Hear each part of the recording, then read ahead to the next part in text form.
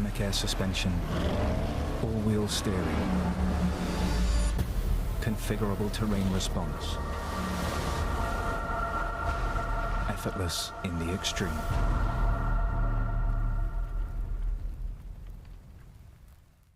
Sky Broadband are changing the game. We live in a society where 47% of UK gamers are women. Yet they only make up 5% of esports pros. This needs to change. 2 tournaments, 1 final. They're UK's first of its kind, with pro contracts and Sky full fibre on the line. We're on the lookout for women on their path to pro. Join us and compete in Races E-Series, Soccer E-Series, all leading to secure a place at the Women's Esports Finals. Sky Broadband It's built to power the pros.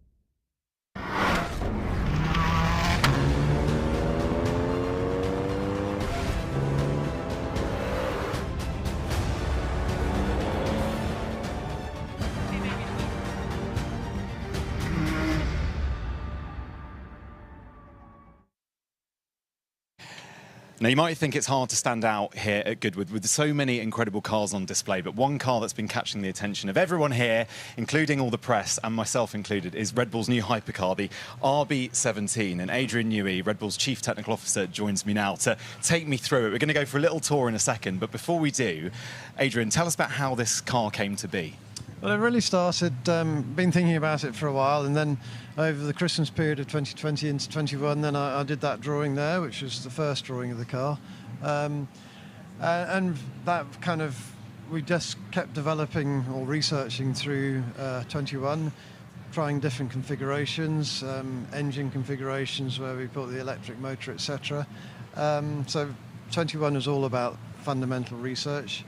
And then we started getting into more detail in 22, and then into 23. So I could say first sort of evolution of the car was 22. Second evolution was 323, which is this car here, and now we've carried on developing, and so actually we're now, I would say, the third evolution, which is quite another step on from this car. So it's lovely, that it's fantastic that everybody thinks this is such a great car. I look at it and think, well, I know actually it's going to be better than that. It's almost a bit out of date, isn't it? It is a bit out of date, yeah, exactly. Yeah. And look, obviously you've been working in Formula One, you're the most successful Formula One designer of all time. However, this is kind of, is it fair to say this is you unleashed? This is you without the restrictions, without the parameters that Formula One dictate, and this is just you going wild? Yes, it is. I mean, we of course put limitations on ourselves. Wanted it to be comfortable for 2 people, so that you could have your coach, if you want a coach, or your friend or your partner in the passenger seat. Wanted it to comply with all the safety regulations of LMH, which I think is absolutely vital, and then the rest of the packaging constraints. But after that, we've really had a free hand, and that's the shareholders from both Austria and Thailand have been fabulous in allowing us this 3 years of research to go into all this detail, so that then when we release, we know is that we've really gone into all the bits and pieces and considered everything, and hopefully that what you see here therefore is a very holistic product that does everything fits all our goals. It certainly looks the part. Right, go on, I have to get you to give me a tiny bit of a tour. Tell me, what are the parts of the car that you're most proud of, or that catch the eye? Well, no single part am I most proud of, and first of all, of course, it's a team effort. We're 140 people on this project now. Yeah. But it's a very aerodynamically driven car, of course, because what we wanted is something that would be accessible to people with relatively low levels of track experience, but ultimately is adaptable and can grow, so that driver can grow with the car and get to a car which this car is, certainly according to all our simulations with driver in the loop, it would have been on pole at Silverstone last weekend. I heard this stat, and that for me was one of the most remarkable bits of information because, I'm never going to drive a Formula One car, even if I did get behind the wheel of a Formula One car.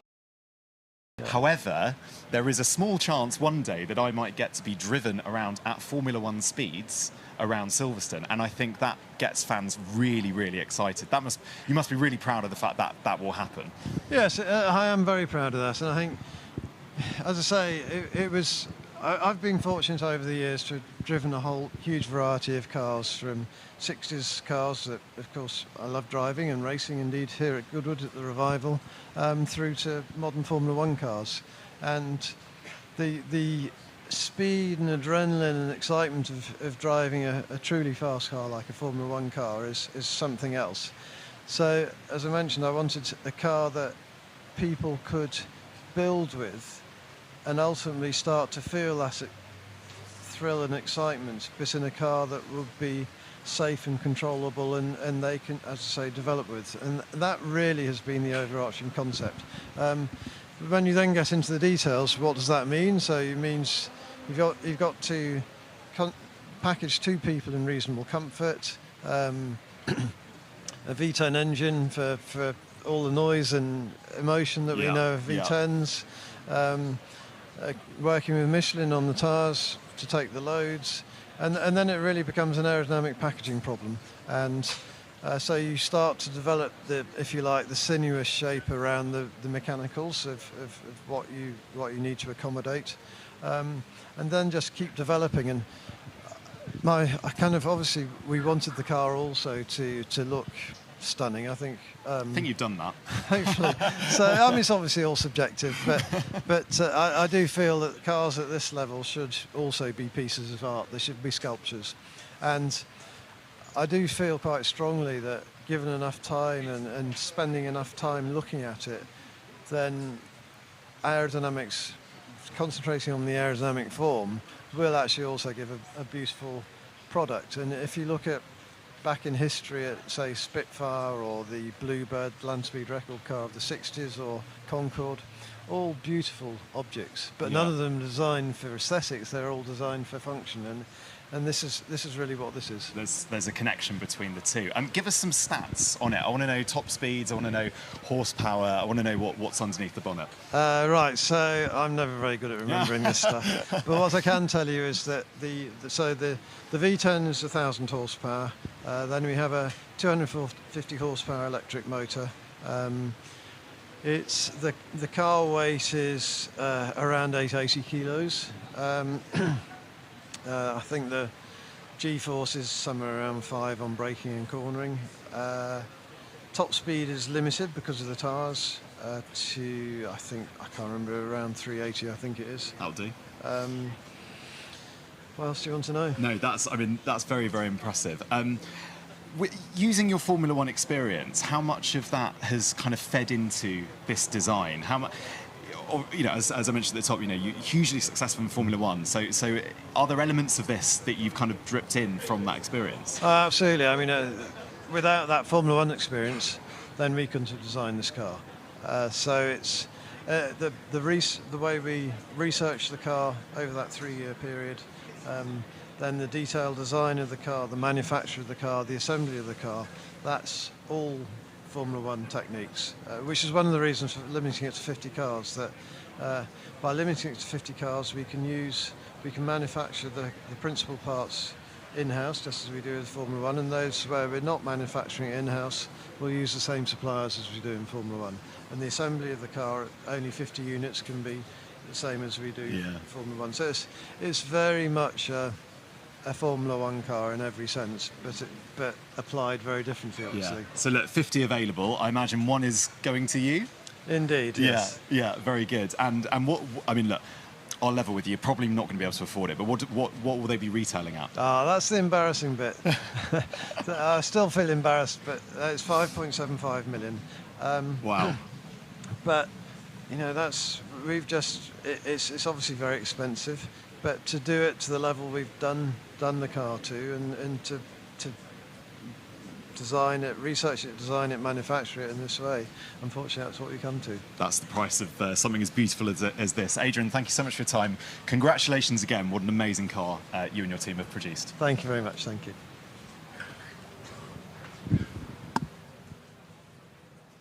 Well, that was fascinating to learn more about that brand new machinery that Adrian Newey has designed. That was yesterday afternoon. Rain was falling a little bit at that time, but as we get ready now for this wonderful celebration of 20 years of Red Bull racing, it is dry here at Goodwood for the Festival of Speed for this very, very special celebration time. And we are looking forward to history of Red Bull's success, a wonderful establishment created from 2004 and then going on to wonderful victories, and of course right now still being the front runners in the championship.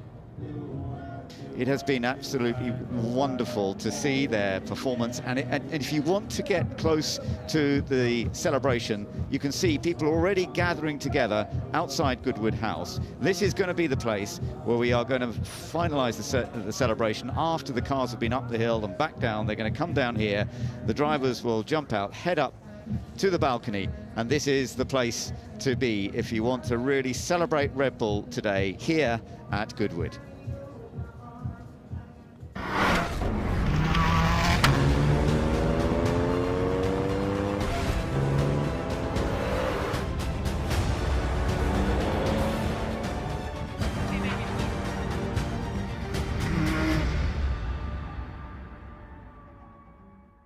What a great ride from Tom Marquardt on Quickthorn, who wins the Aggreko Goodwood Cup.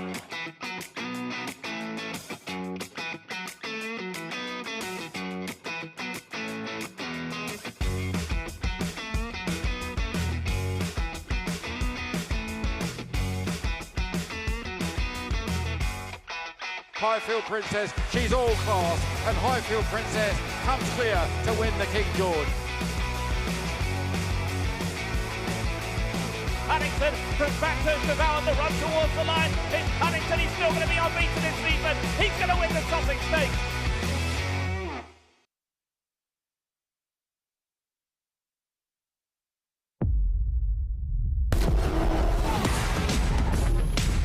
Yeah. I can feel the momentum. I'm on a mission, burning through my lane. Do I have your attention? Do I have your attention? Better know my name. Got the soul of a giant, the force of a titan living in my blood. Ain't no way to deny it. My energy rising, I'm feeling fired up.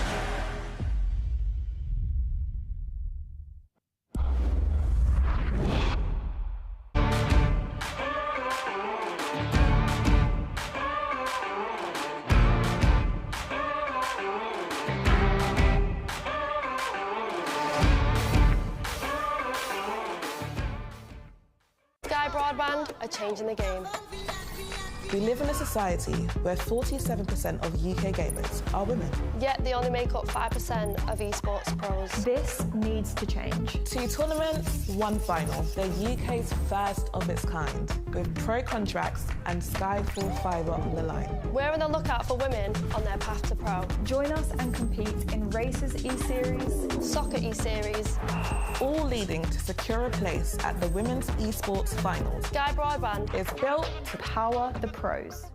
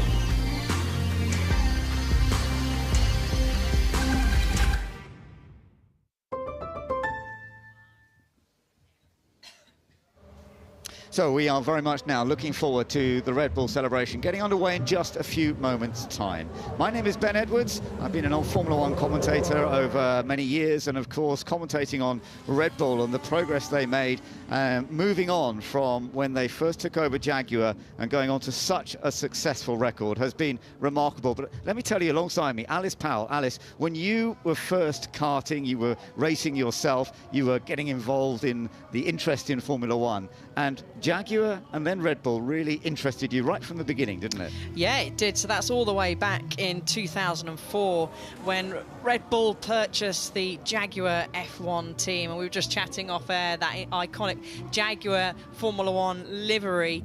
And we never knew at that time that Red Bull were going to become such a dominant force, and we've got a whole host of cars that we will be seeing go up the hill today, and we've got a lot of Red Bull cars here as well, and you could go over to the Cathedral paddock after this Red Bull demonstration, of course, so make sure you do stay trackside for that. And that is a Cathedral paddock where you can also see the RB17 hypercar. But yes, Ben, I mean, that was my real interest, that sort of time when I was starting in karting, and Red Bull was just eking its way in, and it was only a couple of years later really that they got their first F1 podium, which at the hands of DC back in Monaco.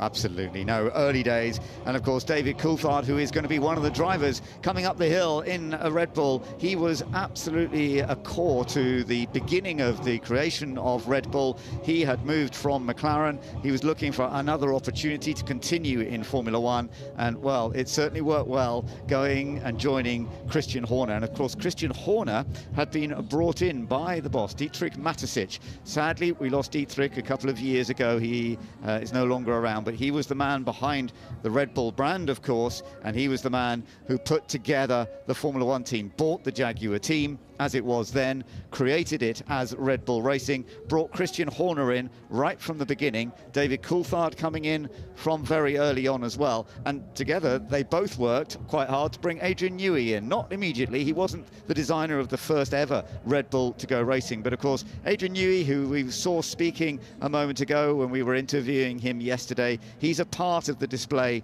here today. It's lovely that Adrian, although he will be leaving Red Bull at the end of this year, is very much a part of the celebration this weekend, which I feel is absolutely right, because he has been such a core part of the success that they have enjoyed over the time. And you can see that the cars are already beginning to be ready to come up the hill. We're actually going to see two runs from this batch of Formula One cars. They will come up the hill together as one group for the first run, taking it relatively steady. They'll go up to the top of the hill climb, come back down, and then they'll go up one by one for a bit more of a dramatic rush up the hill.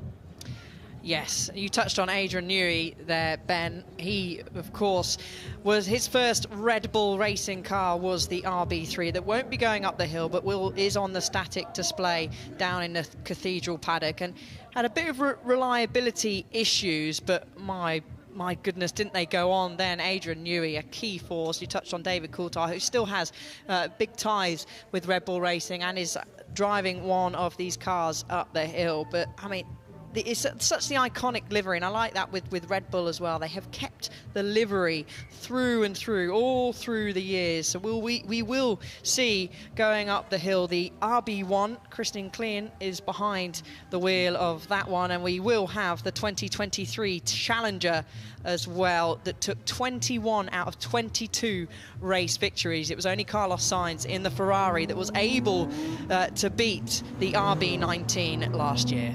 It is amazing, isn't it, how it has developed over the years. And as you say, that RB1, which actually, it was effectively a modified version of the Jaguar, with Christian Klein and Vitantonio Liuzzi, who raced for them then a little bit, but DC was the main driver for them. And David Coulthard, he actually ended up getting some good results in that first season as Red Bull. Finished 4th in Australia, the first race of the year.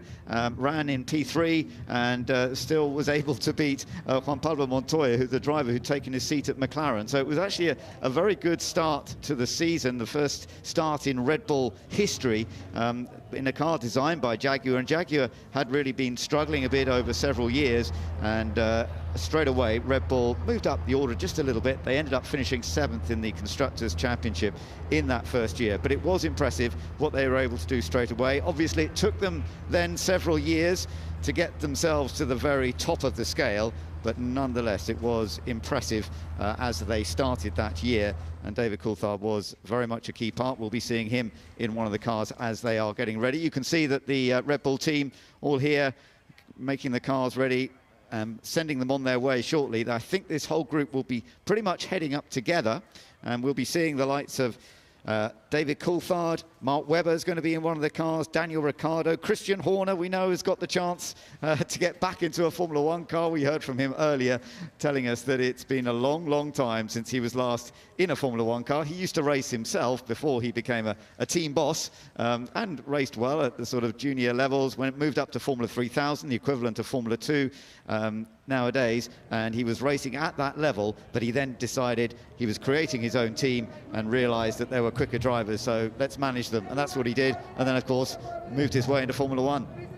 Yeah, and it's great to see plenty of Red Bull fans in the crowd as well for this very special celebration, but having such a range of these Red Bull racing cars, Ben, that we're going to be treated to going up the hill here from 2005 all the way up to 2023, and just the size difference of how much bigger the modern day, I'm going to call it modern day, the 2023 car is compared to the 2025 Challenger that Red Bull first produced, a 3-litre V.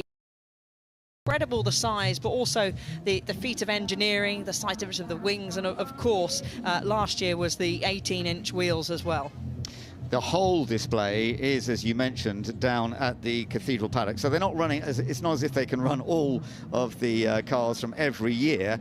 So some of them are down at the display. But I popped down there earlier, and there was a huge crowd down there, not only looking around the cars, but obviously trying to catch the sight of some of the drivers. Because, as I mentioned, drivers from the past, but we've also got the great current drivers as well. And that's what so many people I know are very excited about seeing. Max Verstappen here at Goodwood today. He's going to be driving up the hill. He's going to be coming back down and then joining in the celebration as well. And so is Sergio Perez, a key part of the current part of the team. So it's lovely to see how this is all going to work. And as you can see, up on the balcony, we're getting ready for the celebration to be made. They will be coming up after the cars have been run. This is where we will see them. This is where we can all celebrate, and the interviews will be made here too. Yes, Jerry Horner up there as well, waiting to see how Christian gets on in one of the Red Bull cars, and I expect a huge noise coming down from that area. And Red Bull, their first F1 victory came back all the way in 2009. At that very rain-soaked Chinese Grand Prix. Vettel won from teammate Mark Webber, and that was their victory at that 74th attempt. So it took a number of races for them to break into jumping on the top step of the podium. And Mark Webber, you've touched on, we'll be seeing him here in his Red Bull machine, but he still plays a big part in Formula One, but that's in the career of Oscar Piastri. You may recognise that name. A real star has been born in Formula One with Oscar, racing for McLaren, and he is Mark Webber is his manager. So Mark is often in the paddock. You'll see him beaming in ear to ear majority of the time, especially with Oscar's results recently. It's wonderful to see so many people here at Goodwood this weekend and giving us a wave and getting ready for what could be one of the most amazing displays that we have seen here, with these superstar drivers and the man who is currently a 3-time world champion and aiming for his 4th title this year, Max Verstappen. And I know we're at the halfway stage in the Formula One season. Alice, you've been following every race, involved in the coverage of every single race, and the competition has got tougher and tougher over the last few races. We're going into the second half of the season from Goodwood, not really knowing if Red Bull are going to have the dominance, and yet they are in a strong position for both Constructors and Drivers' Championships. Yeah, they certainly are. McLaren putting a real challenger, and after last weekend, you can chuck Mercedes in there as well. George Russell grabbing pole position and Lewis Hamilton taking the win. And I have to say, that race last weekend at Silverstone was certainly a race of the season. For once, we didn't really know who was going to win, did we, Ben? We had 4 challengers at one point, Max Verstappen being one of them. And he's up against it, but Max, I mean, he does get a little bit of stick, but I think he is just such an incredible talent, and we are so lucky to be able to witness not only him go up the hill, but just his talent in Formula One, his sheer determination. Started go-karting back at the age of 4. His father Jos raced in Formula One. His mother Sophie was a very handy go-karter, so racing is certainly in the Verstappen blood. Totally right, and so many people are massive fans of Max Verstappen, and the opportunity to see him here is absolutely incredible.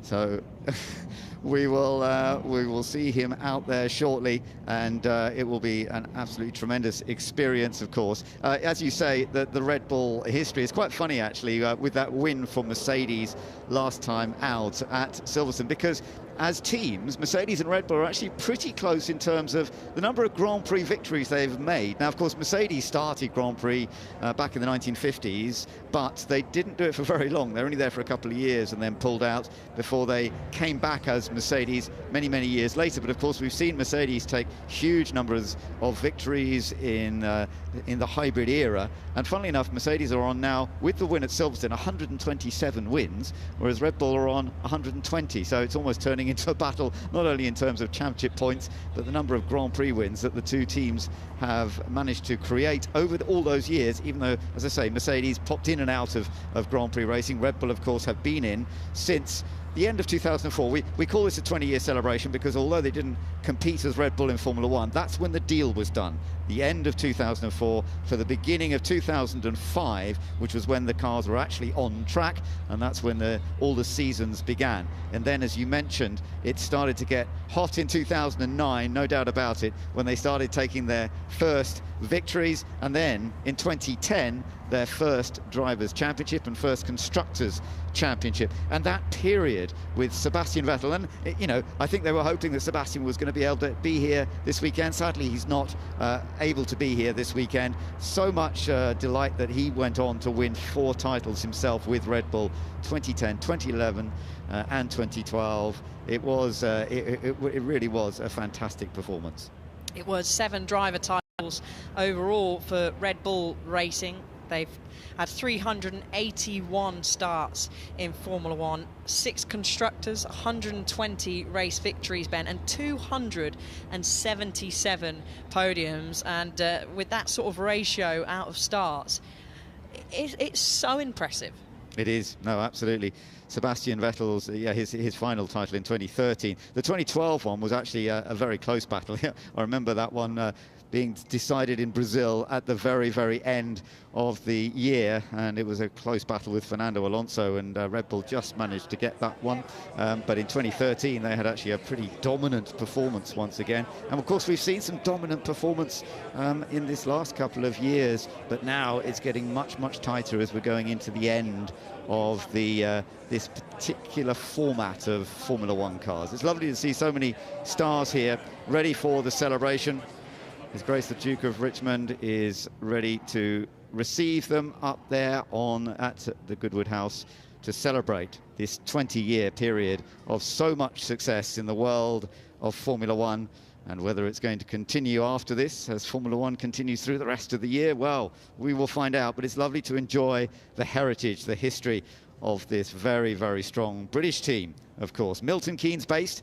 They've created a huge setup there in that Milton Keynes area, and I'm sure many fans here this weekend from Milton Keynes have been able to get nice and close.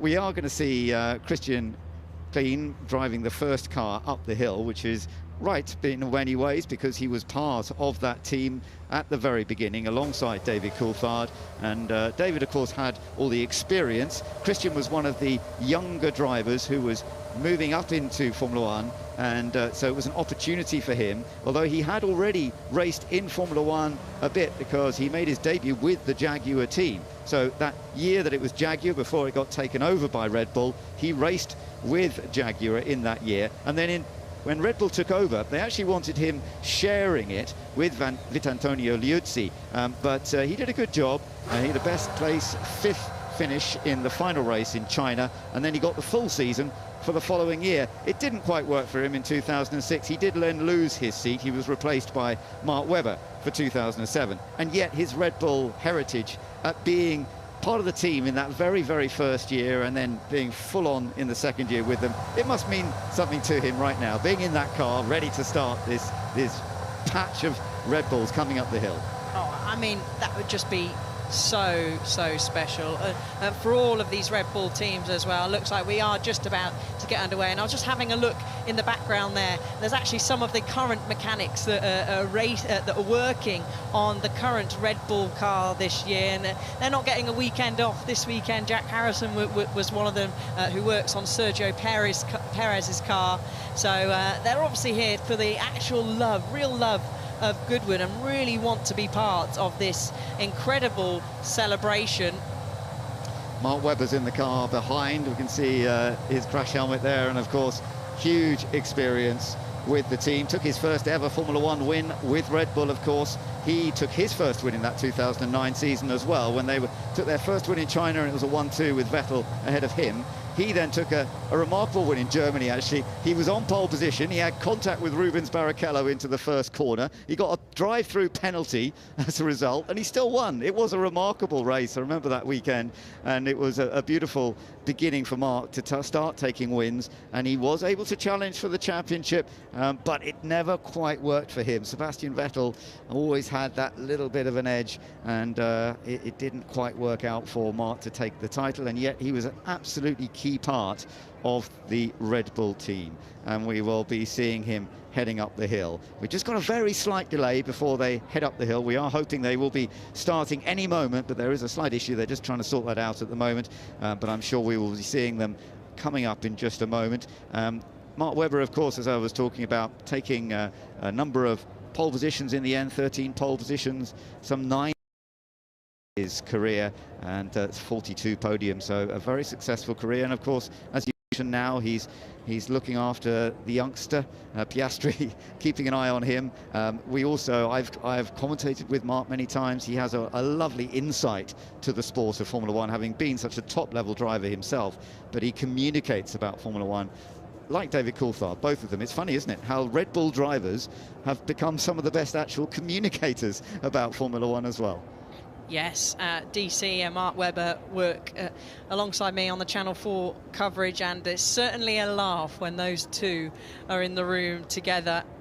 Sebastian Vettel, you touched on, was meant to be here, and always I can't happen to think every time I see Mark Webber and Sebastian Vettel stood alongside each other.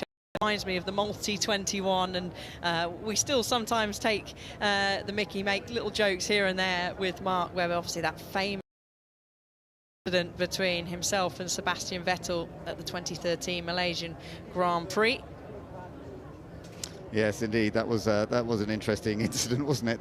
The relationship between them was sometimes a little painful, but that's always the way, isn't it? You know, when you're racing in Formula One, your teammate is sometimes your biggest rival.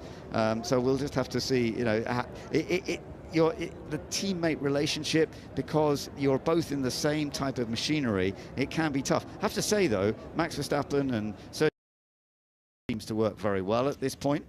It does. I mean, your teammates, certainly in here in Formula One, you're there to really for the Constructors' Championship. The Constructors' Championship in Formula One is what matters to the teams. Of course, they want to win both. They want to win the driver's title, but the points make prizes in Formula One for the Constructors' Championship. They get a lot of money for each place that they finish in the Constructors' title. So the drivers understand that, but at the same time, the driver wants to be a world champion. The driver wants to beat their teammate. They want to be the #1 in the team. Yeah, absolutely. Well, there are so many Red Bull fans here, and they are now, as we can see, gathering in all sorts of areas, but particularly around the Goodwood house. And also down there with them are our very own Rachel and Harry. I wonder how it's all looking down there. Ben, it looks incredible down here. Look at all these people. Give us a wave, guys. Look at this. These guys have been out since very, very early today to get prime position to see these Red Bull cars pull up in front of the house. And we found Izzy down here, who is a huge Red Bull fan. And I am really pleased to see you wearing your Girls on Track t-shirt as well. Good call, Izzy. How are you feeling? Really excited. What time did you get your position here? Like an hour ago, I think. Oh, 2 hours. 2 hours. Are you mum? How much has she been talking about today? Non-stop. Non-stop. So is this your first time at a Goodwood Festival of Speed? Yes. How have you found it so far? Really fun. Now, we've got a load of Red Bull drivers about to come here. Is there anyone you're looking forward to most seeing? Mark and Danny. Oh, the Aussies. Yeah. I mean, how long have you been a Red Bull fan for? Since forever? Like 3 years ago. I only started like watching Formula 1 like 2 years ago, so. And Red Bull, that's a good team to join. They were winning. what have you made of the season so far? It's been interesting, actually. Like, it's been fun to watch. I went to Silverstone last weekend, and it was really interesting, especially quali. Now, which of these cars, do you know much about the cars that are coming in? Because we've been told you're a massive Red Bull fan. We've got some notes. We might quiz you. Oh, yeah, I know a little bit. I know, like, my favourite car's the RB8. Why is that? Because it just looks cooler. The 2012? Yeah. That's the one Christian Horner's driving today. I'll tell you a little secret. Christian can't hear, so we're fine. But he took it to Silverstone to practice because he didn't want to stall on the hill. Very wise, if you ask me, because in front of all these people, you don't want to be doing that. No, not at all. And you know what's also here, though? We've got loads of Red Bull cars. We've got Aston Martin Valkyrie that Adrian Newey designed. And have you been following the F1 Academy at all in the last couple of years? So we've actually got Hamda Al-Qubaisi, the Red Bull driver for the F1 Academy, here as well. She's going to be driving up in the car. How have you found F1 Academy? It's really good. I actually met Hamza yesterday, and I got her signature because she came to the Girls on Track tent. Oh, brilliant. Oh, well, it's brilliant to support that, and what a brilliant series it's doing as well. Izzy, thank you very much. Come on, Harry, we're going to go around because I've seen a little young man down here wearing some Red Bull kit. Hi. Oh, don't look so terrified. I promise. We're friendly. What's your name? Harry. You're a Harry as well. Hello, this Harry. is Harry. Hello. I'll remember that one. Big Red Bull fan, I can see. Have you got a favourite driver? Gotta be Max, isn't it? It's got to be Max, obviously. How long have you been watching Formula 1 for? Couple years now. Yeah? Yeah. Dad got me into it. Did he? Where's Dad? Back through there, Dad. Dad, why Red Bull? They're local, they're British, and they're the best. All on him. Yeah. He has as He's well. prepared. He's well prepared. This isn't his first rodeo. Brilliant. Well, look, they're all going to come and pull up here in the cars very, very shortly. You'll be able to see all of them. Hopefully get it signed. Get your shirt signed as well as your cap maybe today. Yeah, and make sure Dad keeps buying you the kit every year. All right, thanks very much, Start guys. saving up. Thank you. Right, we've got another young man down here as well in Red Bull. Look, lots and lots of Red Bull fans. What's your name? Is it Gabriel? Yes. Big Max Verstappen fan yet again. Yeah. Why? His theme song. Super Max. Max Verstappen. Brilliant. Keep going, keep going. Yeah, that's basically. Yeah, that's all it is. What's this? And then What's this? I want to see this. It's Tiny is this Max. a mini Max Verstappen? Yes, it's mini Max. Where'd you get that from? It was a birthday present. Ah, brilliant. And is this your first time here at the Goodwood Festival of Speed? Yeah. Oh, mega. Enjoy, Gabriel. If you can hear that noise, that's the engines. The cars are on track. Let's go back to our commentary team. We've got the cars heading up the hill. We had a little delay to get them going, but they are now heading up. Everybody get out there and celebrate and cheer and wave. This is fantastic to celebrate 20 years of Red Bull and all of the success that we have seen from this amazing team and how it is still pushing on now to try and take yet another title. We've just seen the Formula 1 Academy car coming up and also the Aston Martin Valkyrie that Adrian Newey is driving. That's coming up at the back. So the great engineer Adrian Newey, who has created his own Red Bull special hypercar, which we've been looking at here this weekend. But this is it. This is the collection with some tremendous drivers and the wonderful sound as they take it up relatively steady, Alice, for this first run. They'll be going quicker later.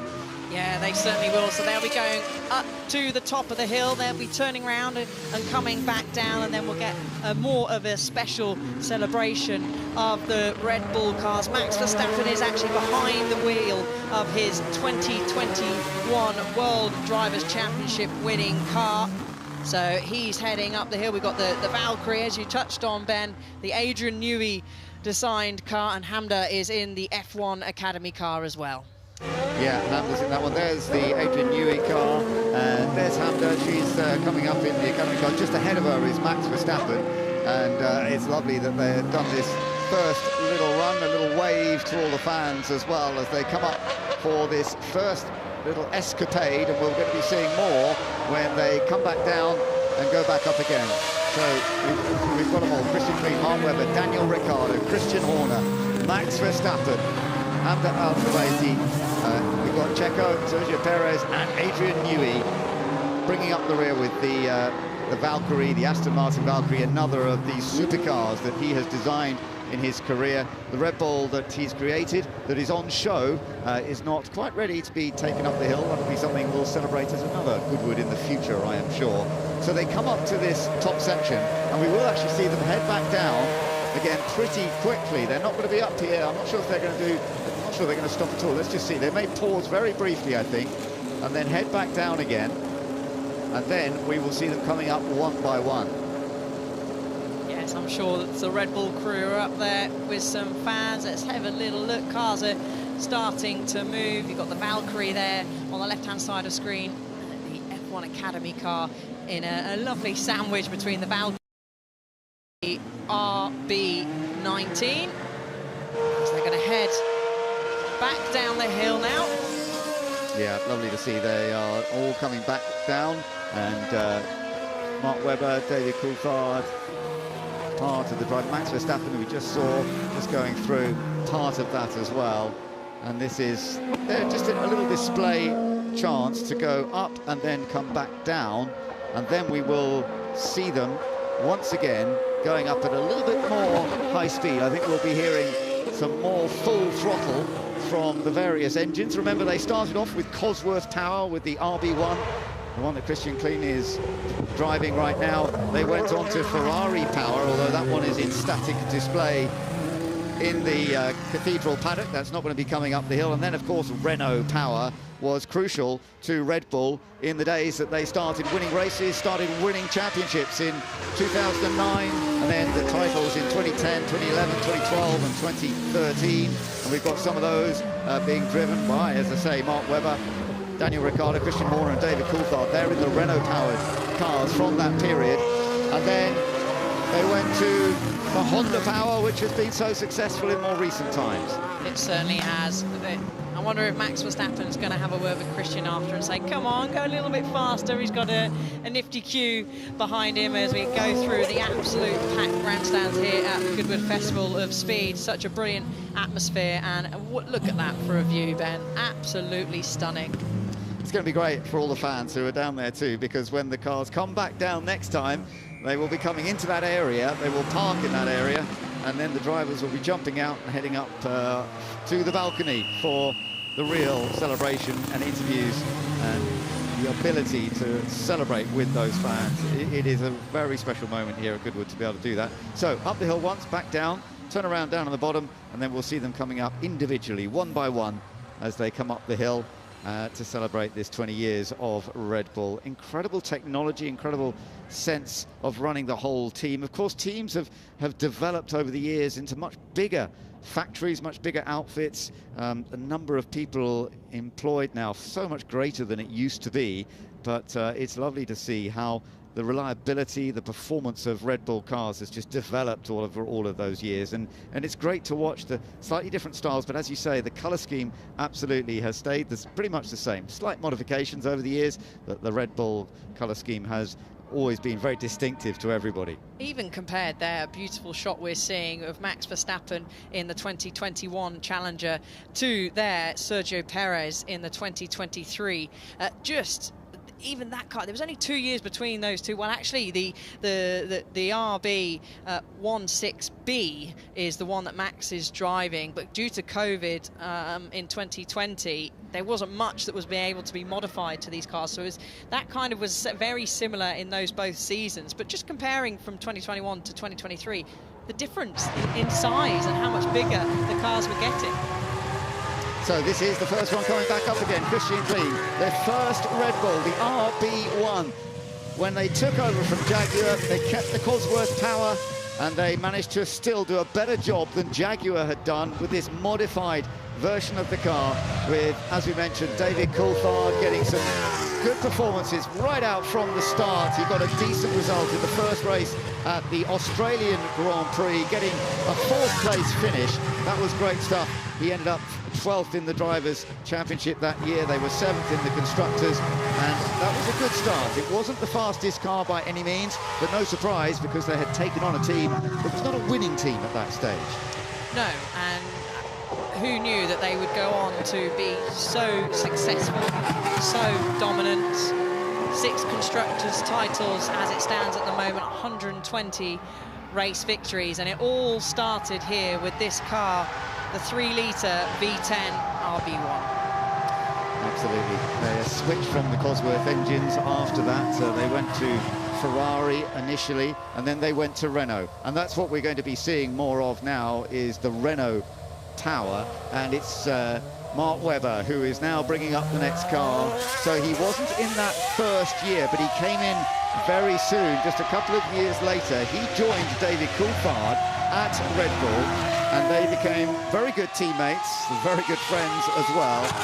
It was a time where Adrian Newey was getting involved in the design of the machinery, and then it all started to pick up. And now this is the RB6, which was, of course, an extremely successful car. This is from 2010, the car with which the team took their first Drivers' Championship and first Constructors' Championship, with Sebastian Vettel actually taking the Drivers' Championship alongside Mark Webber, but he raced it very effectively as well. And what a season that was.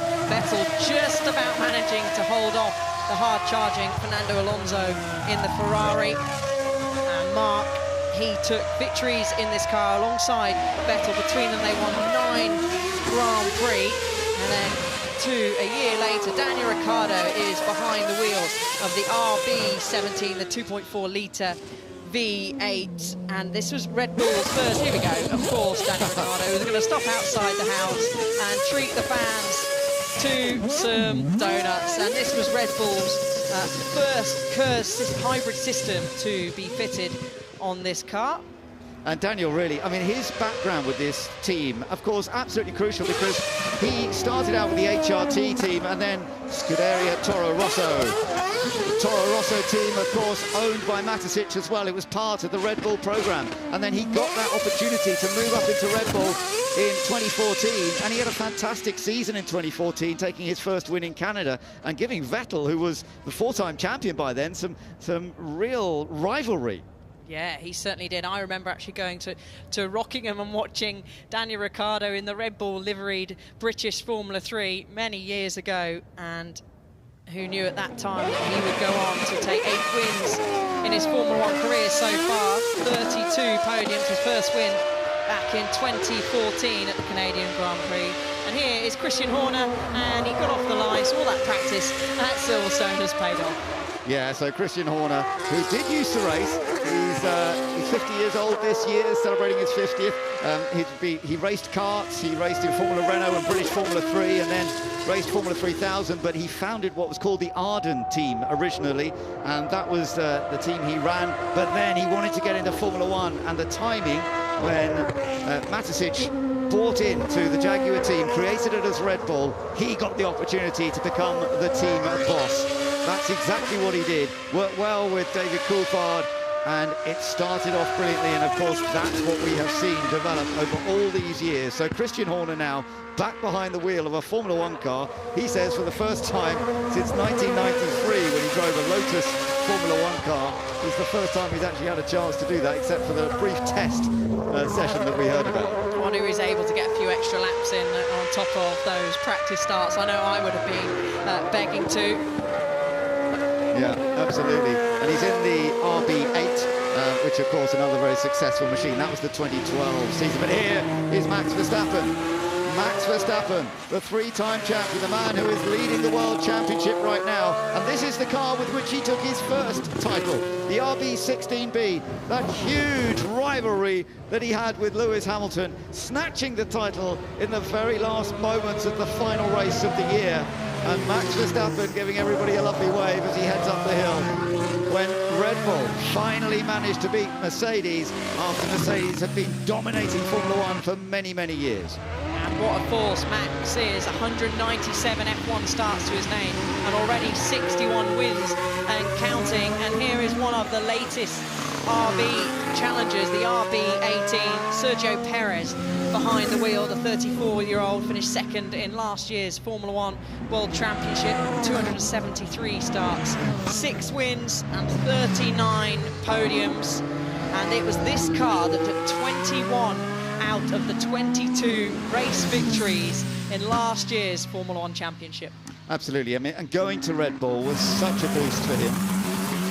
We're just looking at Hamda Al-Kubasi coming out now in the Formula One Academy. And, of course, Red Bull, what's wonderful about Red Bull is the way that they do bring young drivers up through the ranks. And this is all part and parcel of that. Yes, so this is the Formula One Academy car. It's in its second year. First year was last year. All their races are on the F1 support bill. This is the same, powered by 165 horsepower turbocharged 4-cylinder engine, all-female championship. Handa currently 6th in the standings, a highly competitive championship. Abby Pullen, British driver, at the top of the standings at the moment, and they race in fantastic places from Jeddah, Miami, all the way to Singapore.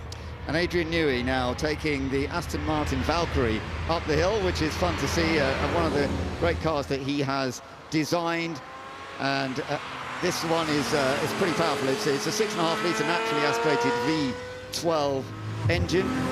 And I gather David Coulthard is in there with Newey. So was there I don't know whether there was a slight problem with the car that David was due to drive up the hill or not, but he's apparently in there with him at the moment. But taking this up there, yeah, this sports car, a real collaboration between Aston Martin and Red Bull Racing, because they were very much together at one stage, and they created this amazing machine. Yeah, 6.5 litre Cosworth V12, and DC was meant to be in the RB9, as you said, Ben, so maybe a slight issue with that, but he's having a nice fun ride up the hill alongside the incredible Adrian Newey in the Valkyrie. Yes, it's funny how these things sometimes work out, but they are enjoying themselves as they head up the hill. And we see him get the checkered flag across the line. They are all heading up towards the top of the hill, and Daniel Ricciardo's already got a chance to catch up with our very own David Green. Daniel, you look like you're having some fun in that car. Yeah, it's always cool to get back in a V8.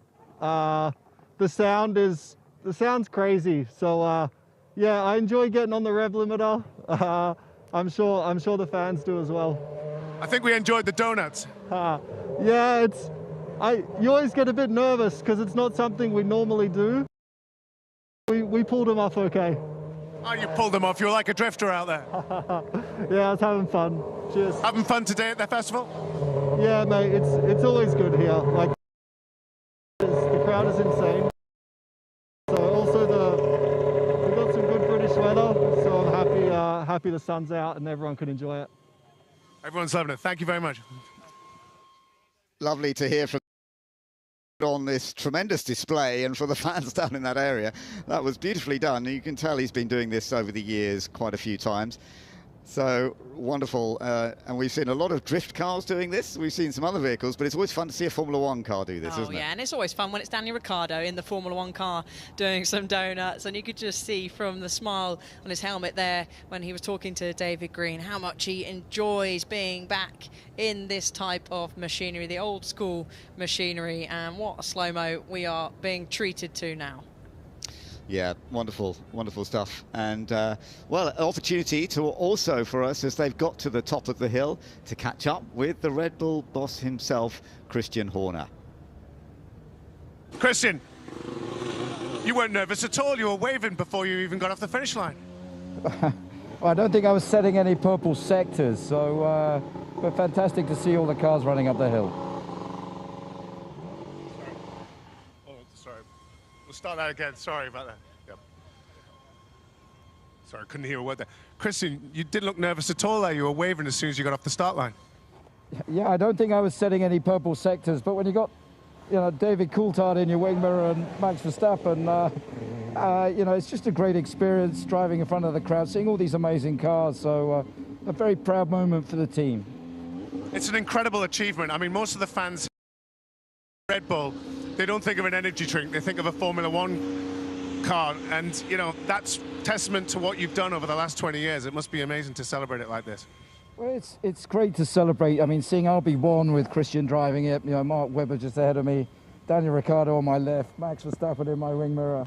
You know, it's and Checo as well. I mean, it's amazing. So a great moment for the team and a very proud one. And you've got the car to the top of the hill. I just got to get it back down now. Got one more run. You were worried about it not fitting, but you look quite cozy in there. I don't know how the hell these guys fitted in this. I mean, I have got zero room in here. I mean, it's how Mark Webber drove this around Monaco, I have no idea. You found respect for the boys?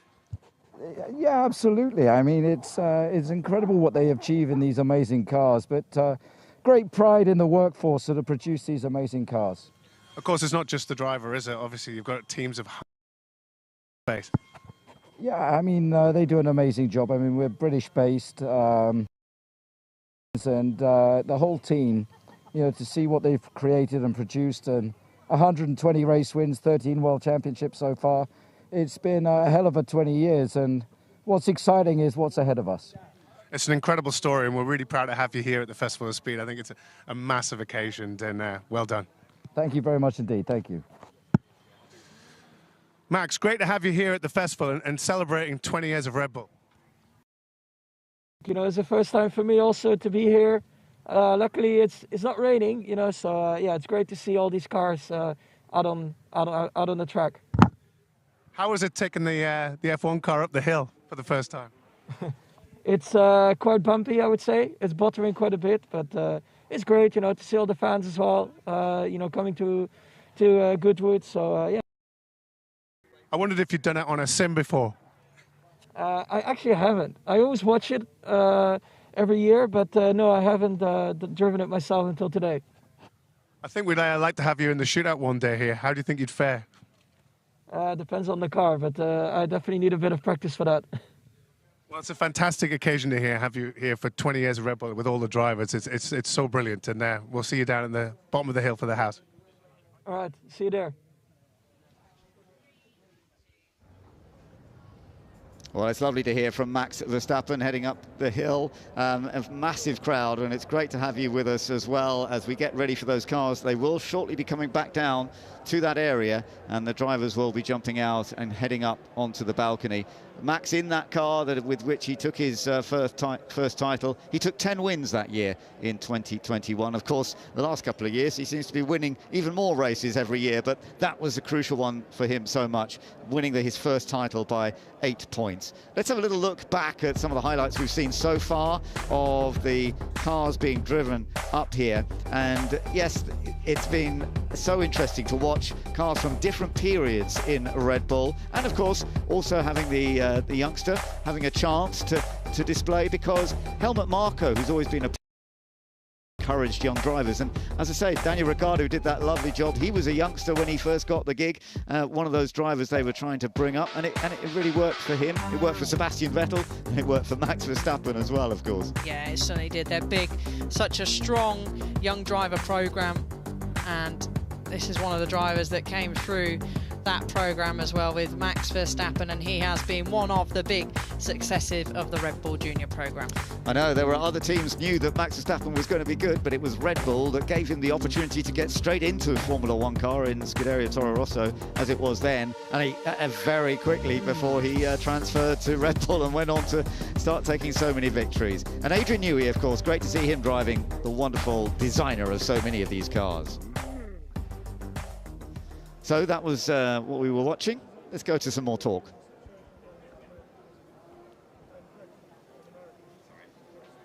We will, in just a sec, have a bit more chat with some of the people involved in all of this, but really has been very entertaining. It will take a few minutes before all the cars head back down to this area, but it won't take long. And if you're in that area, I know you're being very patient. Some of you have been there for quite a long time already this morning, but there is going to be a chance to see some views that you just wouldn't normally get. Let's go back up to David Green once again.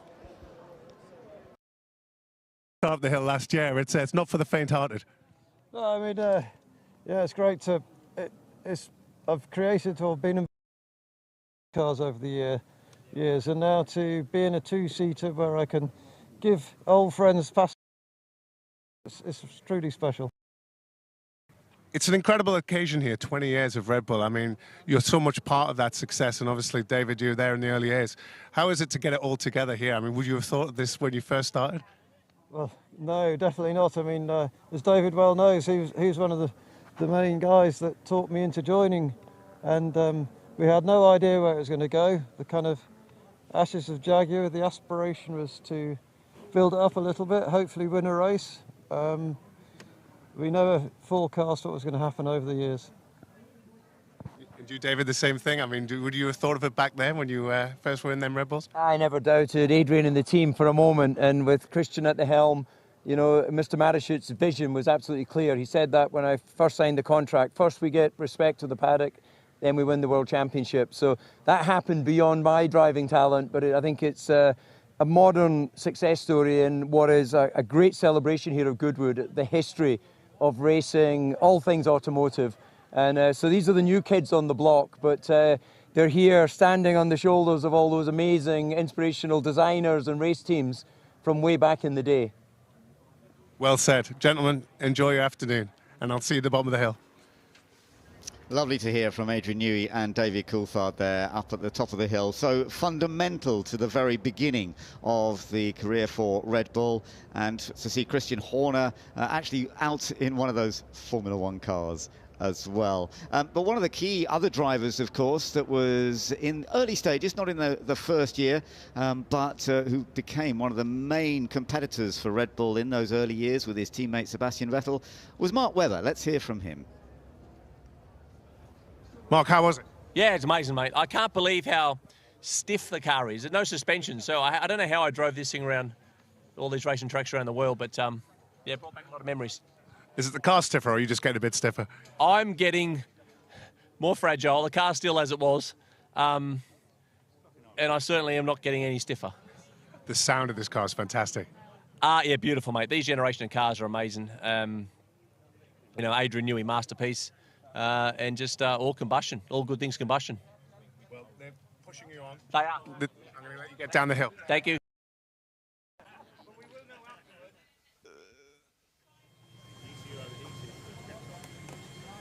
Lovely to hear from Mark Webber there. He always gives some great answers, doesn't he? Oh, you just never know what funny things are going to come out of Mark Webber's mouth, and such a laugh to be around, and what a drive. So we're going to see them heading down in just a few moments' time now, and they'll be assembling outside the Goodwood house. So it's a real celebration of 20 years of racing for Red Bull. Another victory lap for Max Verstappen, who is on his way to win his 34th Grand Prix since Bahrain 2022. Red Bull have a different way of operating with the emphasis on people being themselves. When you look at some of the other projects that Red Bull are involved in, the extreme sports, we're tremendously proud to carry the Red Bull logo. It's become iconic in Formula One. If you have a will and if you have an idea, exciting things are possible. You know, I didn't want to let him down. Did I feel ready? Probably not. People saw Red Bull as a party team, and then we're third, and that was the first podium for the team, so it was a massive achievement. Sebastian Vettel went right into the side of Mark Webber. Uncomfortable as it is to call that between those two guys. What the f*** are we doing here? This is silly, Seb, come on. Sebastian Vettel, you are the world champion! Thank you, boys. Unbelievable. Gonna get it while you can? Yeah! I need a drink. As a of every problem. Oh, I got damage, Tire! Well, mate. Oh, could have done it after that one. This is how we do it, man. This is the Mexican way. Checo is a legend.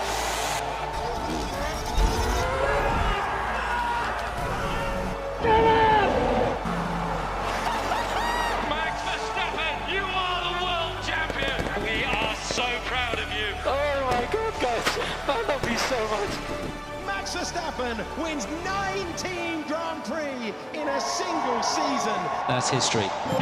It has been an absolute privilege watching you drive this car that's been built by a team of brilliant people. Literally ludicrous domination. You guys built a rocket ship of a car.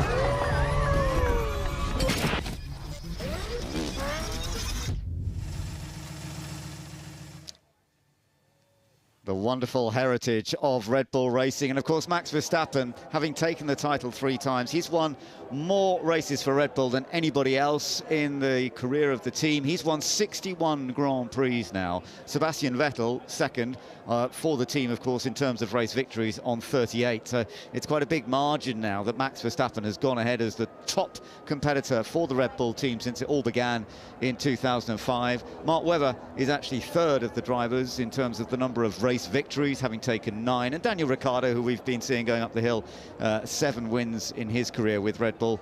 So all very important to the team. But Max Verstappen's total of 61 is just utterly remarkable, isn't it? And all at the age of 26 years old. It's certainly younger than me and you, Ben. But those stats alone are just absolutely mind-blowing. And, you know, credit to Max and Red Bull for being such a strong force.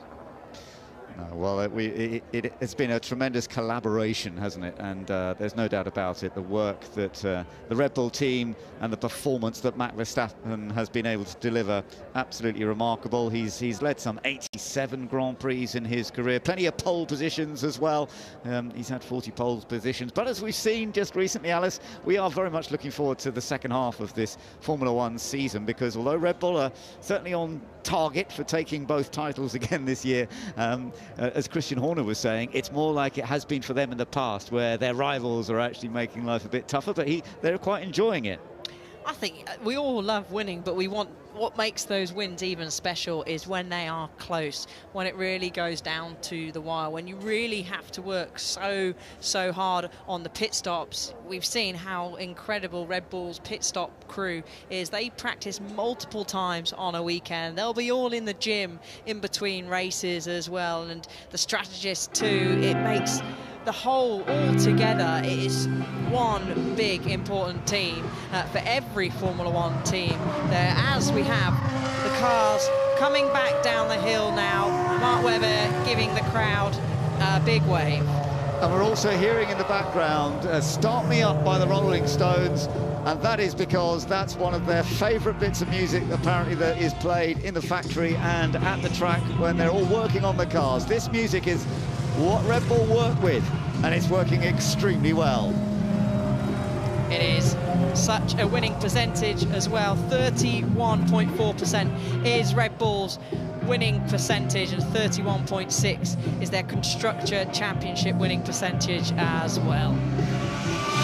Well, it's lovely to see them heading down towards the Goodwood house now, and so many fans about to absorb some vision that you just would not see anywhere else. To see so many members of a team that has had this success over the years, different drivers, team boss, the technical expert Adrian Newey, all a part of this, all a part of the 20 years of remarkable history in Formula One. And it's so lovely that we've got many fans here at Goodwood, and that's what is so unique about being at the Festival of Speed. You get opportunities to see things that you just would never see. I popped down to the Cathedral paddock earlier, where all of the cars are gathered, and anybody here at Goodwood today, you've got that chance to go down to the Cathedral paddock. You'll see all of the cars there. But now's our opportunity to go and join them down there with Rachel. Thank you very much, Ben. And Yes, Sergio Perez has just pulled up in front of Harry now. We've got donuts on the lawn here right now, on the grass just outside, as they're pulling in to join us, Harry. Yeah, that's Max Verstappen, who is absolutely loving life here at the Goodwood Festival of Speed. And what a picture it is outside the Goodwood house, celebrating 20 years of Red Bull racing, how a plucky energy drink company became one of the mightiest forces in Formula One. Sergio Perez is just climbing out of the RB18 from 2022. And it is a phenomenal scene. Max Verstappen has just pulled up behind him. He's in the RB16B. A whole evolution on offer from Red Bull. In fact, yeah, the RB16B from 2021. Verstappen, Albon and Perez all drove it, and 13 wins in 39 races. It had to be across 2 seasons, of course, because the regulations got held back for a year after COVID. 36 podiums and the Drivers' Championship for Max, of course, while Mercedes took that Constructors' title that year. You can see the crowd enjoying this moment as Max makes his way into the house, having climbed out of the car, leading the Drivers' Championship right now, of course. Been a trickier season, though, for Red Bull this year, hasn't it? Max has some challenges. Hasn't won the last few races either. No, we all thought this season would be a walkover for Red Bull and Max Verstappen, but that has not happened, and you can see behind us the crowd have absolutely been let onto the lawn in front. Max Verstappen surrounded by cameras, so too Sebastian Vettel. Christian Klein is also here. He drove the first RB1 up the hill. Mark Webber, Daniel Ricciardo, and Red Bull. This just highlights how amazing the driver program has been for such a team. Max Verstappen, a massive benefit of that, coming from the Toro Rosso team into Formula One, winning on debut, and the rest is history. Well, it is 120 wins, 277 podiums for Red Bull in their 20-year history. They're such a young team to have had so much success already. If we have a look at this RB8 that Christian Horner just pulled up on here, the 2012 car that Christian Horner's driven, Vettel and Webber were the drivers, of course. 7 wins, 14 podiums, the Constructors and Drivers' Championships. And as I said before, he took this around Silverstone just to make sure he didn't stall it on the way up the hill. Just to get himself a little bit of practice. You can tell it's the 2012 car because it's got the step on the nose. Then 2013 came along and they added a bit of a vanity panel to make it look a little bit nicer. But 2012, what a season as well. 7 different races in the first, 7 different winners of the first 7 races. Webber and Vettel getting wins, and the title going all the way to the final. Interlagos in Brazil with the rain coming down. Oh, Sebastian what a day Vettel that was. turned around on lap 1 by Bruno Senna's Williams, fought back to the points and took the title from Fernando Alonso. And what an epic season. It's one we all remember. Let's have a closer look at this then. This is the car Sergio Perez just drove in here, the 2022 RB18, one of Adrian Newey's most successful Formula One cars to date. 22 races, 17 wins, 28 podiums, the Drivers' and Constructors' Champions. 5 races they didn't win, Harry. Can you name them? The 5 they didn't win in 2022. Oh, Bahrain, the first one? Yes. That's all I got for you. At the end of the race, they lost both drivers at the end of that race. Australia, Austria, Brazil and Great Britain. Brazil, of course, George Russell. Absolutely, of course, in Brazil, and what was a sprint race too. And you can see the differences in this car compared to all the other. This one of the big the car has undergone, introducing ground effect as well. Bigger tyres from Pirelli, the Formula One tyre supplier, powering Verstappen and Sergio Perez to multiple race wins and, of course, a title as well. And this marking another one of their successes with Honda and the Honda racing team with the engine in the back. We've got all the fans now have been able to come forward. I can spot Gabriel, who we spoke to earlier, has got himself a prime position here. And they're all looking up at the balcony as Karun awaits the drivers out there, and Christian Horner's wife as well, Jerry, is up there too. And you can see the fans gathering up close to these cars as the mechanics just go and make sure that these are all getting the cooling they need right now as they sit here. What a sight to see these in front of the house. You know what, Rachel? I think this is busier than a Formula One grid is. It is absolutely packed. And the great thing about it is it's such a celebration of one of the most amazing teams, the most successful teams, a disruptor of Formula One. Most definitely. Well, let's go to our very own disruptor in Formula One, up on the balcony, waiting to speak to the drivers who've just bought these Red Bull cars here for this celebration. It's Karun Chandok. Hey, welcome to sunny Goodwood on a wonderful Sunday here. We've got a real treat for you. Starting up here to kick off the Red Bull celebration, I'm going to invite Mark Webber, David Coulthard, Christian Klein, and Hamda Al-Khabaisi out.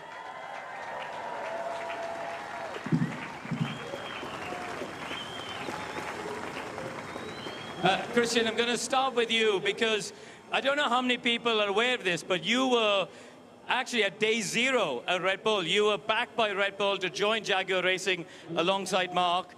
How special is it to look back at 20 years of the team? Unbelievable. I mean, it's so special to see all the 20 cars line up, but then you really understand the history about Red Bull Racing. To sit in that car that I, from 2005, 20 years ago, it's just magical. V10 engine. I think it's the best sounding car from all the era. It was special, and I haven't been here in Goodwood for about 15 years, so to see all the crowd and all the car enthusiasts was just amazing. And when you went to Jaguar Racing, I see Sir Jackie Stewart there, who the origin of the team was, of course, Stewart Grand Prix. Did you think that it would become Red Bull Racing and go on to achieve what it has? I think in the probably first year, the first 2 years, you couldn't really think that this is possible, what Red Bull Racing has achieved in the last 20 years. Although, the vision of Mateschitz was very clear what he wanted to do with this team. And Adrian joined the team, you could really see they don't just want to be part of Formula One, they want to win Formula One, and from there it just accelerated, and just very, very proud to be a small part of Red Bull Racing. Brilliant, thank you. Hamda, lovely to see you here. Your first time, I believe, driving at the Festival of Speed. Your Formula 4 cars here, you've been a race winner in championships for that. How cool is it for you to be following this line of cars up the hill? Yeah, honestly, my point of view in the car was unbelievable. I could see the F1 cars in front, and yeah, it's just an amazing experience. I'm really happy to be here. My first time at Goodwood, and it did not disappoint, so I'm really happy. Yeah. Brilliant, thank you. Right, I'm going to pull these two in because you guys laid the foundations, I think it's safe to say, for the success. David, you were there from the very first Grand Prix, 4th place in Melbourne. How do you look back on it? Well, I think it's a great celebration of who are the new kids on the block in many ways, 20 years young. Of course, this team came out of, Stewart Grand Prix, Jaguar, and then what's been developed into what we see here today. But I think what a great place in front of a group of passionate fans. We're all fans, but we got one of the best seats in the house driving these cars, and with so much history here in Goodwood, this is part of the modern history, so it's great to have been part of that journey. Mark, you love it here. You're pretty much a resident now.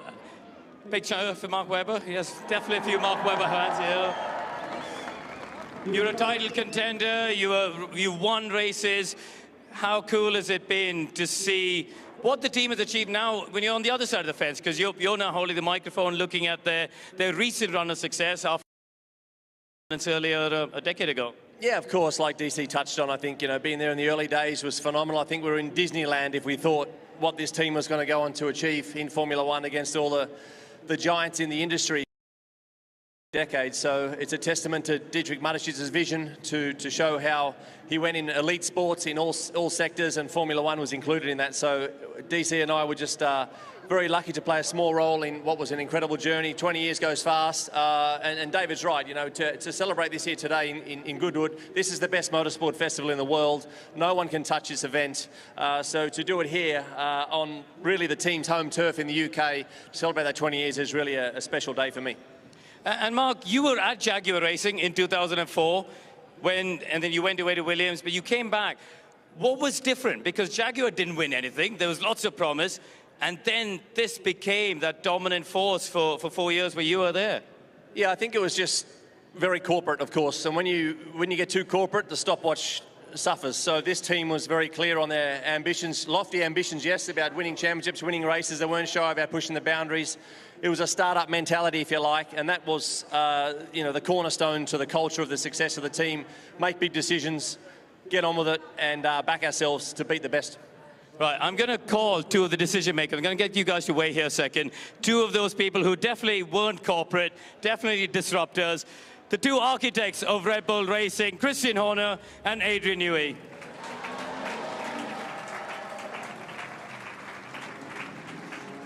Christian, were you nervous driving one of your cars?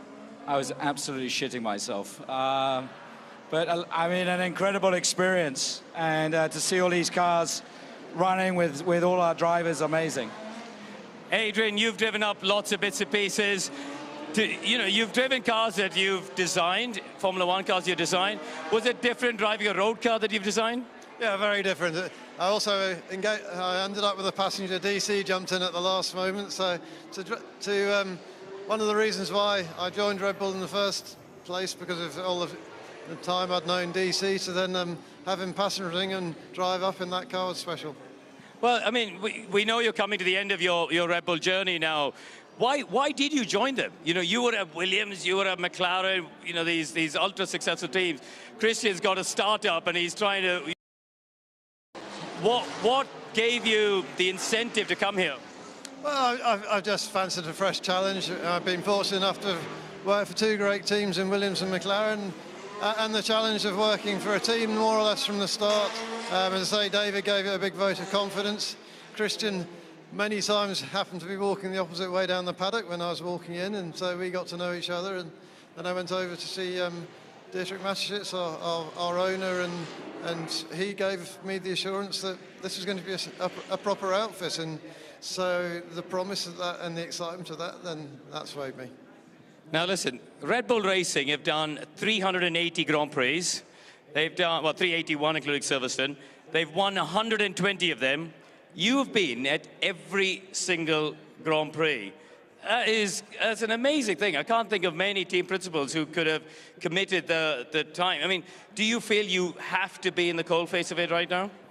Well, look, I just love it, and I think that this journey started with the car in front of us, with RB1, with DC and Christian Clean, and we're 120 race wins in and 13 world championships, and it's been a privilege working with these drivers. It's been a privilege working with Adrian. My respect for the drivers has just increased massively, because I don't know how they drove those cars around Monaco, because Adrian left zero space for them. How Mark Webber got in that car, I have no idea. So, but it's been an incredible 20 years. We're incredibly proud, to be British-based, Austrian-owned, but British-based, and to come and bring the cars here this weekend in front of all the fans, is something very, very special. Now, come on, are you going to miss each other? Sorry, say again. Are you... Go on, what are you going to miss about him? Well, look, we had so much fun over the years, and, Adrian's a great friend as well as a colleague, and we've been through an awful lot together, and for sure we're going to miss him, but we're very proud of what we've done together, and, my lawn, the amount of donuts he's done on over the years, and all the mischief he's been up to, we're going to miss, but, we're very proud of what we did in the time we had together. Sorry, I mean, it's been a fantastic journey working with Christian from those early years, and how we've together developed the team and all the great people, all the wonderful staff that we have back at the factory and the race team and so forth. So it's been a real privilege. It's something I always look back on with great fondness. Thank you very much. Now, ladies and gentlemen, we're in the middle of an incredibly busy run of Formula One races, 5 out of 6 weekends. These 3 guys coming up next have got 1 weekend off, and they've decided to come and spend it with you here at Goodwood. So let's get a massive welcome, a huge round of applause. Sergio Perez, Daniel Ricciardo, and the reigning world champion, Max Verstappen.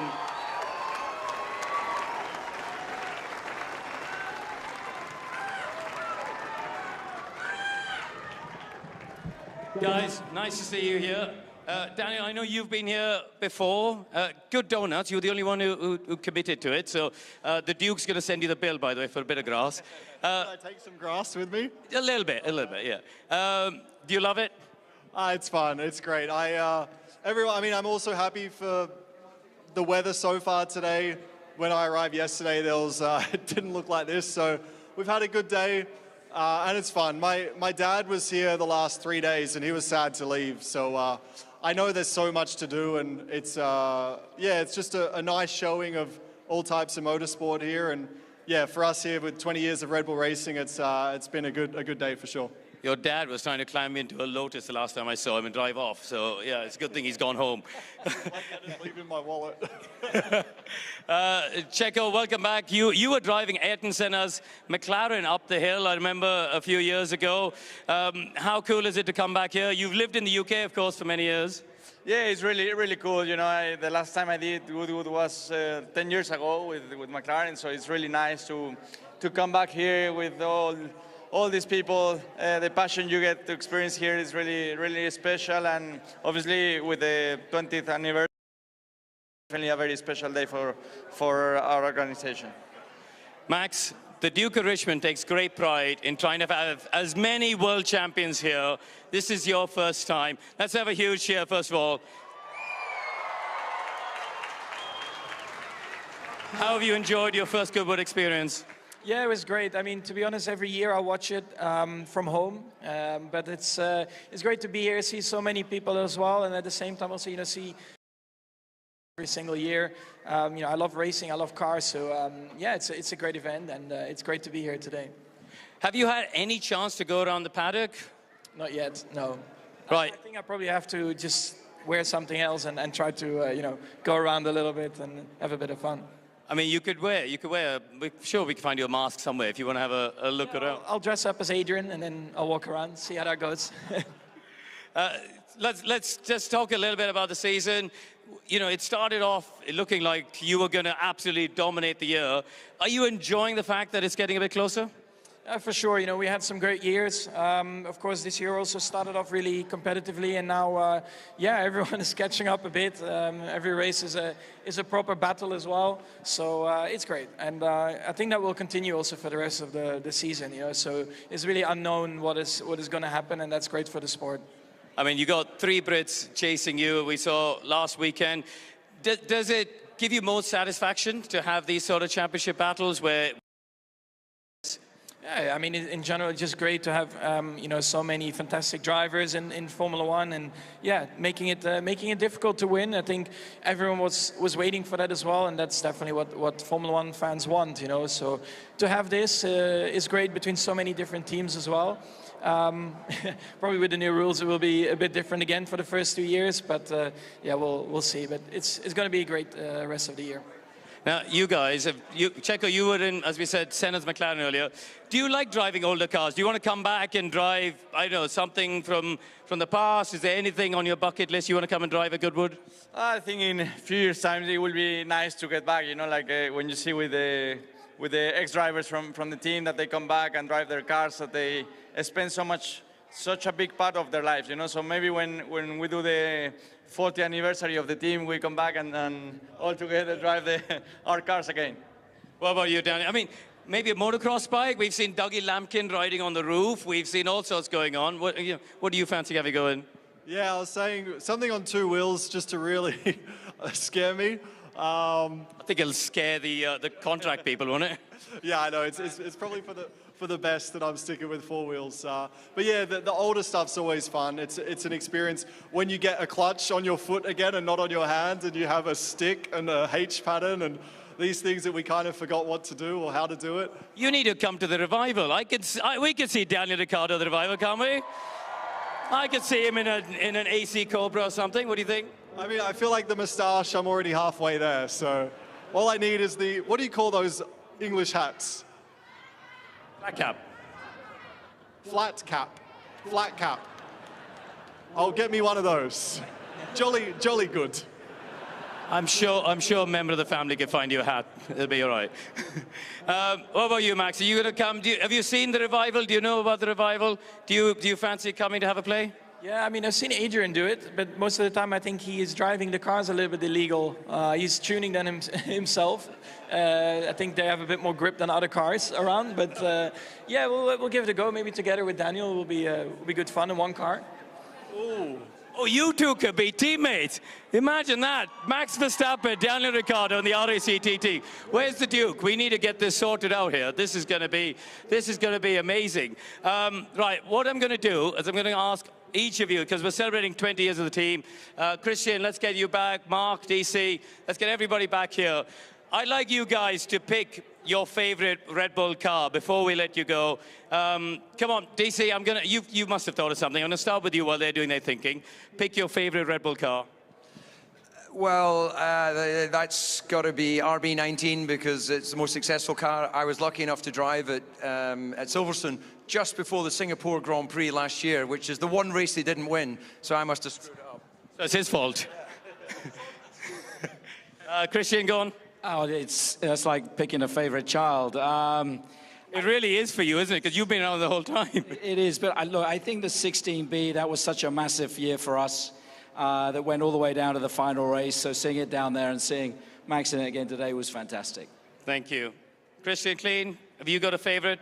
I like the cars a bit smaller, and I go by the noise, so it's the RB1 with the V10 engine. The first one.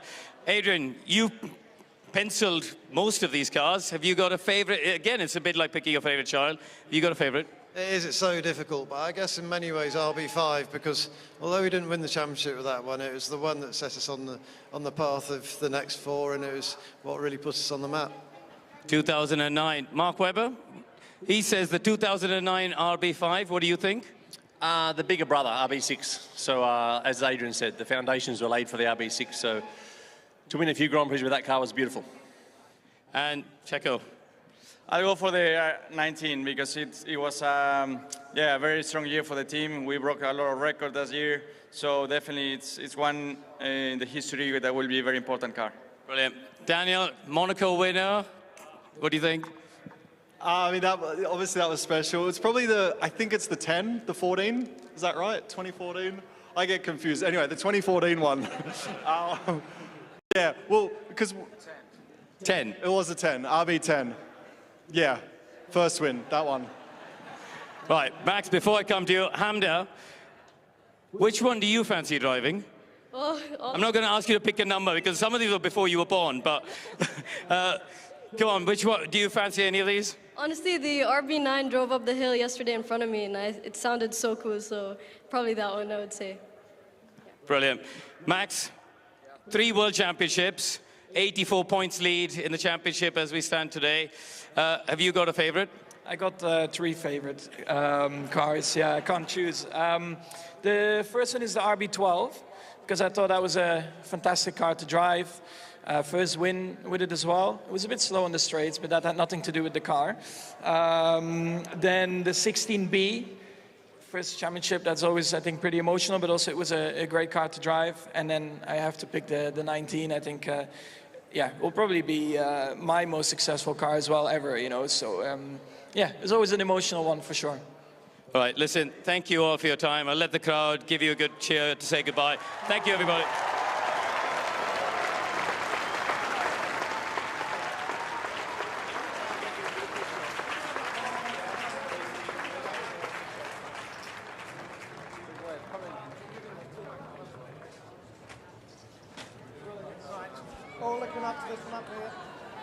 Well, it has been an absolutely amazing celebration for Red Bull here at Goodwood this weekend. Alice, it's been lovely to hear from everyone involved, listening to some of the history of Red Bull, their favourite cars, etc. But it's the fans, I think, have got that wonderful opportunity that really is just unique here at Goodwood. Yeah, it is, and to get all of the cars here, 18 Red Bull cars here this weekend, and of course this balcony moment we're getting to hear from Max Verstappen, Sergio Perez and co. You don't get that anywhere else, it must be said.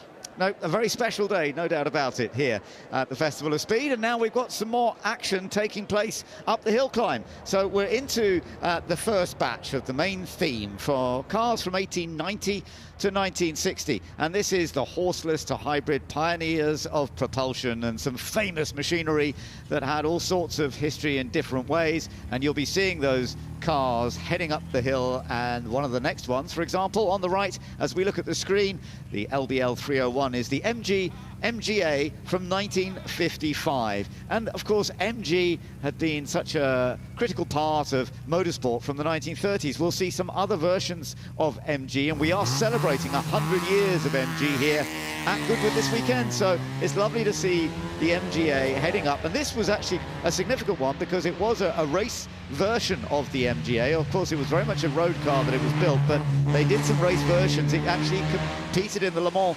24-hour race, and they got some good results for the class. There were various different classes, of course, at Le Mans. Ken Miles, famous driver, was at the wheel, and they had some good events in the Tourist Trophy as well. So it's lovely to see a car from the 1950s that was raced at that time, and look at the condition it's in now. Beautiful.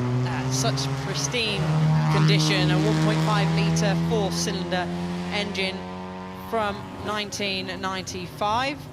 And then we go to something slightly more different. This is the Metro 6R4, and shows the wide variety that MG's actually made. This is ex-works, driven by the late and great Tony Pond and Rob Arthur on the infamous 1986 Rally de Portugal, which actually was the start and the end of the Group B rallying.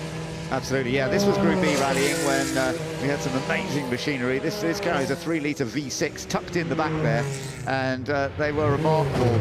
Small machinery, but also very, very rapid. And as you say, Tony Pond was one of the greats. He got a podium finish in the RAC Rally 1985. Now, this is an Escort. Now, Escorts, of course, were brilliant rally cars. For some of us, the Mark II Escort is still the favourite rally car, but this was not a rally car. This is a racing version of the Ford Escort that was created by the Zack Speed team. It's nice to see that Emanuele Pirro is actually in the car this time. I cannot believe how many different cars Emanuele Pirro, the Italian star, drives up the course of the weekend. You took the words straight out of my mouth there. I thought, wow, he's getting around a bit this weekend, but he just loves his cars, doesn't he? And now we're going to something slightly more different in shape, different in colours. This is the Lancia Stratos. Lancia Stratos, these were rallied as well. And in these days, you sort of think, really, was this a rally car? It's a little two-seater sports car, mid-engine sports car. Surely that was a race car. No, rallying worked extremely well for the Lancia Stratos. They had a lot of early success in the World Rally Championship, in national championships as well, particularly in Italy. It was always extremely successful there. Alongside co-driver Emilio Radaglia, this car, Alessandro Cola, drove it and won the Rally 1000 Miglia and the Rally Alto Apennino 78, and that actually helped secure that year's national drivers title. So the Lancia Stratos, we've got several of them here, several different versions from that period, from the 1970s, mid-1970s. These were some of the classic rally cars of that time. They certainly were. The previous car we just saw isn't in his original Group 4 tarmac spec, and only at 492 for MMA. So that Stratos we saw is very, very rare to this day. Yeah, absolutely. They had great success at the Monte Carlo rally over the years as well. They were always very quick. They had, I think, 4 victories at the Monte Carlo rally. Their final World Rally Championship win with one of these was in 1981, in fact, with the Tour de Corse. That was always another one that they did extremely well at. So now this is slightly different. Of course, this is some of the Ferrari delight that we've got here this weekend. And this 180, this is a Ferrari from the early period of Formula One. This is the 565A. So when they changed the engine size, they reduced it in the early 1950s, and they managed to go on to take 2 championships, dominating the championships, the Formula One championship, with these cars, the Ferrari 500. They then got the higher upgrade engine, so the reason it's called 565 is basically the same chassis, but it then went for the 2.5-litre engine. But it was an extremely successful car in the smaller period. Now, the Lancia Ferrari, so the Ferrari and Lancia name was combined at times, and this is one of those, the D50A. This was from 1956 with a 2.5-litre V8, because that was the engine size for Formula One at that point. And there were lots of notable features. Alberto Ascari, who had been so successful in the previous car we were looking at just a moment ago, he was a part of this as well. And in modified form, it would take Juan Manuel Fangio to the 1956 World Championship. Other Ferraris, the Shark Nose here, Alice. I mean, this was one of the prettiest ones. 134, Jason Wright, about to take this up the hill. and this was certainly one of the prettier Formula One cars of that period. Yeah, it must be said, it certainly is. There you go, that's how, from the look of it there, and that's why it's called the Shark Nose, the Ferrari 156, Jason Wright at the wheel there, the 1.5 litre V6 engine, and it's certainly so beautiful, isn't it, Ben? And we get to see many cars out at Goodwood's members meeting, Goodwood Revival as well. If you get a chance to attend any of those, you will see plenty of these cars out there, certainly the much older spec cars. But Jason Wright putting the V6 through its paces. Yeah, and a car that was so wonderful for Phil Hill, who took the title in the early 1960s thanks to that. So that was also a very, very important part of it all.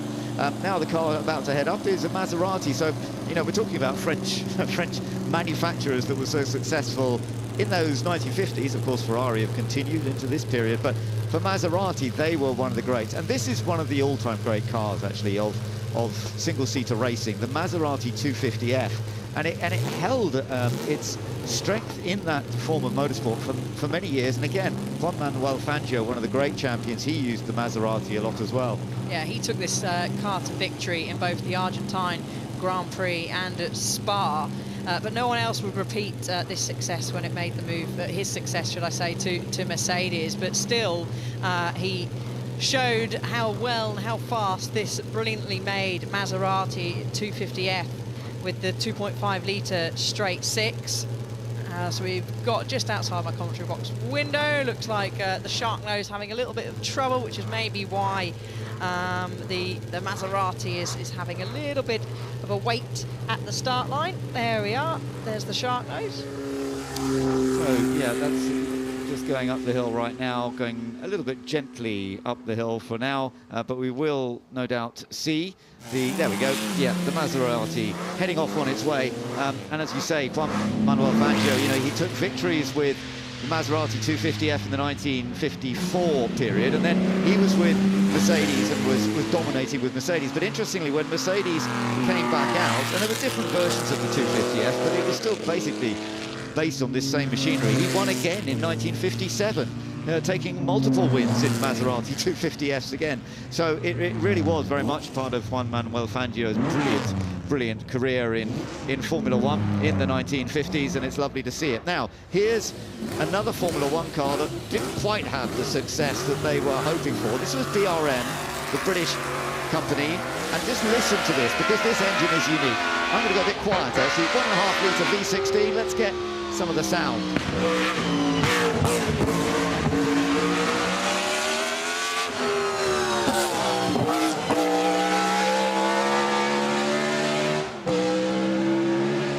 When you're standing, Alice, and you're listening to this kind of noise, it really inflates you, doesn't it? It's fantastic. Oh, it does. It gives you goosebumps. It's music to my ears. And this stunning Type 15 is one of actually only 3 examples built by BRM experts, Hall and Horn, and using around about 20,000 of the original drawings. And Rob Hall at the wheel, when we've seen this most recently actually at last year's Revival meeting. That's right. I mean, the fact that they've managed to reconstruct this machine is brilliant, because they all sort of disappeared and they weren't around, but to recreate them, I think that's remarkable engineering to be able to do that. Wonderful to see. It's a beautiful. I mean, it's, you know, has been completely recreated, so it looks new almost, doesn't it? But it is very, very beautiful. So some of the earlier versions now heading up the hill. When racing first began, this one's from 1914. This is one of the Sunbeam Tourist Trophy event cars, and amazingly several of these still exist from that period. I think there's more of these of a batch that still exist from that period than otherwise. Most of them have rotted away, disappeared over the years, of course. This one is the Nicholas Pellet one, and they were competing in the Isle of Man Tourist Trophy. In those days it was for 4 wheels, not just for 2 wheels as it is nowadays, and they actually did take one of these Sunbeams did take the victory at that event. And that actually there, that the Sunbeam still has its original engine, which is a twin cam overread and dry sump. So it's incredible that from 1914, it's still got its original engine.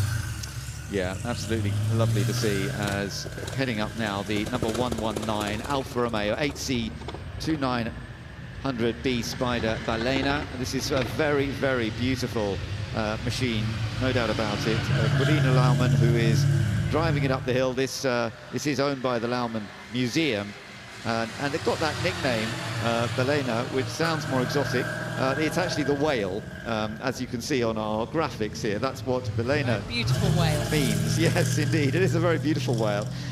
It's powerful. It's got 180 horsepower. This very streamlined bodywork. This was created by Giacchino Colombo, and in those days, of course, streamlined bodywork, it wasn't about downforce, it was about getting through the air as quickly as possible. Yeah, it certainly was, and it is just so beautiful, isn't it, Ben? And making its way up, being returned to Europe as it was found in several pieces, and been wonderfully restored back to how we see it today. Yeah. It's just charging up the hill nice and gently today. Not a full push on from Corina Laumann, but she's thoroughly enjoying having this experience in this very, very beautiful Alfa Romeo from 1941. That's how far back it goes, and yet it's such an elegant design. You can almost imagine that as a nearly modern, or certainly inspiring modern cars as well. We're hearing a bit of chunky sort of engines going past us because some of the really elderly cars are now heading up the hill, aren't they? They are. I've just seen out my window the Beast of Turin has just flown by Malcolm Corner. We've got here now 111, the 1.5 litre straight 8 supercharged Blanche 15 S8. Yeah, the Delage. Well, this was an extremely important car in its day. It won the British Grand Prix at Brooklands in 1926, the Brooklands circuit. And of course, the Brooklands Museum is still a very key part for all car fans. Lovely place to go and visit if you ever get the chance to go and have a look there. Of course, there's no circuit there anymore. It was closed down in the Second World War. But this was a car that raced and very effectively at places like Brooklands pre-World War II.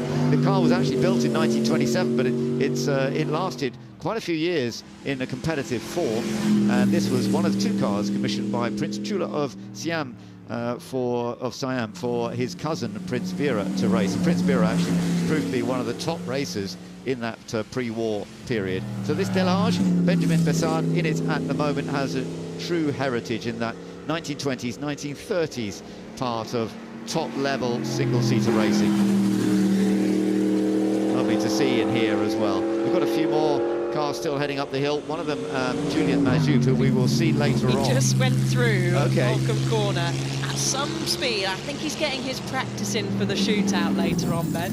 Okay, well, that's a car that's just shot up the hill. We will see it later in the shootout. I do hope you're around for the shootout. This is a car that won't do the shootout, but it is pretty rapid, particularly when it's got enough distance, because it was built as a land speed record machine. It's the Sunbeam 350 horsepower, so plenty of power to play with. Yeah, a lot of power to play with, built in 1920. V12 aero engine, a real monster powering through. And that lovely tail, that's great, isn't it? To get the aerodynamics to try and reduce the drag. Although you look at the front and you think, well, couldn't you have made that a little time? I mean, they put that aero piece on the front of the radiator, because in those days, of course, you had a very flat radiator, so you do have a little bit there. You needed the cooling, so the radiator still needed the air, so there was a bit of aero work, but it was the very early days of aero work. Yes, it was. Owned by the National Motor Museum, so we're hugely fortunate to be able to see it out here at Goodwood Festival of Speed, and being taken up the hill today. And now onto a Ferrari. Yeah, Ferrari 308 GTB, and surprisingly, we've seen this up there a couple of times. This was not a race car, this was not a car on circuits, it was competed as a rally car, pretty much. So, yeah, it was Harry Toivonen actually used to contest in this. It's a 308 GTB, the car's in the Group B spec for the 1983 season, and he He didn't manage to finish the Rally de San Marino, which he was hoping to do, but it did go on to some success the following year. Different driver, Luigi Battistoli, who took 3 podiums in the European Rally Championship with it. So it's not particularly what you think would be a rally car, and yet it absolutely was. Now this car has a supercharger at the front, and we've been talking about, there you see that lovely shot of a supercharger at the front. This is the Bentley Birkin single-seater, and they've started fitting superchargers to the Bentley engines, and this one was one of the many that came along, was successful in the 1930s. Supercharging, of course, increased the amount of air into the engine and allowed you a bit more horsepower. It did, as Paul Griffin giving a wave to the crowd out there, and this is what I love about Goodwood. We've just seen a display for Red Bull, and then we're throwing back to this wonderful Bentley all the way back from 1929. Yeah, their best win was in 1932. Now, but this is very important. This is the Plymouth Superbird, the car competed by Richard Petty in his brilliant NASCAR career. It's his son Kyle Petty who is driving it up the hill, but we've been celebrating Richard Petty's remarkable background in NASCAR over the course of this weekend here at Goodwood, and it's lovely to see it back out. The king of NASCAR, as Richard Petty is known, the 7-time NASCAR champion. His son, who's in the car now, has been a winner in NASCAR as well. And his grandfather, Richard's father, was also a NASCAR champion, so he's been such a part of the family. But this car was a key part of the success. Yes, it certainly was, and both Kyle and Richard had great success in NASCAR, and it's great to have them both here this weekend. It is lovely. I've really enjoyed that, seeing it going up the hill. As we now look at the Alpine Renault, a Le Mans winning machine from the late 1970s, took the victory at Le Mans 1978. Didier Pironi, Jean-Pierre Jassot taking a popular home win, and they were, it's funny to think, but they were 4 laps ahead of anybody else. This year we had 9 cars on the lead lap at Le Mans, but it didn't happen this time. And this is another French car from the 1970s. This was slightly earlier. This is the Matra Simca. Yeah, beautiful piece of machinery, a wonderful livery on as well. We're going to that era with the big, tall air boxes that you see above the driver's head. Yeah, it is absolutely more of the Le Mans history as well, as you're looking at one of the Jaguars. This is the XJ-R9 Le Mans, and this one with a nice big bit of, because it's a 7-litre V12 sitting in the back of it. And just heading up the hill now, you'll get some lovely sound from it as well. Up the hill it comes, and Anthony Wilds is at the wheel of it. Yeah, Anthony Wilds, you've seen him take part in many of the historic races as well. I think this is the car we've seen Karun, am I right, was Karun having a go at this yesterday. One of the many cars that Karun, like Emanuele Pirro, has taken up the hill this weekend. This car won in Le Mans 1988, part of a strong Jaguar contingent. And Jackie Ickx is back out once again, the multiple Le Mans winner, and he's in one of the cars that he took victory with. This is the Porsche 936 77, with that very long tail and that rear wing. Has a very unique look to it, open top of course, and it actually went on to win the following year as well, so had great success at Le Mans. Very, very special. Lovely to see Jackie Ickx. He's been up the hill a few times over the course of the weekend, hasn't he? He is a new brand partner as well to Genesis, who we've seen with their new concept this weekend. Oh, now listen to this one. Gas turbine. So we are enjoying all of the different types of machinery that we have here, and this was a very unusual machine, the gas turbine, that had the ability to go racing. It was called a Helmet TX, and it competed in the late 1960s, early 1970s. And of course, gas turbines were experimented with a few different manufacturers, both in sports car racing and even into Formula One. And we have got the Lotus here that Colin Chapman created, but the sound, when you're standing by the side, you get that unique noise. So it's always fun. Stick Blomqvist, by the way, former World Rally champion. He's heading up the hill now in the Audi Quattro. This was a great mix for any rally fans. In the 1980s, we all know that this was an absolutely dominant force, and it really changed the look of rallying going forwards. Yeah, Stig needs no introduction, does he? 1984 World Rally champion, and this now looks like, recognising the helmet, is Michael Lyons, who we saw go up the hill in the shootout yesterday in this exact Gurney Eagle Chevrolet at a real fast pace. So this will be a contender at the shootout later. Going to give it as much beef as he can to get a little bit of practice in preparation for the shootout. He's looking hard, but he was also looking down. It almost looked to me as though something was happening he wasn't quite aware of. There's nothing wrong, I don't think, because he's still going very, very quickly. Third fastest yesterday. He did 47.3 seconds to climb the hill on the shootout timing that we had yesterday. That, as I say, put him third fast. As you're saying, if he could just find that little bit more pace, he could well be a contender for the final shootout. Let's just see what he does, because he does get timed on this one, doesn't he? He's done 47.9. Okay, that's a fraction faster, I think, isn't it? Yeah, I'm just trying to have a look. Or is it slow? 0.3 right yesterday when he went up the hill, so taking it maybe a little bit more steady today, but not by much, Ben. That was a good effort. Now Jason Minshaw is taking up the BMW M3 E30, which was owned by his father Alan Minshaw, and Alan passed away earlier this year in April. A former racing driver, and finished second in British saloon cars, the Demon Tweaks founder, and the crew and the family I know are actually very happy in a way to be celebrating him this weekend in a way. So lovely memories of Alan Minshaw, who's a big part of British motorsport. Now on to Alfa Romeo, the P3 Tipo B. Let's see, this is going to be a fun one. This is the, as you say, the Alfa, which was in its day very, very early 1930s. This was the most successful Grand Prix car, really, with a very powerful straight-eight supercharged engine, and it went on to take many victories with the likes of Tazio Nuvolari, Achille Varzi and Raymond Sommer. And actually Ferrari got involved because they were running these Alfa Romeo P3 pre-war, before the Ferrari opened up under Enzo Ferrari, but Enzo was getting involved in running cars like this, wasn't he? Yeah, he certainly was. And being taken up the hill by Gareth Graham today. I'm sure Annette was at the wheel at some point over the course of the weekend. Yeah, that's right. They can mix it around a bit. When you've got a car of this ability, it's nice to see different people. It belongs to the Vesta Auriga collection, and they've got a chance to give it a run.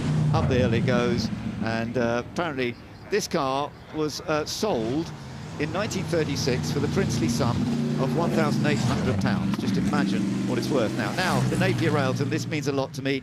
It's a very slight family connection to the Reed Railton, designer of this car in the 1930s. It took the ultimate lap record around the Brooklands track at 143 miles per hour. It's got an aero engine in it, but it weighs nearly 2 tons. It's only got brakes on the rear wheels, no brakes up front, but it was beautifully engineered and created, and John Cobb, who went on to take the records with that, he developed his relationship with Reed Railton, and they went on to land speed records as well with the Railton Special. But that is a very beautiful car. If you go to Brooklands, you'll always get a chance to see that. That's where it lives, in the museum. So there we are. That's another wonderful batch of cars. Batch 1 from the Goodwood Festival of Speed. I do hope you've all enjoyed watching the variety of cars from horseless to hybrid that we are really celebrating over this 4 days. So fun and games for all of us. It's fascinating how we go here at Goodwood, from the very latest, talking to someone like Max Verstappen, who's currently fighting for the Formula 1 World Championship. The next minute, Alice, we're talking about cars that started the very essence of motorsport so many years ago. Yes, we certainly are, and quite a few of the cars we will see in the shootout later on. We've got cars from 1893, the steam wagonette that have been up the hill plenty of times this weekend, but time for our highlights. We started off with the beautiful MG. Yeah, very, very pretty. And that, as I said, had actually gone racing in its period as well, but it's in gorgeous condition. Owners of these classic cars, and they love to get them out on show. MGC here as well, so we know the MGB was always very, very important. The MGC had the straight 6 engine. The Metro with the rally style, so it was built particularly for rallying, the 6R4. Very different to the Metros we used to have on the road in those days, but another very successful rally car from just a few years earlier, rather than the 1980s, was the Lancia Stratos. And then we've been looking at some of the Ferraris from the 1950s. As we mentioned, Ferrari himself was involved in running Grand Prix cars before the Second World War. After the Second World War, he created his own setup. Some of these amazing are still racing well, and Ferrari are still a contender in Formula One. So much to enjoy, and I'm glad to say that the track is staying nice and dry. So when we get to the shootout, you and Alice are looking forward to some very quick runs up the hill. Yes, we certainly will, and we will crown the fastest up the hill for this year's Goodwood Festival of Speed. Lots to look forward to. All of the action here at Goodwood. Carl, you're back up the hill in this glorious Plymouth Superbird. You got it going again. Yeah, we got it going again. And I will say I got just a little bit too brave coming up, and I was out in the grass on the left, out in the grass on the right. I saw the hay bales, but somehow I made it. I have no clue how, because I need to back it back. Never too brave, but the crowd can certainly egg you on here, couldn't you? That's one of the things about going up the hill. That is the best part, man, because as loud as this car is, as loud, you can hear the crowd over the Hemi, you can see the crowd waving, and listen, it makes my heart pump. That's all that matters. Well, you're making the crowd's heart pump. It's such a great car, and it's really getting everyone's attention this weekend. Yeah, listen, there's so much history with this car, with my dad, with the Cars movies, with so much. And I think this car looks funny until I come over here to Goodwood, and then there's so many strange-looking cars and so many cool cars that it fits in. I think the incredible thing about it with all those cars, this still does stand out, though, doesn't it?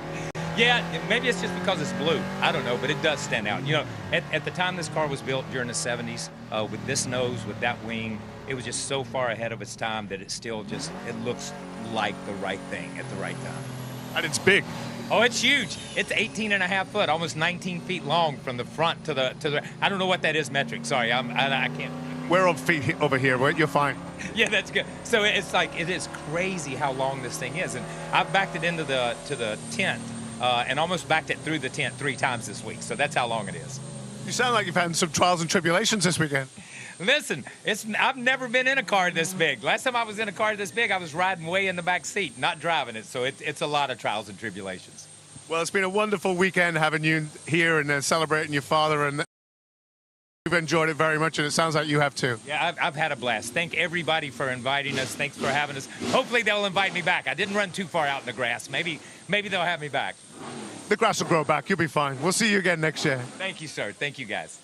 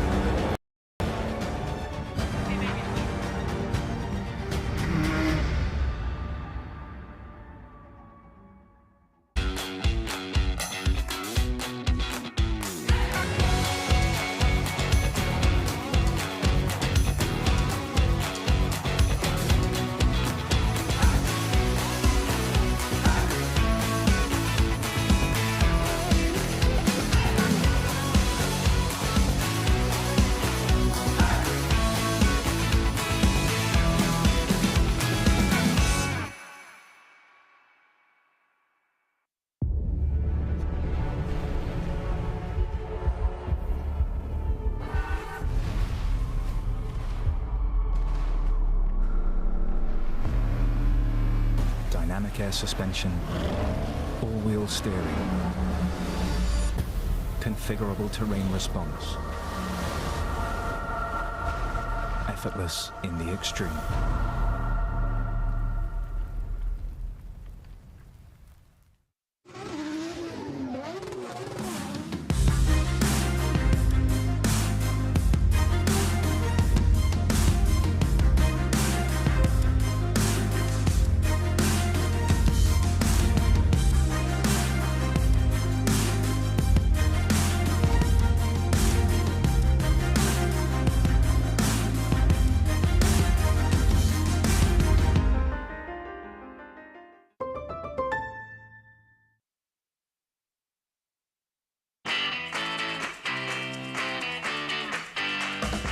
You're never too young to fall in love with classic cars.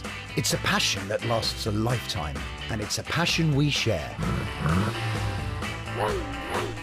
Backed by over 75 years of motoring experience, Goodwood Classic Solutions is a unique new way to ensure your pride and joy. Goodwood Classic Solutions. It's a passion we share.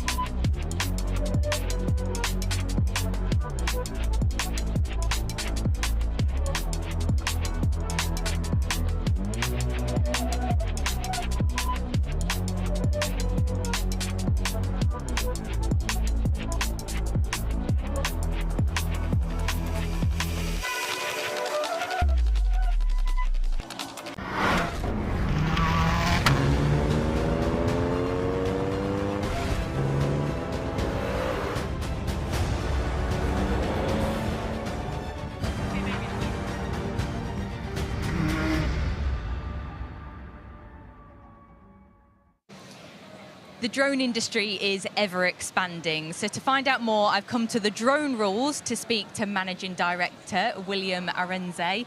Now, William, tell us a bit more about what the drone rules is and what you guys are doing to promote people getting into the drone industry. Yeah, so the Drone Rules is a company that's helping young people get involved in drone education. So how we do it is we have something called Code a Drone, Build a Drone. Drone's all about programming. Build a Drone is all about putting the drones together. And of course, racing a drone is about flying, hand-eye coordination. And it's about encouraging young people to grow up, get into the careers about drones and flying and building and designing. Yeah, okay, so tell us a bit more about your background and how you...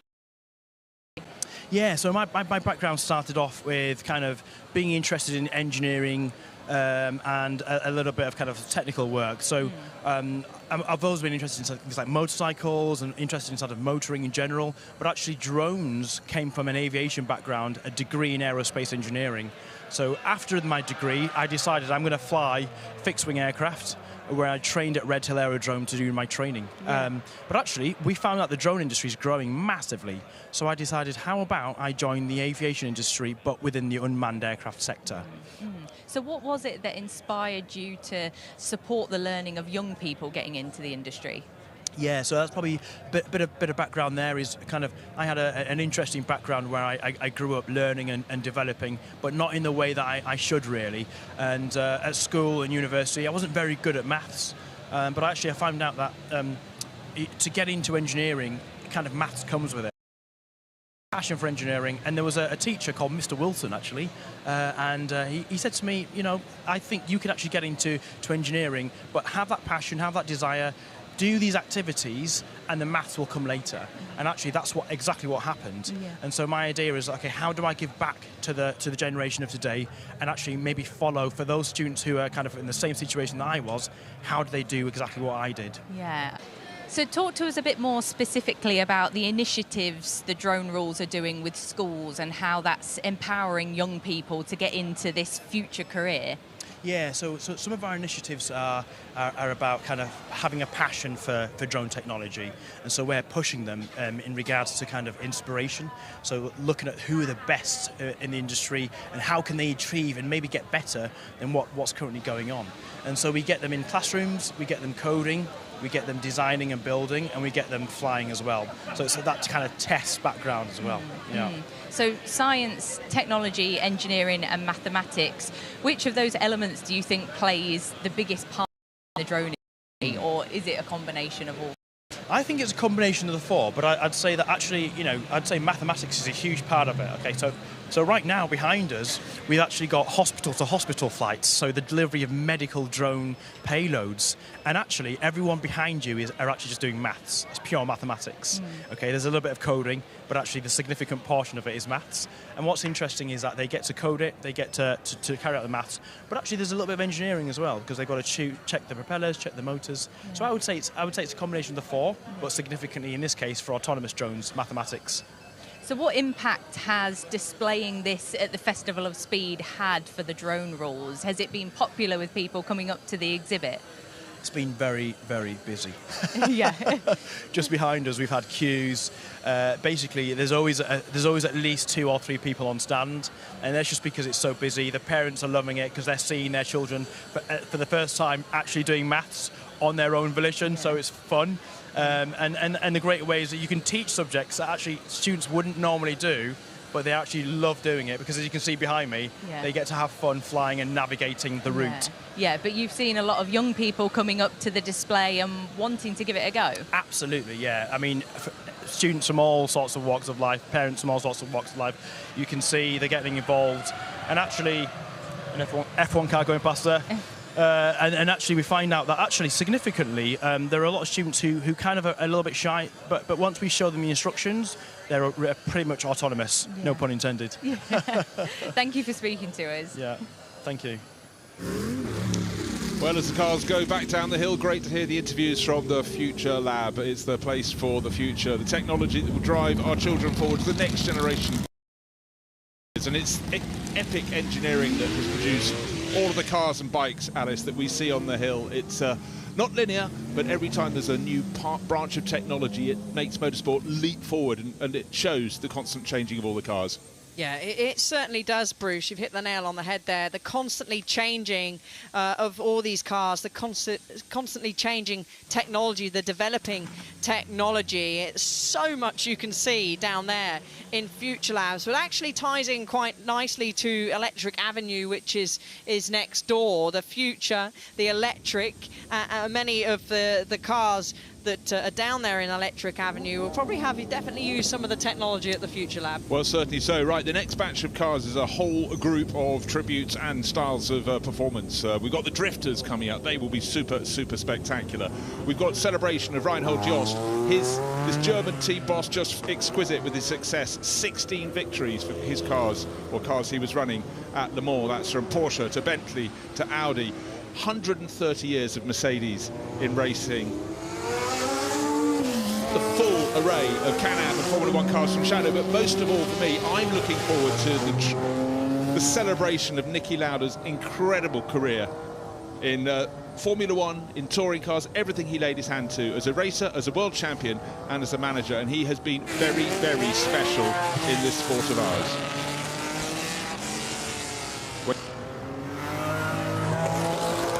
So let's take a look. We're going to have a little tribute on the screens to the great Austrian who just laid down so much rubber and so much success. Words like icon and legend are overused, but in the case of Andreas and Nicholas Lauda, they barely scratched the surface of a life so extraordinary it literally became a Hollywood film. The simple facts: 25 Grand Prix wins, 24 pole positions and 3 World Championships only tell a fraction of the story. Born into a wealthy Viennese family, Niki was initially dismissed as a lowly pay driver. The dreadful March 721X nearly finished his Formula One career before it had begun. But glimpses of speed with BRM were enough to attract the attention of Enzo Ferrari. 5 World Championship. Through 1976 with the best car and a massive points lead, he seemed on course. But then came the fiery crash at the Nürburgring, which would have defined most drivers' lives, but for Niki was little more than a subplot.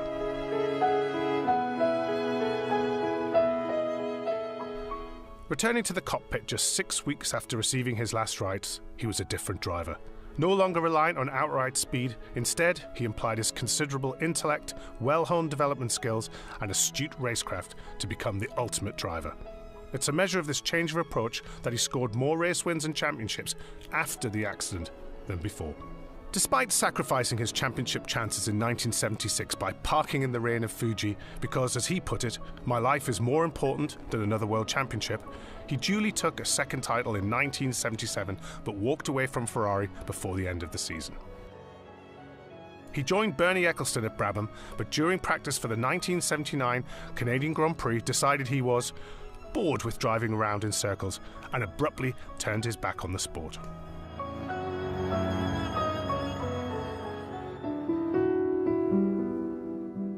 After 2 seasons away, he returned with McLaren in 1982 and was immediately back to his best. And as I've not driven for 2 years, my personal challenge is to see where I would end up coming back into motor racing, and that's what I'm going to do. Having developed the new TAG Porsche turbo engine through 1983, he knew he would have a shot at the title in '84. Although new teammate Alan Prost was faster, Niki's greater consistency and superior racecraft won the day by a mere half point. Through his final season in 1985, despite poor reliability, still there were glimpses of speed. He led his home race in Austria until engine failure and was on course for a fairy tale victory in his last Grand Prix in Australia, only for a brake issue to pitch him into the wall. He beat Prost in a straight fight at Zandvoort, with new sensation Ayrton Senna third, proving that even age 36, Niki could still show the way to the younger generation. Following his retirement from racing, he had spells in team management before, in 2012, finding a new spiritual home at Mercedes. Niki played an integral role in their period of unprecedented success, including their recruitment of Lewis Hamilton. Right to the end, he was straight-talking and always had the courage of his convictions. When he passed away in 2019, the sense of loss was palpable. He was a force of nature, not just a legend or an icon, but truly a colossus of motorsport.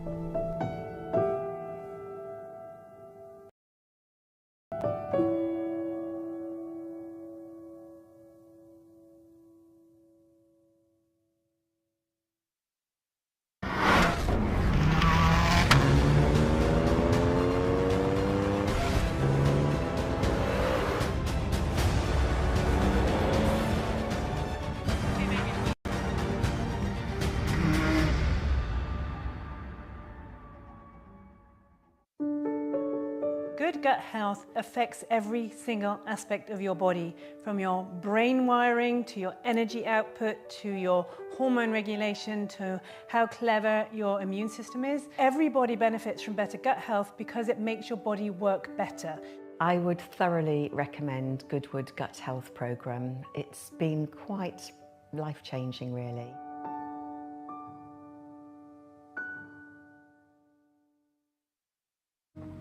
How do you start an iconic movement? Classicism would say it's all about form and craftsmanship, while surrealism would find all of this quite, well, surprising. After all, it's about creating the icon of a new movement. Welcome to the all-electric BMW i7.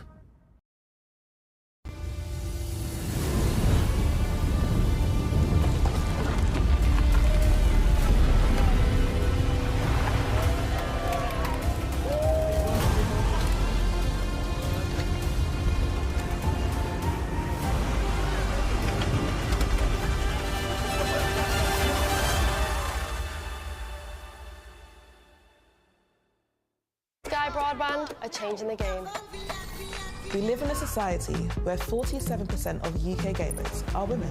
Yet they only make up 5% of esports pros. This needs to change. 2 tournaments, 1 final. The UK's first of its kind, with pro contracts and Sky Full Fibre on the line. We're on the lookout for women on their path to pro. Join us and compete in Races E-Series, Soccer E-Series, all leading to secure a place at the Women's Esports Finals. Sky Broadband is built to power the pros. Okay,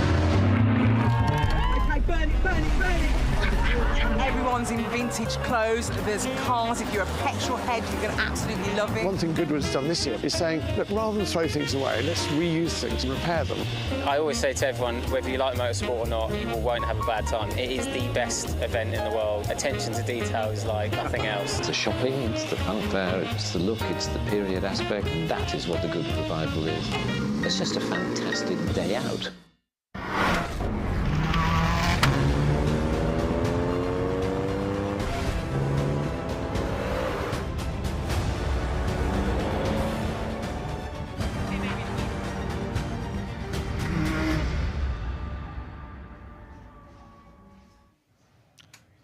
Well, the incredible selection of cars that are going to be the next batch running up the hill, celebrating Niki Lauda's career. 130 years of Mercedes-Benz in motorsport. What an incredible record. Jost Racing, Reinhold Jost's cars run at Le Mans for Porsche, for Bentley, for Audi. 16 wins across the last 40 years. Truly phenomenal. That's part of this next batch of cars. Along with Shadow Racing, we've got all of their Can-Am cars ever. Their Formula 1 cars and Formula 5000. But if you want the cars to go sideways, you need to look no further. We've got the Drift Kings coming out to play in their truly incredible machinery. They'll go sideways, they'll make an awful lot of tyre smoke, they will entertain, but they will be absolutely pin perfect, precise on the way up the hill. That is the batch coming up. They're now forming up down at the start of the hill climb run, but let's look back at the best of this morning's rallying action up on the Forest stage.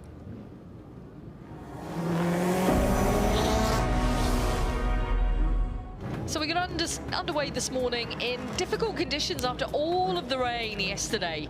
The first drivers onto the stage were met with very slippery conditions. Some very tentative, some pushing a little bit too much. We're discovering that the mud was like ice. Yeah, Steve Chamberlain discovered that. Jari-Matti Latvala discovered that. And then Johan Derricks also discovered that in the Mark Dewis Porsche. And George Lepley, our young superstar of historic rallying, and he of the Lepley family, in the Evo 6 with Tommy Mackinnon's name proudly displayed on that rear window. And here's Jari-Matti Latvala. He was off in the hybrid Rally 1 car. And he had been here with you in the commentary box talking about all the hazards of the special stage, clipped on the inside just to get some braking over the grass, and then he just touches the bales on the outside. Didn't listen to his own advice, did he? No. Juha Kankkunen, four-time world rally champion, is behind the wheel of the GR Yaris Rally 2 today. Both he and Jari-Matti putting on as the course started to dry out a little, with many cars making their way through and the sun making a good attempt to clear up all the mud out there. Although it was a difficult run for some drivers. Showing it's still catching people out this morning as the focus makes its way down into the stage. Mark Higgins, quite a few runs this morning, but as Beck said, the stage drying out. Another attempt by Jari-Matti, managed to nice movement there, and Rory McLeod. Well, Rory, who has been really quick during the course of the weekend, I think he smoked as well with that left front. There you go. So he went off into the stretch bales. Came out a little bit later. It was slightly dry, not a lot. He was still slipping down there, but he got away with that one. And that right rear haunch anyway has been damaged a few times, hanging off. Gosh. To be damaged on the side this time. Didn't get away with it, did he? That Delta Donut causing many problems as the mud made it feel like an ice rink. The words of Juha Kankkunen, not my own. He did say, didn't he? Zero grip, look, no grip, no grip, no grip. Yeah, the Peugeot certainly found that. Was testing the limits of the banking there.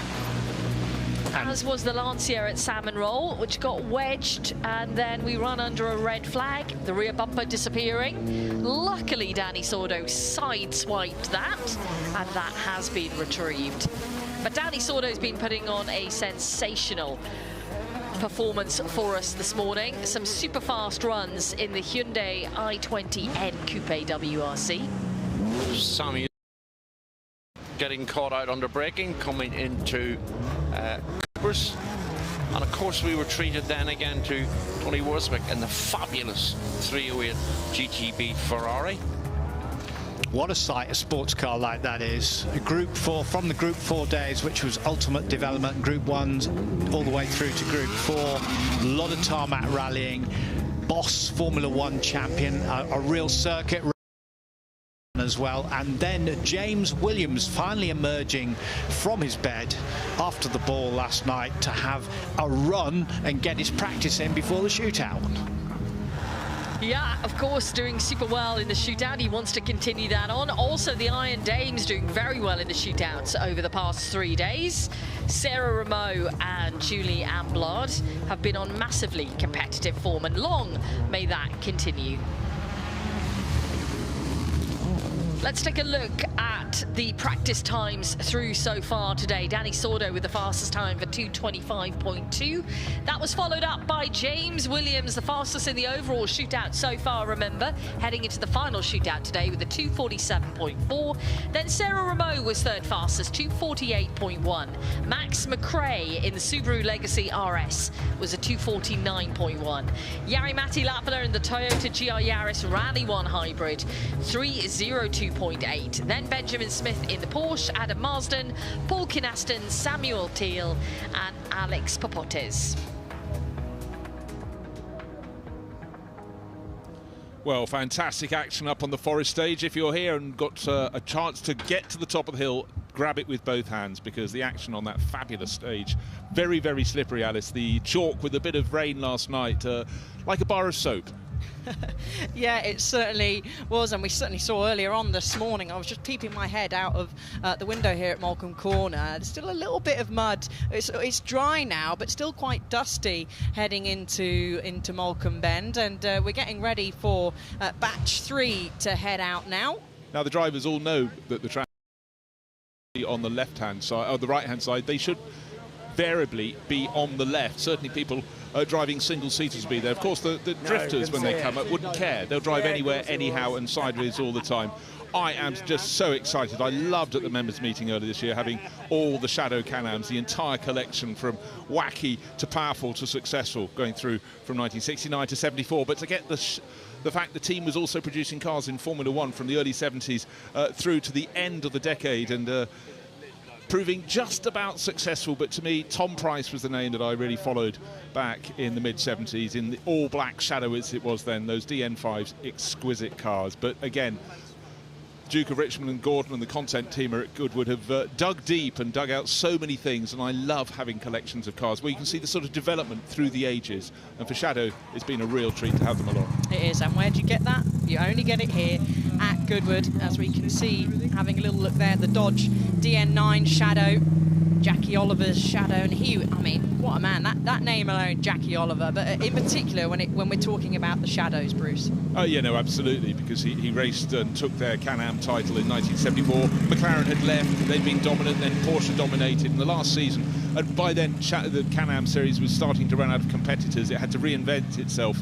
The engines became smaller, but that final hurrah in 1974 with a mere 8.3 litre V8 engine and so much visible aerodynamic aids, these big wedge-shaped bodies. And in fact, the car we're looking at now, the bright red one, is the Shadow Chevrolet Mark 1, the Motorsport one. Take a look at the rear wing. What is that sitting on the back? It's not a gurney flap, it's the radiators. They needed somewhere to put them. The front end of the car was so pancake flat they had no chance.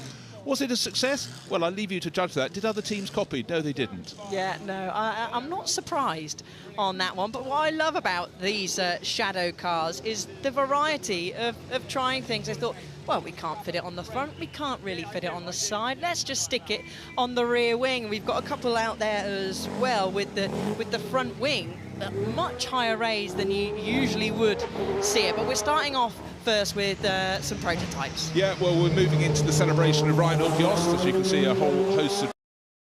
If that's not my imagination, that's 9-time Le Mans winner Tom Christensen. So much of his success coming with Audi at Le Mans, but also he had those successes with Reinhold Jost earlier with Porsches, but he always wants to get his hands, the Great Dane, on as many machines as he can. This is the Audi R8R that was very, very early in Audi's attack. But hey, jumping from one to another, Tom Christensen keeps his straight, but we've got the first of the drifters. Cover your ears unless you really want to have your earwax resettled. And this is the Nissan Silvia, 3 litre straight 6, doesn't sound too powerful. No, it's turbocharged as well, 900 horsepower on board. 900 horsepower, and of course, as standard when it comes with drifting here at Goodwood, they'll always stop outside the main house. We first got drifting here at Goodwood back in 2014, and often is a sight when we see the drifters. We have to sort of wait for the smoke to settle before we can see them. And if you know the body shape, you certainly don't know what is under the hood. This one is a Chevrolet, therefore it must surely have a Chevrolet engine. Oh no, Axel Hildebrandt's Rotavet, the clue's in the name, and the name's in inverted commas. This has got a rotary Mazda engine, and it pumps out 1, 2, 3, 4, 5, 1,000 horsepower. Axel has quite a job to keep it in a straight line, but hold on, Alice, he doesn't want to keep it in a straight line. Drifters are made to go sideways. Yes, they are. It's not the fastest way to go round a track getting sideways, but that's not what it's about with these drifters. There's Axel giving a real good show. He'll stop, of course, outside the main house. Will he, or has he just totally got that wrong? Have I got that wrong and he's gone straight past? We'll find out. We can't see from our pictures, but there he is. He's maybe done a donut. He sometimes comes up just before Malkin and gives us a 2-litre triple rotor turbocharged motor. Let's have a look. Yes, doing some burnouts there. Now, we have the Nissan GT-R, and you can hear probably from my commentary box, Mike, Axel going past, but we're here with the Nissan GT-R, and this is Steve Bagoni. Yeah. As Bagsy behind. I tell you what, Bagsy's bagged another car. Bagsy's hopped aboard another one from his stable, one of the Toyotas, so please ignore the caption there, because a lot of these drivers know when you drive cars like this, the drifters know things hot from the tyres can go pop, but Bagsy always puts on a show. His regular Nissan puts out 1,200 horsepower. This Toyota GT86, I think, rather less. Now, this is the Eurofighter BMW M3, absolutely being the line, and this can rip through a set of sticky tyres. Oh no, that is the BMW E92, sorry, not from what I'm reading here from my notes, but it's James Dean behind the wheel. You know what, a lot of these drift drivers have various cars and they're sharing out the pain between them. Not the pain for us, it's the pain for the machinery. And again, ripping one way, ripping another, covering their change of cars in tyre smoke so you can't see what they're up to. But just look, get this, a mile up the hill, those rear tyres will be finished, done and dusted. Yeah. Or you can make yourself a coffee table, whatever you may want to fancy, but this is a BMW, and it looks like it might have a fancy camera on the back of that, maybe a 361 standing tall. Elias at the wheel of the 3-litre straight 6 turbocharged. This car was built in 2024, 1,000 brake horsepower, which I think is around about double that of your standard M4 road car.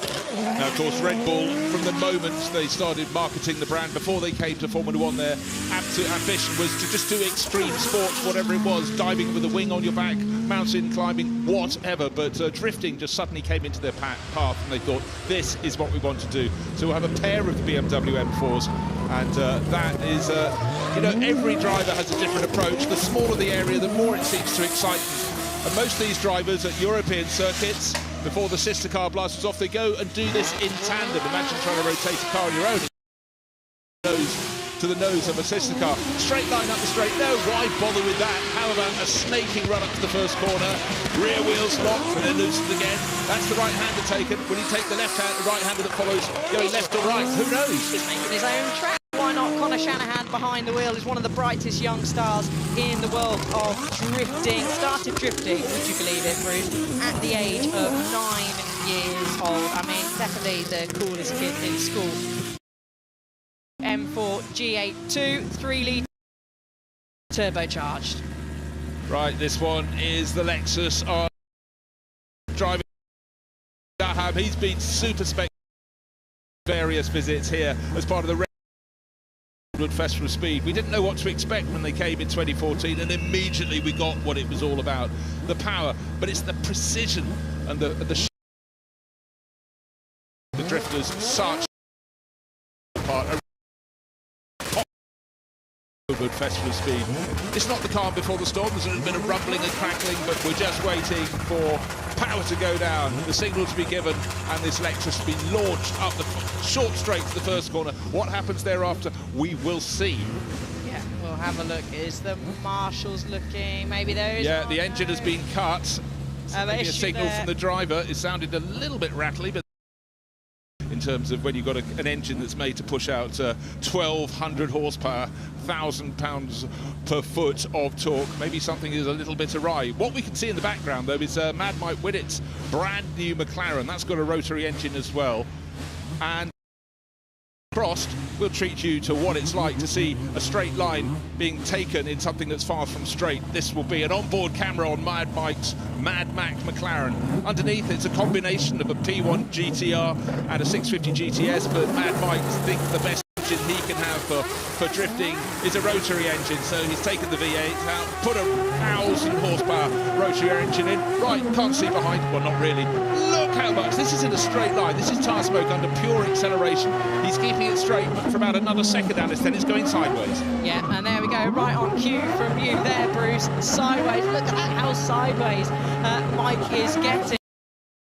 One incredible 7,000 horsepower on rotary engine as well, capable of huge drifts, 80 miles an hour. I mean, I'm not entirely sure that I would be able to be drifting at that sort of speed. No, it's important people are selected by genetic background to do this performance. You need an inbuilt gyroscope. How can Mad Mike know which way he's pointing? He's waving, or is he appealing for help? Of course he's not that sort of guy, but changing gear, flicking it up under the bridge, the pedestrian bridge, coming up to Port Morecambe. Now we see what it looks like from the backwards, looking forwards, pitching it into Morecambe. There are the bales on the inside. He was about 30 degrees out of true, but so much power, he's got to get it straight.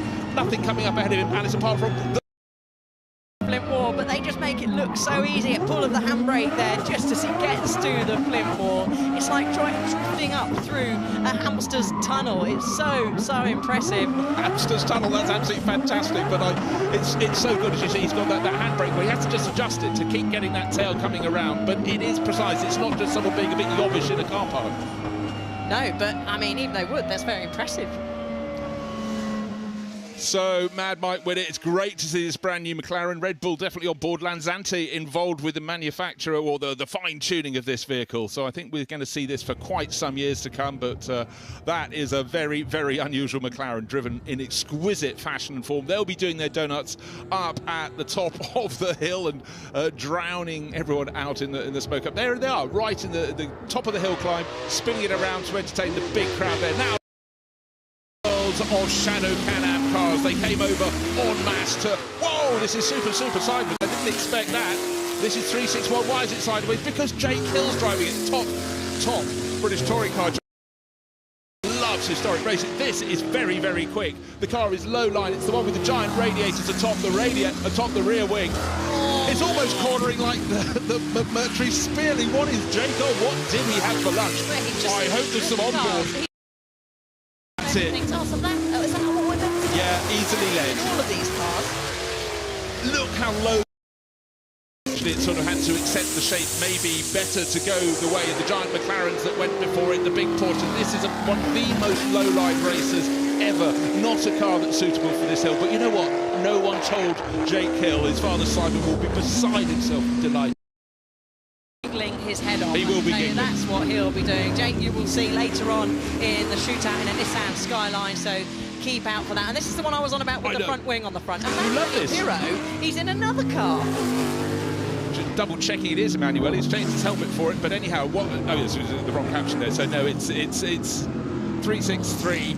And that's the one with the addenda on the front, a wing as large as any other racing car carries, and it's the smaller wing of the car, the one on the tail of that early Shadow, the Mark III, is just enormous. But it was all about getting downforce. They had all the power from these 8-litre V8 engines, and they had to get the downforce to get some handling, some ability to turn into a corner. Right, of course, Shadow went across from running cars in Can-Am. They were still doing that, but they fancied a crack at Formula One. They hit the championship in 1963. And has that ever been a car with less writing on the side? You've got UOP, United Oil Products, or if you turn that lettering upside down, it says Don. The team founder was Don Nichols. I'm really a big fan of cars that look... You can see their silhouette. It's a sinister car, perhaps, but certainly when George Follmer came across from the States, he started to make it go well, and from there, It was all about going forward. Now, we talked, Alice, about them finding Can-Am success, Trans-Am success, I beg your pardon. Came finally in 1974. They've got 5 rounds of the championship, and this car, and more importantly, this car with this driver, Jackie Oliver, grabbed 4 of those wins, and he took the title. Oh, absolutely incredible. In the Shadow Chevrolet DN4, Jackie covered 2,000 miles of testing at the wheel of this prototype, owning Shadow's 1974 Can-Am Challenger. It's truly a rapid and competitive piece of machinery, so it's so wonderful to see Jackie out back behind the wheel of this 1974 Shadow. Well, he's the right driver in the right car. I mean, Shadow would go on until the very end of the 70s, and then it would morph with Jackie at the helm to become Arrows. They branched away, but hey, black car, driver with a very deep blue helmet with the white flags, flicks on the top. That's the helmet in honour of the London Rowing Club that Graham Hill bought it to son Damon, world champion in his wake. He got on board this car yesterday and absolutely loved it. It's the DN4B, the last of their line of Can-Am cars, and it made him giggle big time. This didn't have the Chevrolet engine, it had the Dodge, because after the end of 74, going into 75, they said, we've got to make the engine smaller, the Can-Am cars are too fast. So it went down to a mere 5 litres, but it worked very, very well indeed. And I think David would feel a bit more bold. He was a little spooked when he got to the top of the hill in this yesterday, but, you know, he's got the ability, but he's a realist, so he thought, cut a tiny bit of space, I've got a very wide car on a very narrow track, but today, after reflection, 24 hours to recover from it, he's doing it all over again. Hopefully we'll get an interview with him. Yeah, hopefully we will. I said you can always see the Dodges, or spot them out with that tall airbox you can see above. Damon said the Shadow Dodge DN6 is very similar. Now, this is some funky aerodynamics. You can't see them now, but just wait. There you go, right on cue. Yeah, and the little the great big movable aerodynamic device on the tail, obviously acting as a brake, and the little plea for sponsorship popping up just ahead of the front wheel with the $sign, dollars, please. Kyle Tilley, who is so instrumental in all of this, a fantastic historic racer, and most times I see him, he's driving something different, but very deeply rooted with the Shadow. So this was low, and you know what? You came and looked at this at the members' meeting, Alice. The driver has to see, so just by the number 1 up in the front, that's where the driver's toes go. They almost have to sit with their feet splayed. Designers, They never package the right size for the driver. Now, we've been talking about Reinhold Jost. We talked about success at Le Mans with Porsche, latterly with Audi. But in between, in 2003, the 3rd attempt for the return of Bentley. They struggled in 2001, 2002 with their Speed 8. They reinvented it, became lower, sleeker, looking in more after 24 hours at Le Mans, because victory was achieved by Tom Christensen. Yes, that man again. Ronaldo, we called him, and Britt.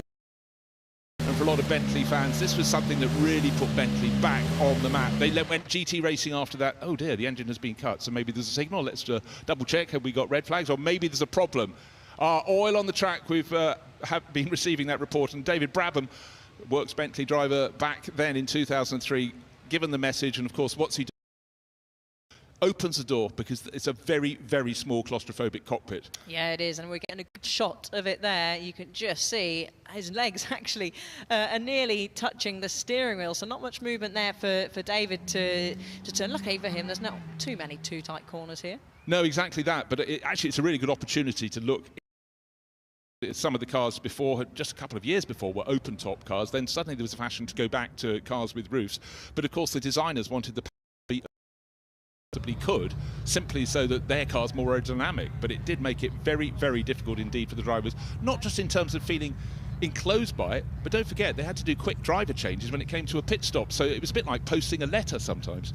It is, and anyone that has done a little bit of endurance racing themselves, it's not the most comfortable thing doing driver changes in a fairly spacious car, let alone, as you said, in a very tight cockpit like the Bentley. I'm sure many of the Bentley drivers were left Le Mans with quite a few bruises on their arms, legs, and possibly their head. Well, luckily they've got the helmet, but still. Well, actually, it's not just that. I remember talking to David Brabham at Le Mans one year. I'm trying to think what he was driving. I think it might have been an Aston Martin, but he came out and his big problem was his feet had cooking in the car. Don't worry, another 45 minutes in your stint, but my feet are almost on fire.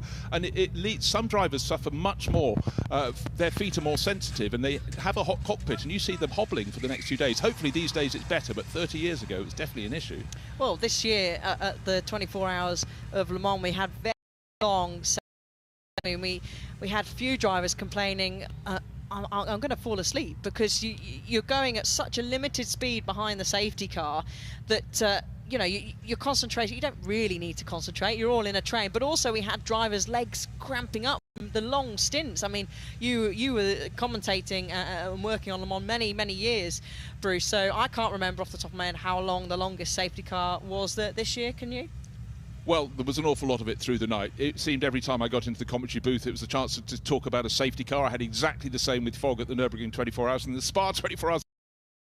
On to start my stint at 11 o'clock at night, and 3 minutes later we went straight to an hour and 45 minutes. We've had a lot of rain in Northern Europe, but the point about cramping up in the car, as I'm trying to think who was explaining it to us, sitting in a position where your feet are really far in front of you is one thing, but you can get accelerator as much as normal. But let's go to the top of the hill, because one of the most leery drives up there in this run so far came from Jake Hill.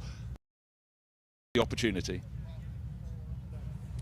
Jake, you were terrified of this car yesterday. Today you're doing donuts. We're friends now. It's great, you know.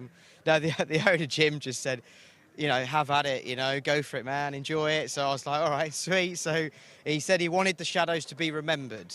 That's what he said. Those were his exact words. That doesn't sound like. So? No, he said, yeah, go for it, yeah, go for it. So, yeah, we did some big smoky, did 2 donuts down at the other end, and just having fun with it, you know. I mean, I'm never going to get to drive this thing again. It's gonna go back to America, back home soon. But, you know, what a place to drive it, and it's what Goodwood's all about, isn't it? You know, is driving cool stuff and having a good time, and, yeah, we're lucky enough to do that. I'd be terrified driving this in a straight line, never mind trying to spin it around in a circle. Well, funny enough, Adam Christodoulou is a good friend of mine. He jumped in it in the collecting area, went absolutely not, and just jumped straight back out. So that says everything it needs to say about it. For a moment, I thought you might be doing something sensible, like trying out where the grip is for the shootout later on today, but no, you're just going to have fun today. Just go for it. Yeah, no, the track's cleaned up. This morning was real tricky in the Skyline, so it's cleaned up nicely. So looking forward to the run later. You got a plan? Well, I haven't got second gear, so we stripped that this morning. So it's going to be a first to third gear off the line. It's going to bog a bit, but big sends from there on. Flat and third round, Malcolm? Not quite, but I mean, you know, I'll get the throttle as soon as I can. Best of luck. We look forward to talking to you later. Thank you. Well, still the sweeping is going on, but Alice, if you're putting someone out in a very valuable historic car, is it really wise to say, have at it? A driver could misinterpret that, or not. I mean, you can't stop a racing driver from going fast, can you? And certainly someone like Jake Hill, it actually looks like there's a lot. Is it maybe one of the drift cars has dropped some oil? I'm just looking at the way the marshals are putting down the dust there. It's a bit like looking for someone who's got the precise size of shoe that has left marks in a muddy field, and you know, not you with your size 7s, but you with your size 15s. Ah, Harry Benjamin. Could be him. But yeah, we did see the drift cars, Harry anyway. Of course, spinning around in front of the house. Now, we did have 2 sort of replacement cars in the drifting group, cars we hadn't expected, the backup cars. Maybe it's them. No reason why it should be them any more than anyone else. Maybe, well, we can't guess, but since every single one of the drift cars took a spin in front of that giant MG celebration, Jerry Judah sculpture in the background ahead of the house, ahead of Goodwood House, then you have to feel they're all candidates in who put the oil down. But obviously, on a narrow hill, if there's a report from the marshals, observers, there is oil on the circuit, and you've got to do your very most to make sure that everything is cleaned up. Maybe it's not so bad in the house, but they're just taking the moment. But certainly by the Flint Wall, of all places, you don't want to have it. I think that is where the report came down from. They were certainly the first ones out on the hill to try and sort it out. Now, it's not just normal dust, it's what we call quick dry, and it's to just basically suck up any of the oil and the greasiness that's down there, and then it will be brushed off, but it should have done its purpose in removing the most slippery element of that. And certainly as we have the shootout coming up later on, we have to have the hill in the best condition that we possibly can. Yes, and a big shout out to every single marshal who is here this weekend, and of course they are all the ones that get us out racing, and without them this weekend we wouldn't be seeing any cars going up the hill. Well, I think we should go up to Detective David Green up at the top of the hill, because he's got Damon Hill, and maybe he's saying, Damon, was it you and your shadow?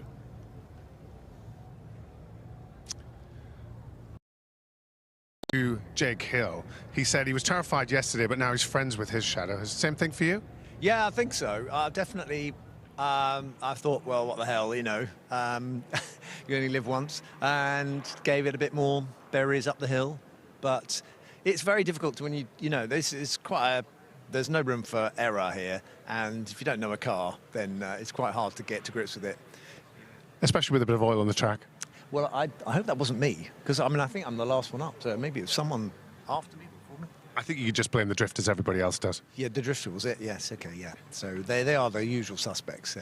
But no, it was fun. It was, yeah, it was, it's got some, you mustn't rev it. Basically, they pull, I don't know how much horsepower in about 2,000 RPM. You just keep it in top gear and just drive it up there. You're watching you run up there. Tell us about what it's like to drive such a big, powerful car up the hill. Well, it's nice to have the power, and I'm not really sure about the road holding characteristics, but I think it probably would have been, it could have gone a lot faster than I made it go.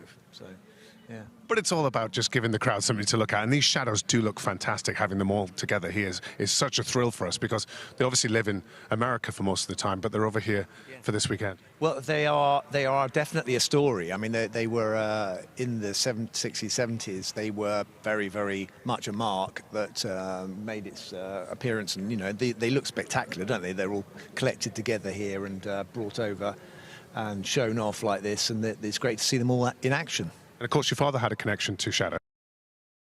He started his team, and he actually, his first chassis for the team was a Shadow, so it was a white one, not a black and yellow and red one, but it was the sponsors of, I can't mention the name of the brand because it was a cigarette, but basically it's called Embassy Racing. And it was a white car with a red stripe on it, but it was a Shadow, and then he moved on to other marks. But I met Tony Southgate down at the start, so you know, he's obviously very proud to see all. He came up to me and said, "This is a lovely one, isn't it? A lovely car, this one." I'm going, well, yeah, I'm a bit frightened of it, to be honest, but I'm sure it'll be fine. Have you spoke to Jackie Oliver, because you said you were going to blame him for getting you into this car? Are you going to thank him now? No, I am going to thank him. Yes, it's great, because Jackie was on the story right from the beginning. Another proud trip down memory lane, and he gunned it. I saw him going off the line. He drove that rather beautiful one over there, which has apparently got twice the horsepower that I have. So he's given himself the best. Maybe you could swap with them this afternoon. Well, they have offered to do that, but well, it sounds like you're having a really good Goodwood weekend as usual, and lovely to see you at the top of the hill. Thank you very much. Nice to be here. Sun's out. Well, thank you very much, David and Damon. Always great to get a perspective. We have, the hill is closed at the moment, but the reports are going up and down the hill. I think we're getting closer to that being cleared, and any oil that's been put down has been taken away. But I absolutely echo Damon's sentiments, but just want to reiterate there that we were talking of Tony Southgate at the top of the hill. He was the designer, but how busy can you be when you're designing Formula One cars, Can-Am cars, and some of them were done. What one has to understand back then, Alice, there wasn't a cast of thousands with these teams, and I think Shadow in the day when they were doing all of this had effectively a dozen people on board. It's quite extraordinary. And like you said, that's what makes it so impressive and so special, and I love the fact that they just thought, okay, this didn't work, so we're going to try something else. Like with the radiators on the rear wing, like with the front wing, well, we'll just try this. Why not? It's like, to me, that the Bentley might have just got the signal to fire up there from the wonderful Marshall at the start line. So I think, Bruce, we might be getting back underway. Yeah, well, hopefully so, and definitely with the door being closed over David Brabham as part in the Bentley Speed 8. In fact, this front-on view, you could just imagine it's a Formula One car over which bodywork has been wrapped, almost like cling film.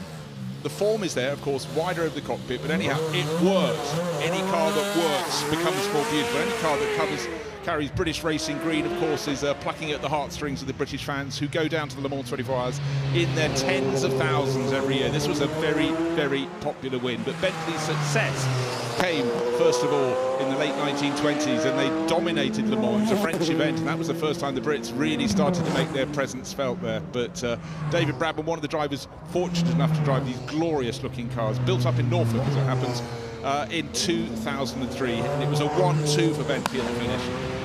And it's a car that's certainly one of my favourites out of the history as well. And another one of Jost Racing's successes, the Audi R10 TDI. Yeah, the TDI stands for turbo diesel injection, and this was a case that this could perfectly fit into the horseless to hybrid group of cars, but it's been because, of course, this was a step forward. Diesels didn't really have much of a history in racing. Some people had tried them in previous years, but then Audi got it absolutely to work. Now, Audi aren't only about cars in the top prototype class. The R8 LMS, it seems to have gone on forever. Sounds sensational. Listen to that wonderful note from the 5.2 litre V10. 5.2, much bigger than you had in Formula One. But Christopher Mies, long-time Audi Works driver, Mark Basseng and Darrell Young, they took the first win for international win for an R8 LMS, and they've been winning ever since. That was in the Bathurst 12 Hours in 2011. Evo version of this car are racing right now. So incredible. And for those that aren't maybe up to speed with Jost Racing, founded by former Porsche Works driver Reinhard Ross in 1978, of the most successful privateer teams ever, winning Le Mans 16 times. Yes, 16 times. Hugely impressive, and we're celebrating the 40th anniversary of their first victory, and they got their first victory in a Porsche back in 1984. Yeah, and they started winning the 9.5. In the 962, we're looking at a 962C, an evolution version of that great car that did so many things, not just in works hands, but particularly with Reinhold Jost in privateer hands. And that's always been the way Porsche likes to go racing. Don't just keep it for a work team, spread the love. But in terms of Audi, the body shape kept changing, the livery would change from year to year, but basically the silver, the black and the red flashes have stayed true forever and a day. Differently adorned on the various cars, but Audi kept on adapting the technology, moving towards hybrid power as they worked through the years. But this is number 352, that's its works entry number. Benoit Trellier, so much success as a works Audi driver. And this is the R18 TDI Ultra, makes it sound faster. From 2011, and the bodies had really moved on from the open tops of just 4 or 5 years earlier. Now Alice swinging from Audi winner back to Porsche winner, but this was actually quite a lot of Jaguar underneath, because Porsche needed an open top car. They were running cars in the GT1 class, and they weren't too sure they were going to succeed, so they did a deal with Tom Walkinshaw Racing, and suddenly they had open top Porsches, and it worked very well with 2 wins in 2 years for them at Le Mans. 3 litre flat 6 turbocharged engine on the one, and this is Karun Chandok behind the 348 that you can see. 3.6 litre V8 turbocharged, built back in 2003, and this is the Audi R8. It has had great success on both sides of the Atlantic. Right, we're moving on from celebrating Reinhold Jost to the incredible career of one man, of Niki Lauda. He started with a little bit of money, managed to buy a drive in Formula 2, impressed a little bit, got quickly into Formula 1, and this car, after a one-off in 1971, nearly finished it for him. The 721X March was radical too soon. Maybe it would have worked in years to come. Quickly had to be changed. Niki said it's not good enough, and they changed the X after about 3 Grand Prix to have a 721G jokingly stood for Guinness Book of Records. How can you change to a new make of car, a new style of car so quickly? But Niki moved on after a year with March to BRM. His talents were starting to be noticed. It was what he managed to achieve with the P1 ATV, V12 engine car, and the P160E as well, and that got him noticed enough to go boom, up to join Ferrari. Yeah, and it was actually in this very chassis that you can see right now that he got his first point at the Dutch Grand Prix in Zolder, and his performance in Monaco really started to turn heads. It really did, and as soon as he got to Ferrari, he didn't just help shape their performance, he helped shape the team. More to follow on that in a minute, but let's go back to some of the most glorious racing cars of all time. The Mercedes-Benz W125, this is from 1937.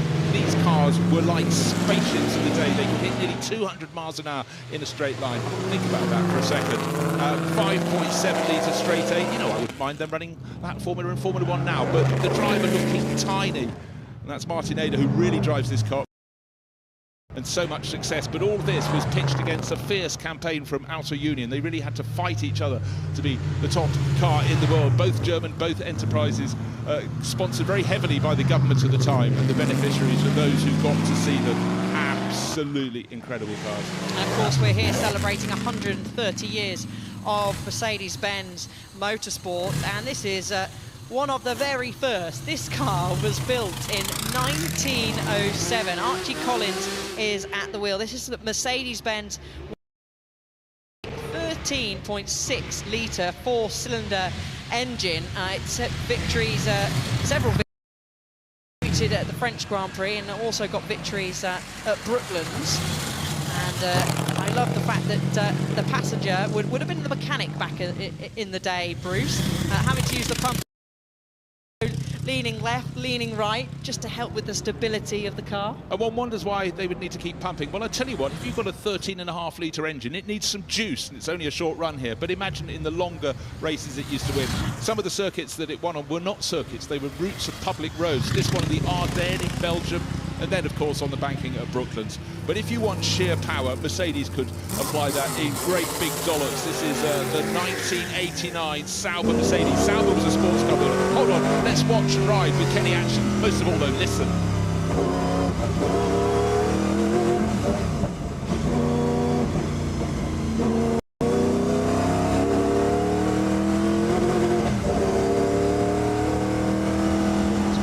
Slight lift in a second. Kenny's going to have to negotiate the line. You can't see Malcolm till you come over that slight rise. If you haven't got the braking down, you're in trouble. But your right foot is your friend there, because Kenny Atchison's got a 5 litre turbocharged V8 motor, one of the best sounds in motor racing history. And Kenny came second at Le Mans in this. This is his own car. Oh, what a lucky boy. Yeah, what a car to own. The Sauber Mercedes going up on the right-hand side between the straw bales. And swings to the left, and then you will the finish line, the big finish banner, and you will get a lot of slow signs flashing to say make sure you do slow down, as he'll go in and chill for a little bit with David Green. 130 years of Mercedes-Benz in motorsport. We're gathering a gaggle of the cars together, not just the Grand Prix cars of the early days, through the Group C towards the back of the GT3 cars and even GT2, more powerful. They're the ones that are really doing great things today. But this beautiful transporter known as the Blue Wonder rides up the hill. This is a Formula 1 car on the back. Really, you say? With bodywork, but yes, in the mid-1950s they were allowed to put bodywork on. It was a streamliner model to obviously make it more aerodynamic. It didn't work though, because the drivers struggled to place the front wheels, and at Silverstone that year, even the was clipping the great big oil drums at the side of the circuit, which that did not help the aerodynamics. No, and look at that for a shot. We've got some very early Mercedes from 1924 at the very front there, and then all ranging back through to 80s, 90s, modern day. What I think is so remarkable, you're quite right, it's the dark red 1924 Targa Florio special on the right-hand side of the screen, and it moved on so quickly in 10. The silver car on the left-hand side of the screen, the W25. Aerodynamically, it didn't look that different. It was lower, a bit sleeker, all suspension, but it was the technology within, and it was a springboard to the incredible advance just a couple of years later to the W125. We saw that going up the hill, but I love this moving motor show. One of the most glorious cars is just behind the second Sauber Mercedes, just go around the middle of the shot, is the very, very sleek Mercedes-Benz CLK LM that took to the tracks in the late 1990s, and very sleek. But just having that transporter at the back, it's very, very sweet. Yeah, I mean, I want those transporters for myself. It can reach 105 miles an hour, which I just think is absolutely fantastic. We have seen across the weekend the Mercedes AMG E-Performance, the Formula 1 car out there. Formula 1 batch. Not out with these today, but like you said, Bruce, just touching on the development and the technology. Even then, so long ago, over 100 years ago, all the time. Right, you think of Niki Lauda principally as a Ferrari Formula 1 driver or a McLaren Formula 1 driver. He did also, as we mentioned, drive for March, for BRM and for Brabham. Touring cars, and in the early 70s, just the most epic BMW and Ford. This is a Ford Cologne Capri, and he was driving at this point. He was moving across to Ferrari. Enzo didn't want him to race this because it wasn't a Ferrari, but he said, I need to earn money. That they had with the very top drivers, like the Nürburgring, were my favourite photographs. It's probably the sweet age for me, but you have to agree, it looks very, very crisp in Ford Motorsport blue and white.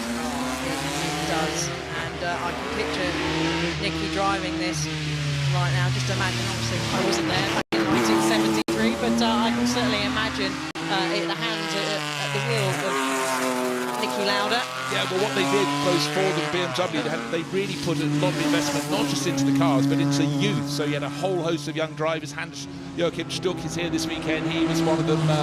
Jochen Maas as well. They had epic battles, and Niki, being nothing but fair, he took victories in this Ford Cologne Capri, as they were known, and also the rival car, the BMW 3-litre SL Batmobile. So he picked and he chose not to drive some cars that at certain points in history just stay great because the machinery was so amazing. So that's that batch coming to a conclusion, but right at the front we have something that is going to lead us into the MG celebration. We're celebrating the centenary of MG here at Goodwood's, and the car that made the family connection to the mark from Morris, the Morris market. Morris Garages became MG, and the Duke of Richmond and Gordon, his grandfather Freddie March, dropped out of university to become an apprentice in engineering up at Bentley, but he started having success on the tracks, and his greatest win was in one of these cars, an MG C-Type, small engined, but he went and won the Brooklands Double 12. But let's take a look at some video roll of the MG history.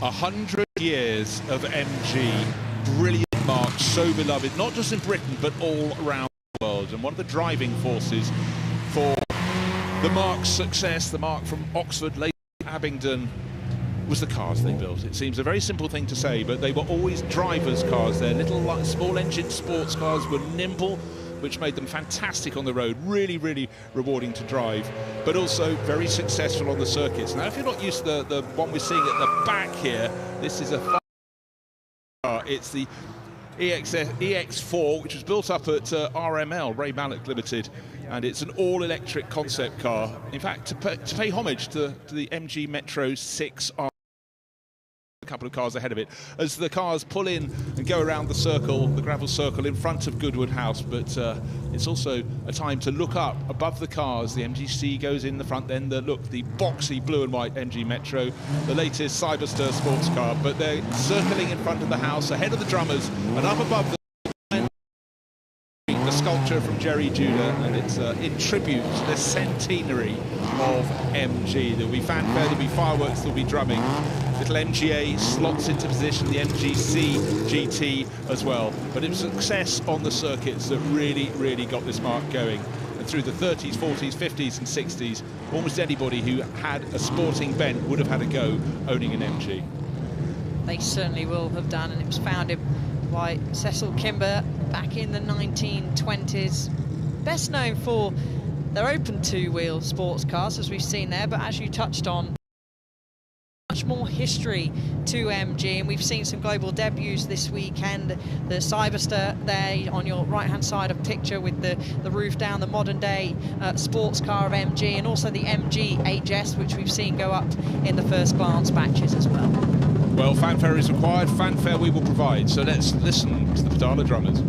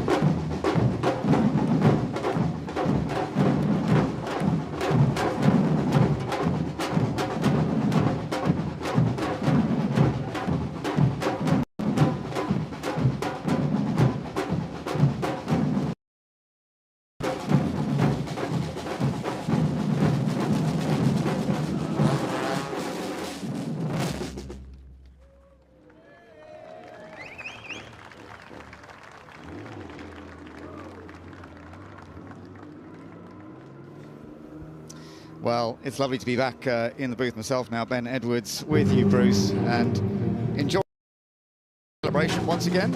The drums have been doing a bit, and we'll get a bit more from them, actually, because they do a couple of great passes out and then head back in again. Well, there's one other element that will be coming there our way as well, because, of course, it's not just the drumming, it's the seen from miles around, even though it's bright daylight. There you go, just coming up in the back. The vision and the sound.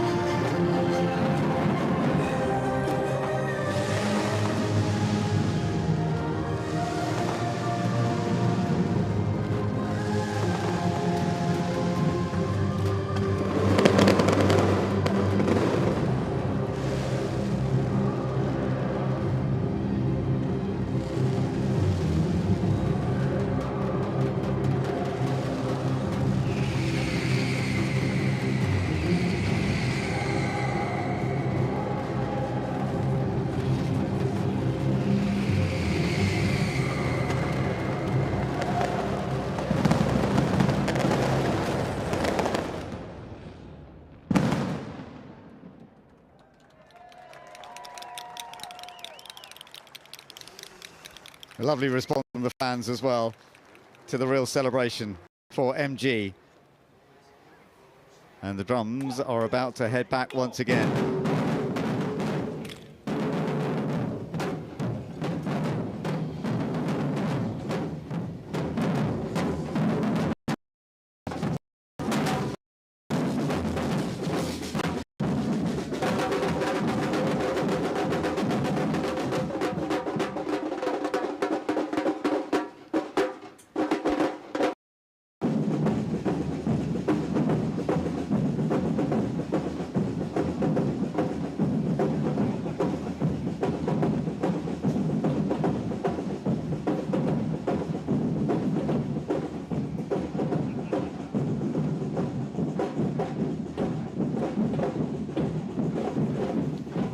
Well, it's lovely to have the drums in the background. Just heading back towards the end of this celebration for MG, this 100 years, and we've been seeing this each day so far at the Festival of Speed. This is the last time, and actually I could see from the drummers they were thoroughly enjoying themselves, especially this last one. They know, oh, this is the last chance we've got to do this, and you can see some real buzz. We've had it all weekend. They've been doing a fantastic job. No, but they're inspired by the crowd, the setting, and the sunshine. It really does help. Some of those drums are quite heavy to be carrying around, let alone keeping the beat down there. So great to have the Batala drummers doing their stuff. I've seen them before, and I'd love to see them all over again.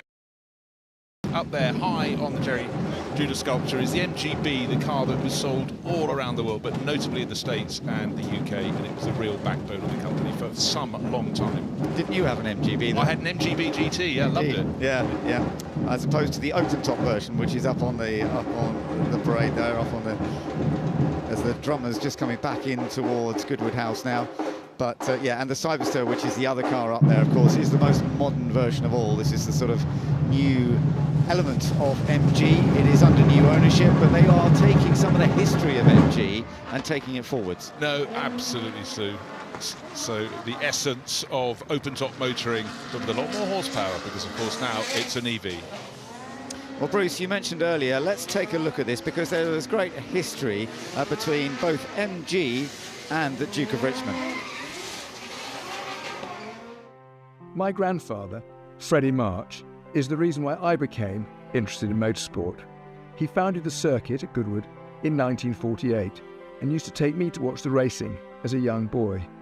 Those early experiences cemented my lifelong passion for the sport.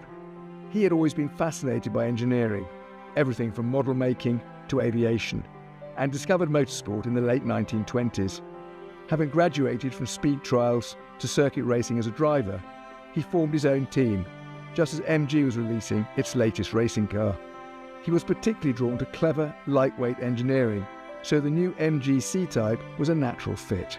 His team, the very first Works MG team, combined the MG's inherent pace with his own attention to detail, and was hugely successful. With co-driver Chris Staniland, he won the legendary Double 12 at Brooklands in 1931, and there were further victories at that year's Irish Grand Prix and the Tourist Trophy at Ulster, all against much bigger opposition. Freddie would ultimately become more well known for founding the circuit here at Goodwood, but that might never have happened without his own experiences in racing.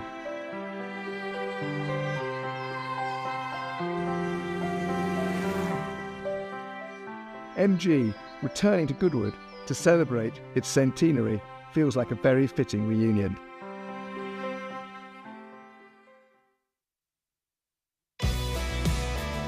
So, Bruce, we're just going to take a look back at some of the highlights of that previous session. We're just hearing the cars going down the hill, particularly the drift cars, but we had a great variety. We did, and I just love seeing Tom Christensen. Here he is, 9-time Le Mans winner, just reunited with yet another car in which he's had success at the South. But the comparison could not have been greater. Tom would keep that in a straight line, but the drifters, including Axel, just did a fantastic job. Sideways was everything. That wasn't quite a sideways where it wanted to go from Bagsy, but he got it together going into Moulcombe and carried on up the hill. It is always wonderful seeing the drift cars here. They put on such a tremendous show, and they do this. They've just been doing a little bit of the same, going back down the hill, actually. Some interesting cameras they've put on them this weekend as well. They don't always last, but hopefully they've got some fantastic images, if you can see through the smoke. And then we got into the shadow celebration, whether it was Can-Am cars, Formula One cars, such a tremendous history of that American team.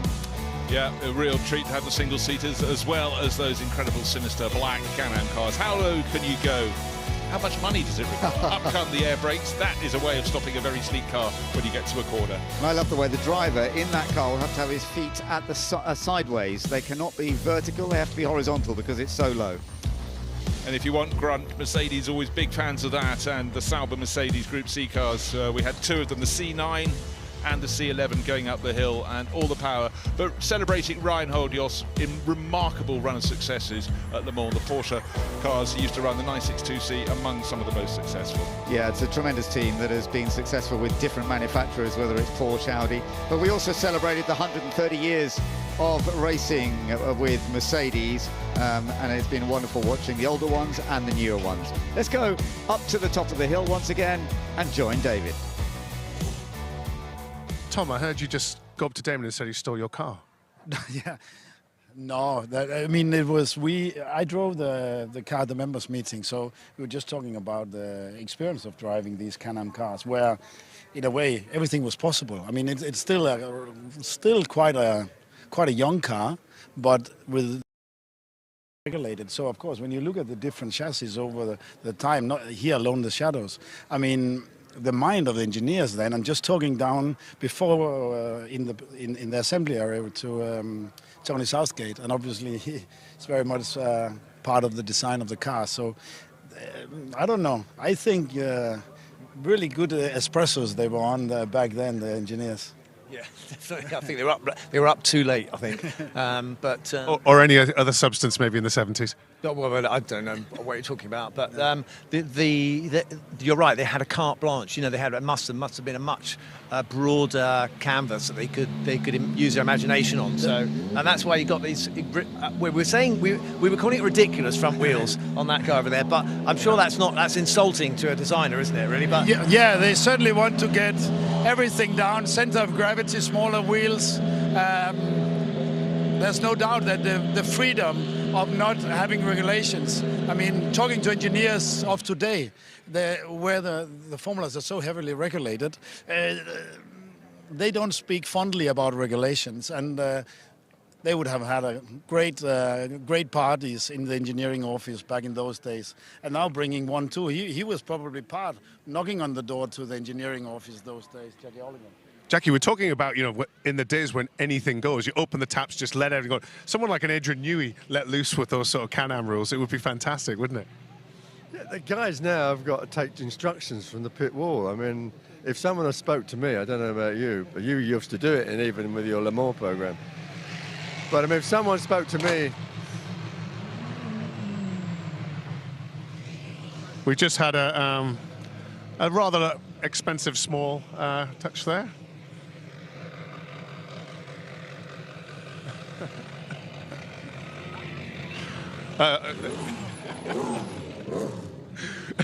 Tom's gone. Tom's gone. Carnage up in the paddock here. I think we better let them get back to it. What happens, Jackie? You arrive and everything goes, all the rules go out the window. Car drivers. Can't trust them. No, they're good Formula One to behave themselves. Nice to speak to you.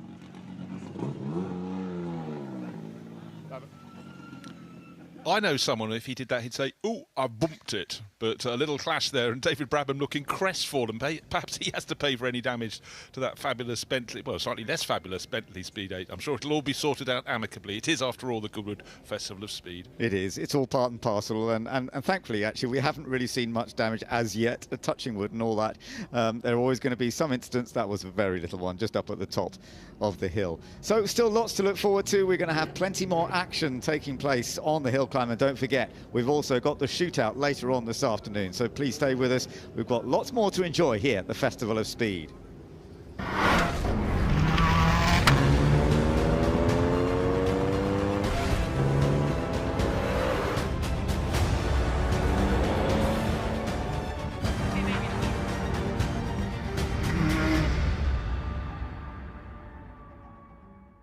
What a great ride from Tom Marquardt on Quickthorn, who wins the Aggreko Goodwood Cup.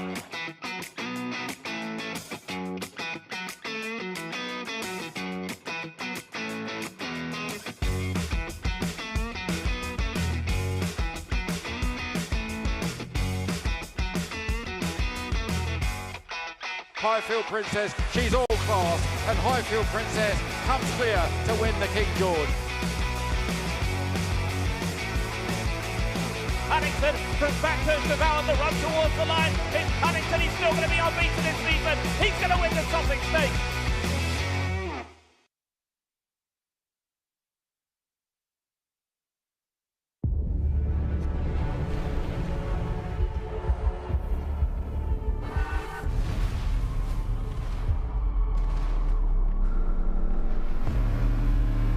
Dynamic air suspension, all-wheel steering, configurable terrain response, effortless.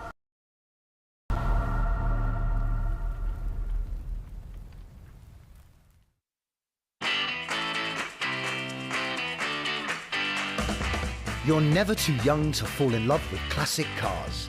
It's a passion that lasts a lifetime, and it's a passion we share. Backed by over 75 years of motoring experience, Goodwood Classic Solutions is a unique new way to ensure your pride and joy. Goodwood Classic Solutions. It's a passion we share.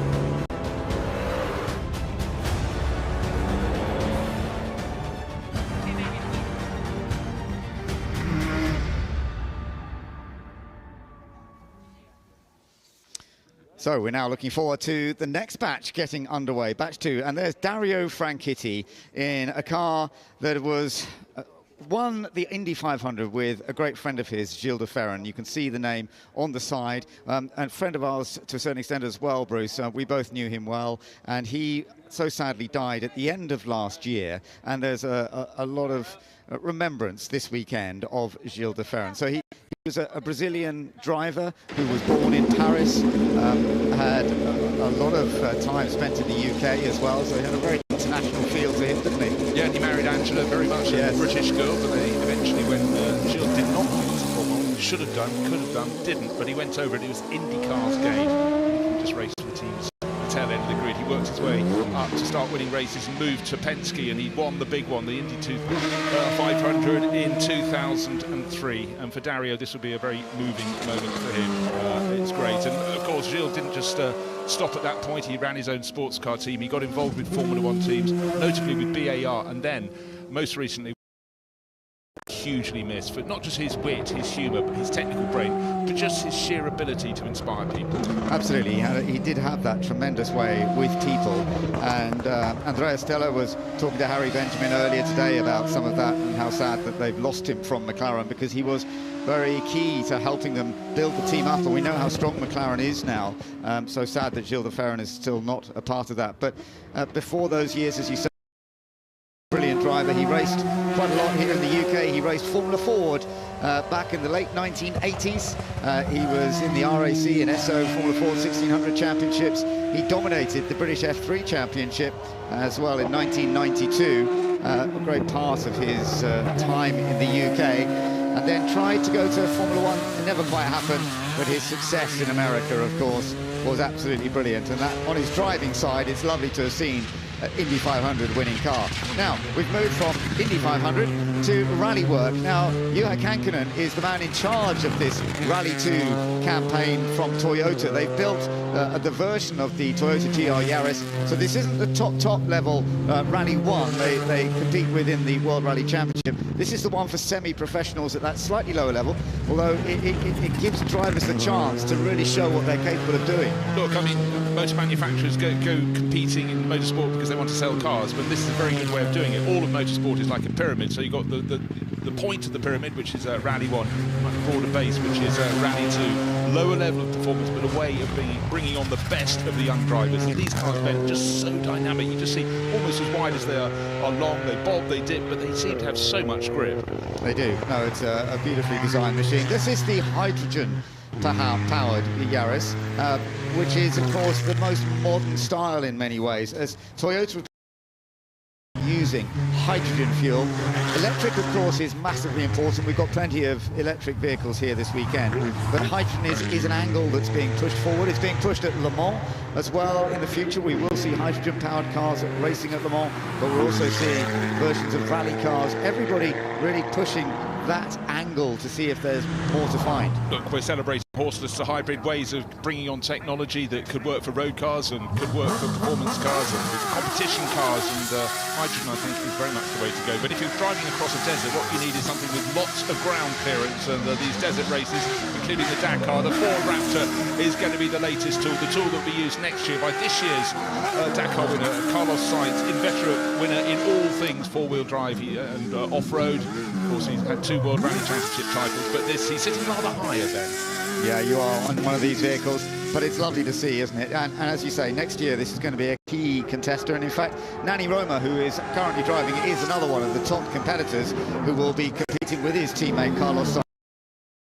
Now will be doing it as well, and Carlos will be looking for yet another win in the Dakar, which he managed to do earlier this year, not with Ford, but Ford have been very happy clearly to sign him up to have a go at it again next year. Certainly have. I wonder just how if you start to be a little bit seasick. You're sitting up so high, the vehicle moves around so much, it dips, it bobs, but it's so powerful. Burns a lot of its very, very grooved rubber as it goes up the hill. And then we've got the rally star cars of this period. This is Hyundai, the i20 Coupe, and Daniel Sordo, another very, very top-rate rally driver. And you'll watch the hill climb surface is being cleaned up as well as dusted occasionally with a cut across the grass. But for the shootout that's coming up later, I have to say, cleaning it up even more. Well, it's care for everyone here, and also Danny Sordo has been doing such a fantastic job up on the Forest Rally stage as well. So he's entertained down by the house, all the way up the hill and at the top, and very, very good ambassador. Not just a good driver, but a fantastic ambassador for Hyundai. Yeah, Hyundai has taken a couple of wins this season. Thierry Neuville and Ott Tanak competing for Hyundai with the i20 in Rally 1. So typical of the current brand in rallying. They have a 4-cylinder engine that is turbocharged but have hybrid power as well. That is all part and parcel of the current rules of rallying. Yeah, the rules keep on changing. They have to keep it sweet for the manufacturers to encourage them to come in. So bringing on new technology, and particularly technology they can put back into their road cars. This is a cauldron of development, and it's a way of also showing it jolly well works. Now we've gone from rallying back to cars on circuit. This is the very classic Ferrari 333 from the late 1990s. That has a wonderful sound too, because it's a V12 4-litre engine in the back of that Ferrari, and it was a machine originally, the first ones were built by Dallara, but then they sort of got more involved in the actual manufacture of them, and the 333 SP proved very quick, winning all sorts of races in both Europe and the United States. Yeah, the V12 actually came from the one that was used in the Formula 1 car and then was given a bit more power. Obviously, you didn't have the same constraints technically.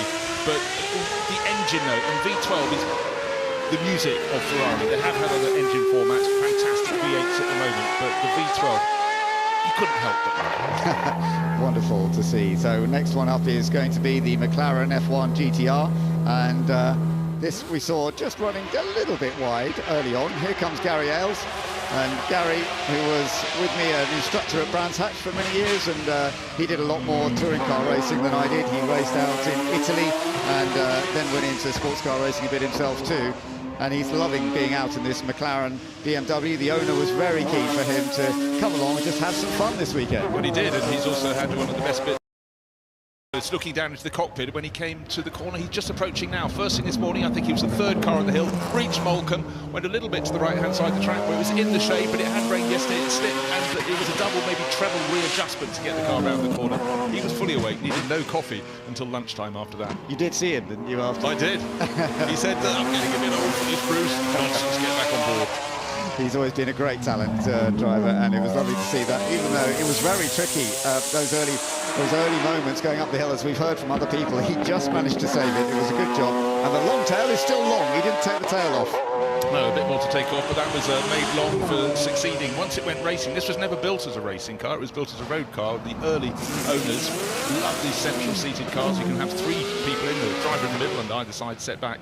And they said, please, right, let's go racing. They did go racing. They went to one in France, and they jolly well won it. It was the Le Mans 24 Hours, and the long tails followed afterwards. But of course, Le Mans is always the target for people who go into sports car racing. This is a Maserati MC12 GT1 6-litre V12. There's a bit of a theme here. Great engines doing good things. Yeah, you're absolutely right. That's part of the fun and games, these V12 engines that were very characteristic at this sort of period. So this was mid-2005s that this was doing so well, contesting Italian Championship and actually in the major World Championships as well. The Maserati MC12 was always an extremely competitive machine.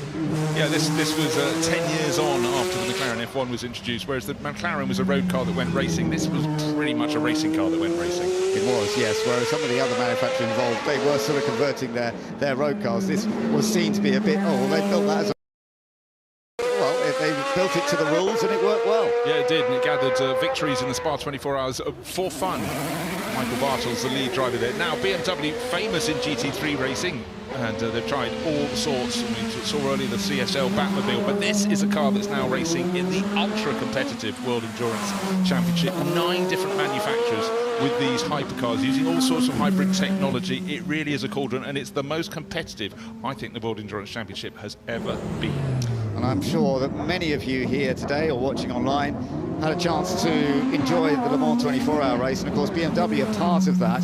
But we've got a whole batch of manufacturers that are all racing against each other, competing in that form of World Endurance racing right now, and it's very, very tight. They are close. BMW didn't have a great Le Mans, but we've seen some good pace. They are definitely right up there. They can deliver some top-end results. It's just that this year's Le Mans didn't quite go to plan. Yeah, they're effectively a year behind of the other manufacturers, and they're fighting it out in Brazil this weekend. But the car that looks as though it's been drawn and made for a cartoon book, a comic, but it's far from that. The Mercury Spearling.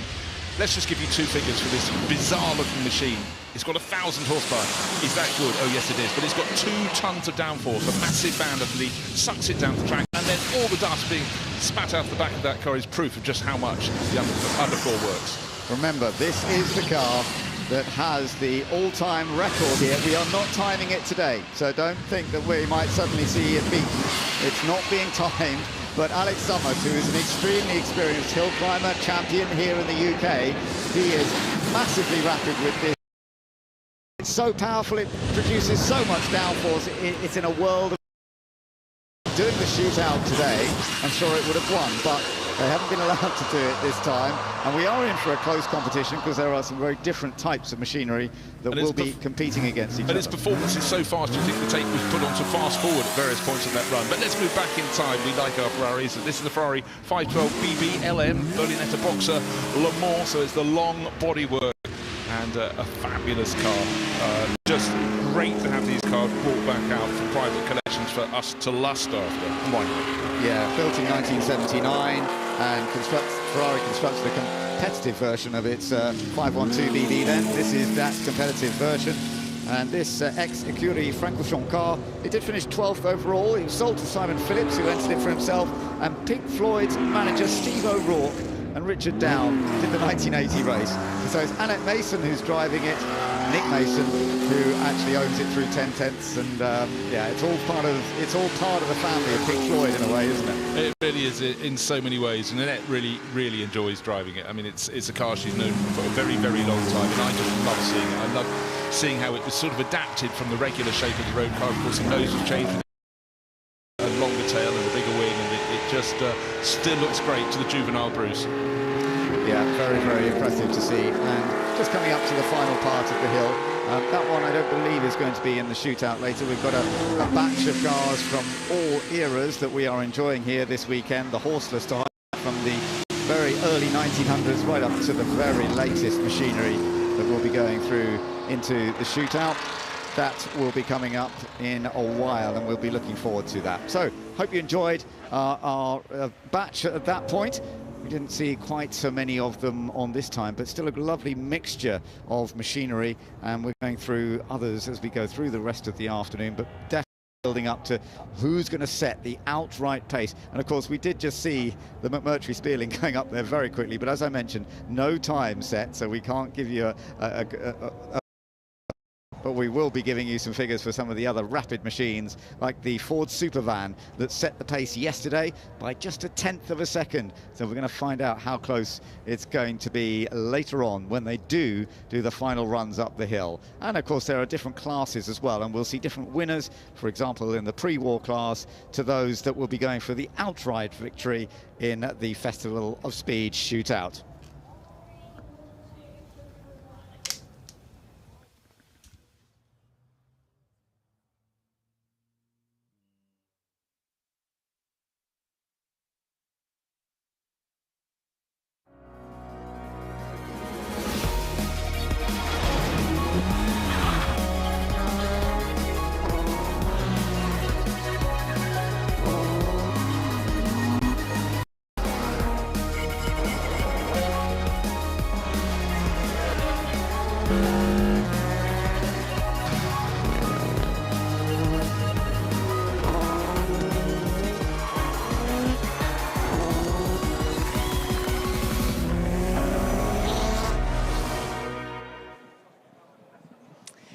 Well, welcome back to the Festival of Speed as we build up. And there's nobody better to have at this moment in the Festival of Speed.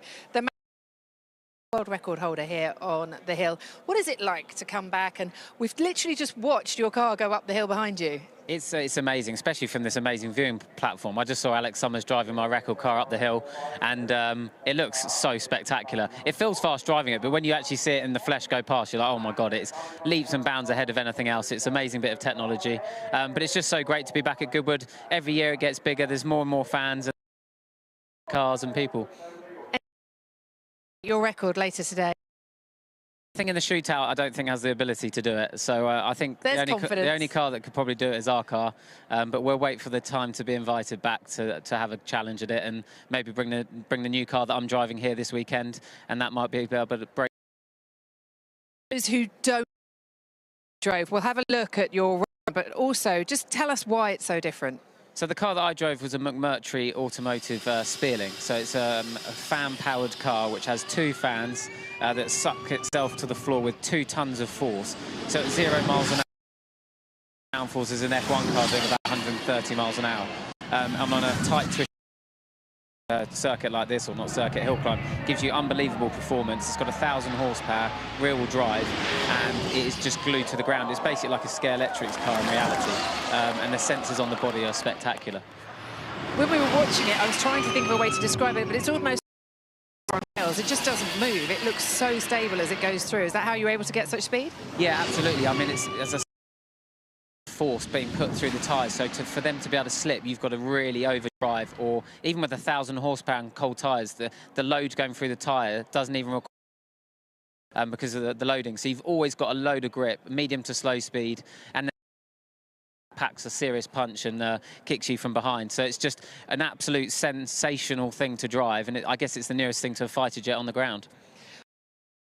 That have brought cars this year or deliberately to try and win this hill climb. What, because we know there are manufacturers here who are now just purely designing cars because they want this credibility. They want to they've won the hill climb, the shootout. Yeah, absolutely. I think the cars that we got on trying to sort of super van and the Subaru rally car, they aren't designed to the record. They just haven't got the performance.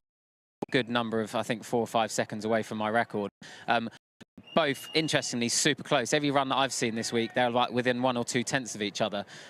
Both completely different sort of creations of how to do it.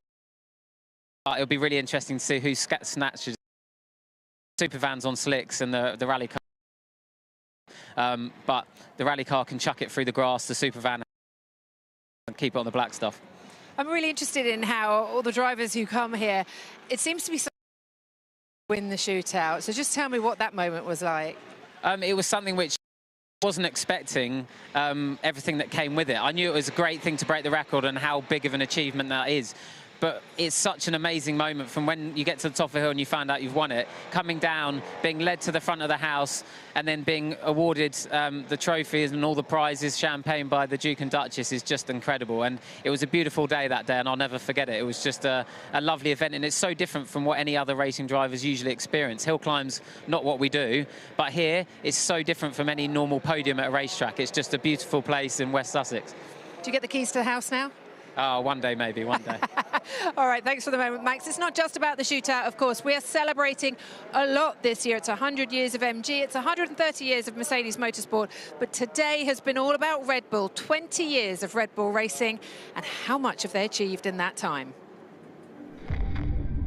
Another victory lap for Max Verstappen, who is on his way to win his 34th Grand Prix since Bahrain 2022. Red Bull have a different way of operating with the emphasis on people being themselves. Some other projects that Red Bull are involved in, the extreme sports, we're tremendously proud to carry the Red Bull logo. It's become iconic in Formula One. If you have a will and if you have an idea, exciting things are possible. You know, I didn't want to let him down. Did I feel ready? Probably not.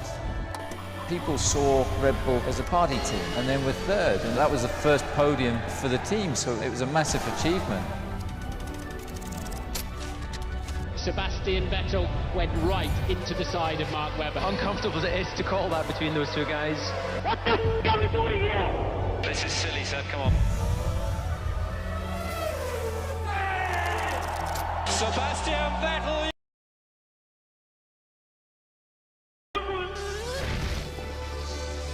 Gonna get it while you can? Yeah! I need a drink. Do you have a better problem? Oh, I got damage, Tire!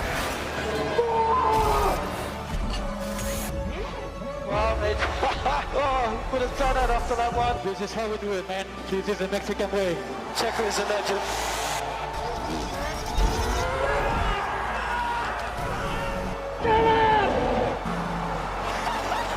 Max Verstappen, you are the world champion. We are so proud of you. Oh my God, guys, I love you so much. Max Verstappen wins 19 Grand Prix in a single season. That's history. It has been an absolute privilege watching you drive this car that's been built by a team of brilliant people. Literally ludicrous domination. You guys built a rocket ship of a car.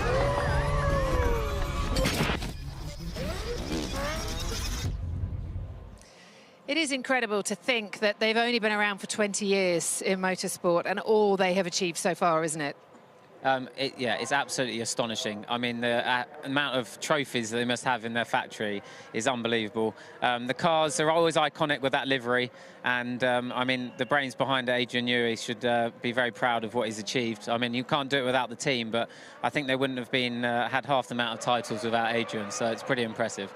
Christian, of course, at the helm. We just saw him a moment ago there in the RB8, and Max as well, doing his donuts, of course you would. Sergio Perez came, Daniel Ricciardo, we saw Mark Webber, Christian Klein as well, David Coulthard, all the drivers turning up today to join in this celebration. They've had a lot of drivers through that team as well, haven't they? I mean, they're trying to bring young drivers through, but then they find the likes of Max Verstappen. It's got to be pretty hard to be his teammate. Yeah, I don't think anyone would fancy being Verstappen's teammate. He's a fierce competitor, and at the moment he's just on top of his game. But it's amazing what the Red Bull Academy over the years has brought through to the top. You know, Vettel and Verstappen are you know, going down as absolute greats, and I'm sure they've got more in the pipeline. They go from all the way from karting all the way up, and it's been amazing in my last 22-year career to see you know, the ones that pick and make it and then they drop. But sometimes they drop them and bring them back, which I always think is quite an interesting move, but it works as well. So it's really impressive, and it's really special to have Max here today as well. Yeah, well, this is him going into the house earlier on today, and upstairs, once he was in the house, he spoke to Karun Chandok. Max, the Duke of Richmond takes great pride in trying to have as many world champions here. This is your first time. Let's have a huge cheer, first of all.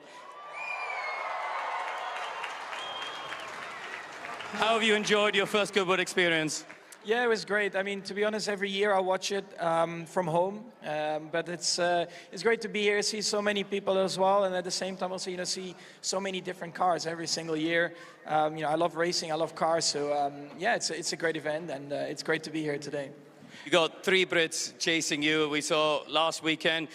Does it give you more satisfaction to have these sort of championship battles where it's tight and intense?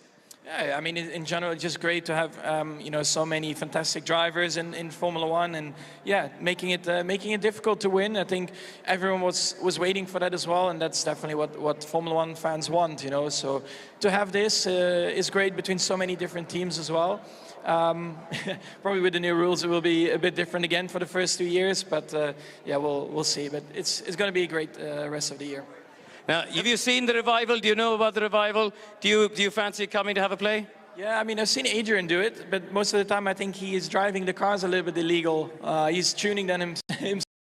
I think they have a bit more grip than other cars around, but yeah, we'll give it a go. Maybe together with Daniel, it will be good fun in one car. Ooh. Oh, you two could be teammates. Imagine that. Max Verstappen, Daniel Ricciardo, and the RACTT.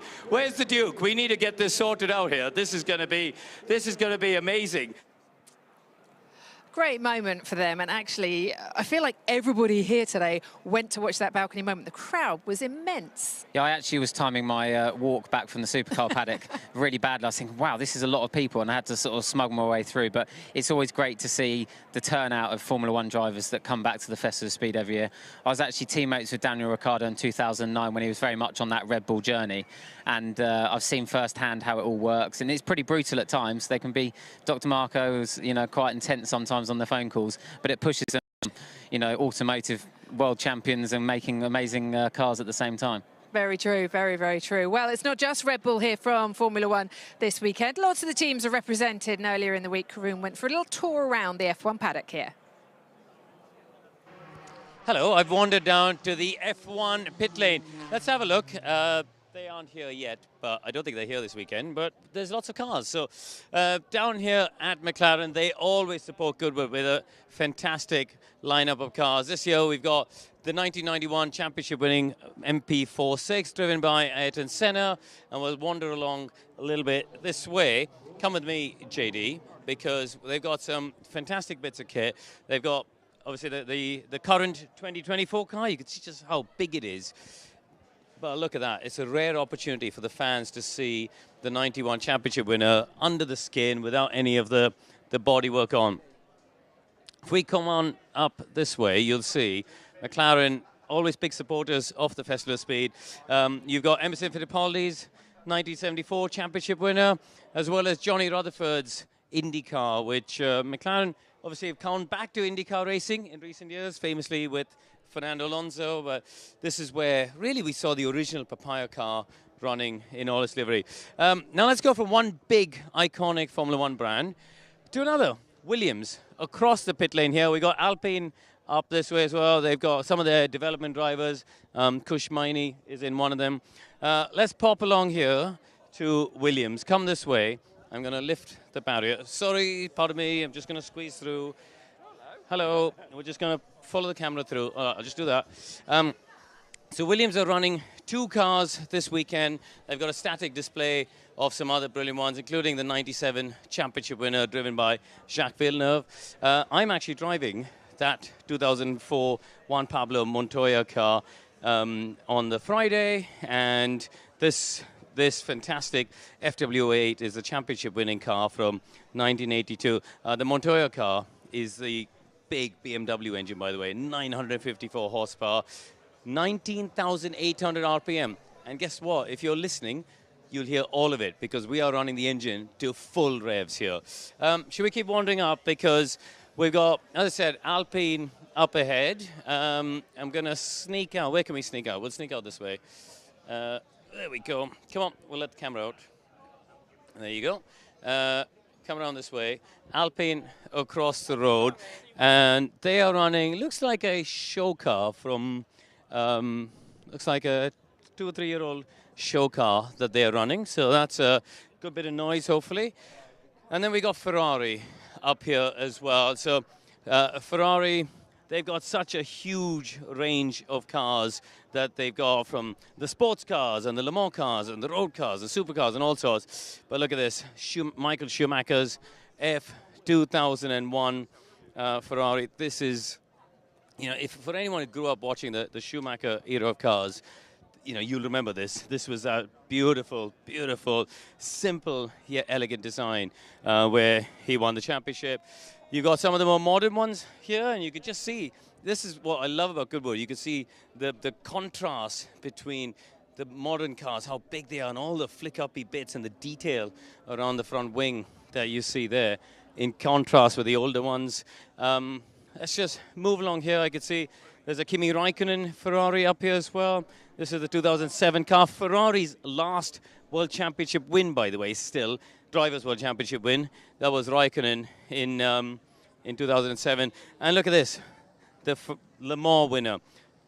It's won 2 years in a row. The 50 and the 51, both cars that have entered Le Mans have been winners 2 consecutive times on their return to the championship. So, yeah, fantastic lineup. Now, you might be wondering where Mercedes are, and we'll have a quick scooch around the corner. Just see, they are actually hiding over there. So if we just wander this way for a minute. Toyota, a big presence here with their rally cars and stuff as well. But Mercedes have come here this weekend. F1 cars. But the reason they're in a different paddock is you've got a whole load of other things as well. You've got the DTM cars, you've got the GT cars, you've got all sorts. We'll just pop along here. Pardon me, sorry. Yeah, look across the road. You've got the CLK LM, you've got the Group C Le Mans car over there. And then we'll just sneak the camera in. We'll have a quick look in here. And look at this.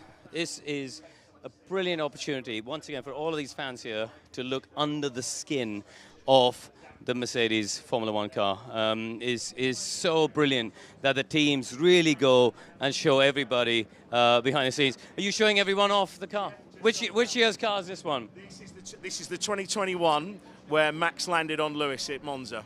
All right, well, there you go. That is a car that's a bit of history, but yeah, hybrid engine in all its glory. So there you go, a little paddock walk around the F1 pit lane. And Karim will be with us very shortly once more. Plenty more action on the hill to come. The shootout is not far away now, and up next we'll have F1, Isle of Man TT and dirt bikes as well. Stay with us.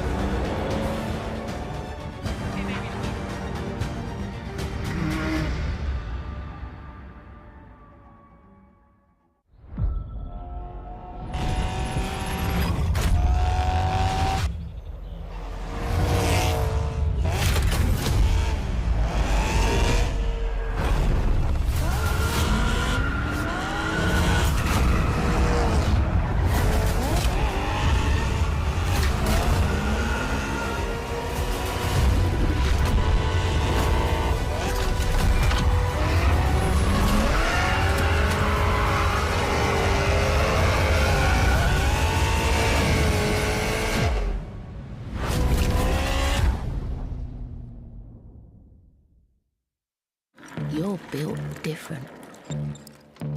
Breathing new life into broken. Taking matters into your own hands. Assembling big dreams from the small things. Never stopping until you find right part at the right price. That's the eBay way.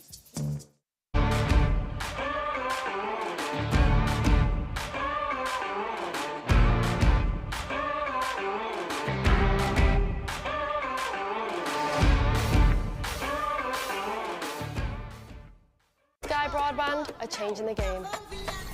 We live in a society where 47% of UK gamers are women. Yet they only make up 5% of esports pros. This needs to change. 2 tournaments, 1 final. They're UK's first of its kind, with pro contracts and Skyfall fibre on the line. We're on the lookout for women on their path to pro. Join us and compete in Races E-Series, Soccer E-Series, all leading to secure a place at the Women's Esports Finals. Sky Broadband is built to power the pros. Okay, burn it, burn it, burn it! Everyone's in vintage clothes, there's cars. If you're a petrol head, you're going to absolutely love it. One thing Goodwood's done this year is saying, look, rather than throw things away, let's reuse things and repair them. I always say to everyone, whether you like motorsport or not, you won't have a bad time. It is the best event in the world. Attention to detail is like nothing else. It's the shopping, it's the fanfare, it's the look, it's the period aspect. That is what the Goodwood Revival is. It's just a fantastic day out.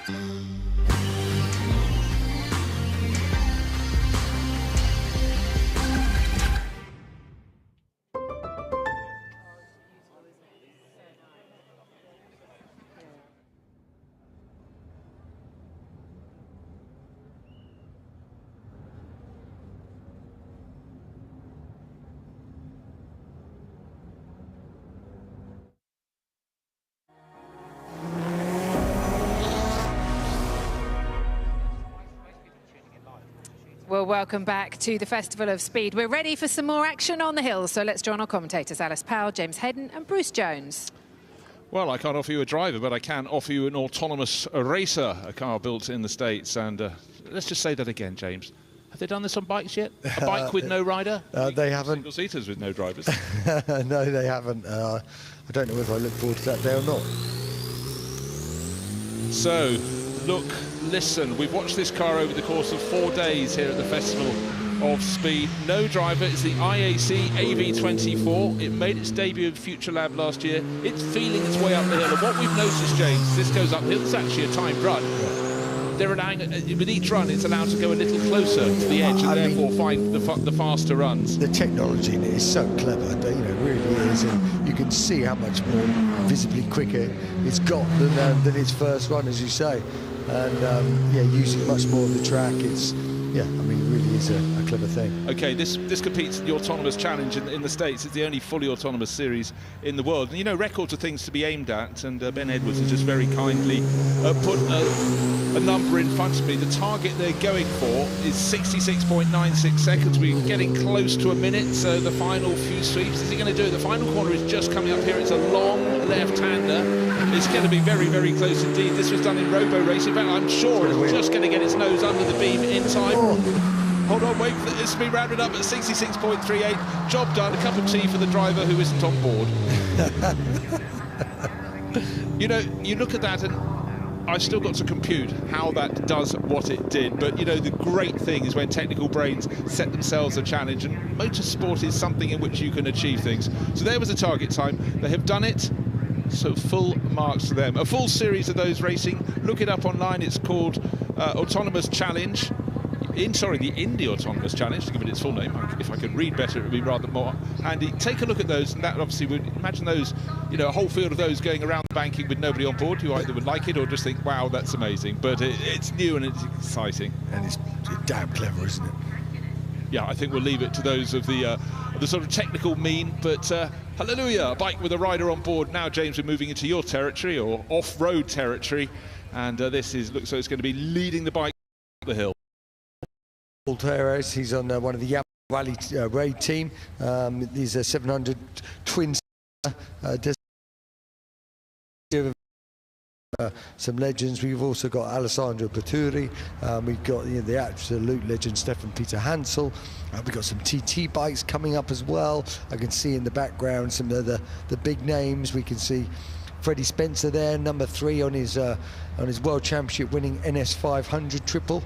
I can also see Kenny Roberts Jr. looks like he's on Kenny Roberts' bike, his dad's bike, so that's quite interesting. You can see Kevin Schwantz's World Championship winning, well, it's the year after, the 94 RGV 500, about one of the old RGs as well. We've got a beautiful collection of bikes and riders. We really have been spoilt over the whole weekend with such an array. And the thing is, James, that over the years, those who come here, the legendary riders of old, report to their friends, we had a fantastic meeting. You never guess who I met. And we reunited this bike, trying one I haven't ridden for 40 years or whatever, or more recent. And it really just gains its own momentum. The motorbike side of the Festival of Speed has grown and grown. We've got the latest road bikes coming up the hill later. But right now, we've got the array of bikes. We've just looked at off-road bikes. We've got those celebrating King of the Mountain on the Isle of Man, and 75 years of Grand Prix motorcycle racing. So we can basically have the lot. We can indeed, and it really is just been unbelievable to see these guys, and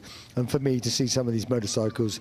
I mean, just even looking at sort of Freddie Spencer there. Back in the day, obviously, he was retired and done by the, well before I started racing. So to see all those photos and those books I read, so to see him on that bike in those leathers with that helmet is just great. And it's as much as anything, James. It's the fact that when they're off the bikes, it's just looking at the interaction between all these guys, because some of them won't have seen each other for 10 years or never met them. But it's a bit like seeing a moving image of something, seeing photographs in books and magazines, but they don't have the noise, they don't have that personal contact. So they come here, they enjoy the party, they enjoy mixing with all the four-wheeled stars and heroes, but they have their own show.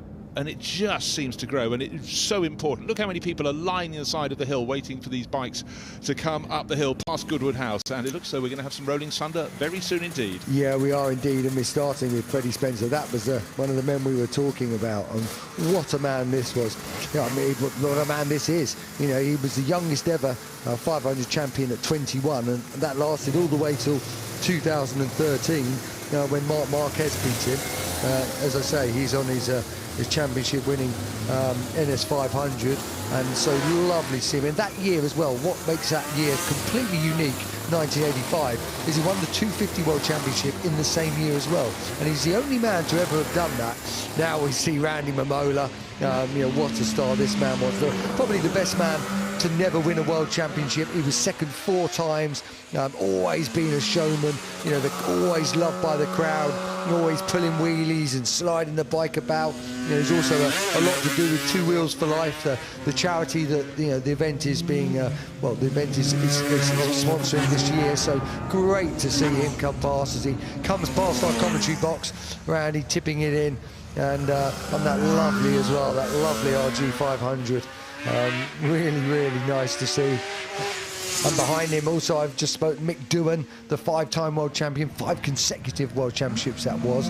I raced him for 2 of those years in 500s, and boy, what a rider he was. Him and that NSR 500 were nearly unbeatable. They were a magnificent pairing. But we're still looking at this factory Suzuki from 1980, the RG 500 XR34. The XR designates it as a factory one rather than a customer one, and Randy giving it some beans as he comes across the line. They build up, don't they, through the course of the weekend. They just remind themselves where the course goes. We had a little bit of, Randy Mamola, never a showman. Doesn't stop, does it? My word, fantastic. No, it doesn't indeed. So now we're looking at another RG 500. This is the another 1980 bike. So this was this bike finished second in the World Championship in 1980 in the hands of Randy Mamola, funny enough. And they made some big changes to it that year. He just got beaten by Kenny Roberts on the Yamaha. But they the biggest change, it went from twin shocks to a rear swinging arm, which really changed the bike. They actually made 5 different chassis for it that year to try and get it right. Was that so they could have a different chassis for each sort of track, or was it simply, no, that's not quite working, let's yeah, do this it's the dark art of motorcycle chassis is the amount of flex you want in it. Now, number 1 there that's Kenny Roberts' championship winning YZR 500, and he is riding his son's World Championship winning RGV 500, and his son is riding his 1980 championship winning YZR 500. So they've done a swap, and that's brilliant, isn't it? And remember, these are the only father and son duo ever in the history of the sport to both win the 500 World Championship. I guess it's the equivalent. We saw Damon Hill earlier, of course, his father Graham Hill, they were the only father and son to win the Formula 1 World Championship. But the Yamaha bloodline is very strong there, but they're just being dwarfed by the bike in behind. Is that the one we saw right on the start line? Yes, I mean, that's Stefan Peter Hans, also, you know, the 6-time Dakar World Champion. So you're looking at, you know, just legends there. The 3-time champion Kenny Roberts, the first man to ever put his knee down, you know, to change the style of motorcycle racing. Now we're looking at really quite an interesting bike. This is the Swiss Auto GP 500. Funny enough, it was designed, you know, with the help of Kenny Roberts and manufactured by FTR down in Wales. So it's a V4 500 2-stroke, again to do riding the 500 World Championship. It scored some points, you know, got in the points. Unfortunately, they ended up running out of a bit of money, but it's kind of the last of the line of that type of thing. That was from 2001. Now we've gone right back to the very start of Grand Prix racing. Now, this is where it all began, and it's lovely to see.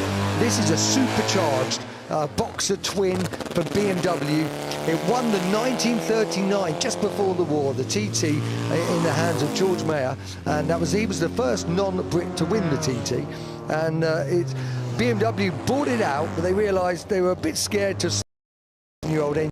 So they took 8 years to painstakingly build a brand new engine and put it back into the original 1930s chassis. And that is the sort of detail that when people want to come and impress at the Goodwood Festival of Speed, it has led to cars and bikes being produced in a way and restored in a way they never would without it. It's our honour to get to watch these bikes, but also to listen to them, James. Yeah, it is. It's got a 592cc, you know, double overhead cam Boxer twin, and that traditional Boxer twin that BMW still very much have to this day. So incredible to see. And it's also ridden by Marcus Flash, the CEO of BMW Motorrad, who was the M Division CEO before that. So that's really cool.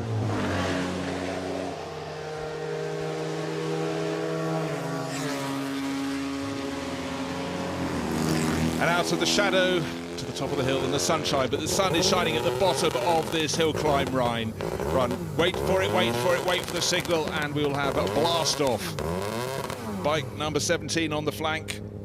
So this is one of the JPS Nortons, but it was just having a little bit of a problem there, so we couldn't quite see exactly what occurred. I was wondering if he'd been delayed because these two bikes we're seeing just leaving the scene of the crime potentially from in front of Goodwood House may have just been doing tricks. Well, certainly they have been doing tricks, and he was told not to go towards them.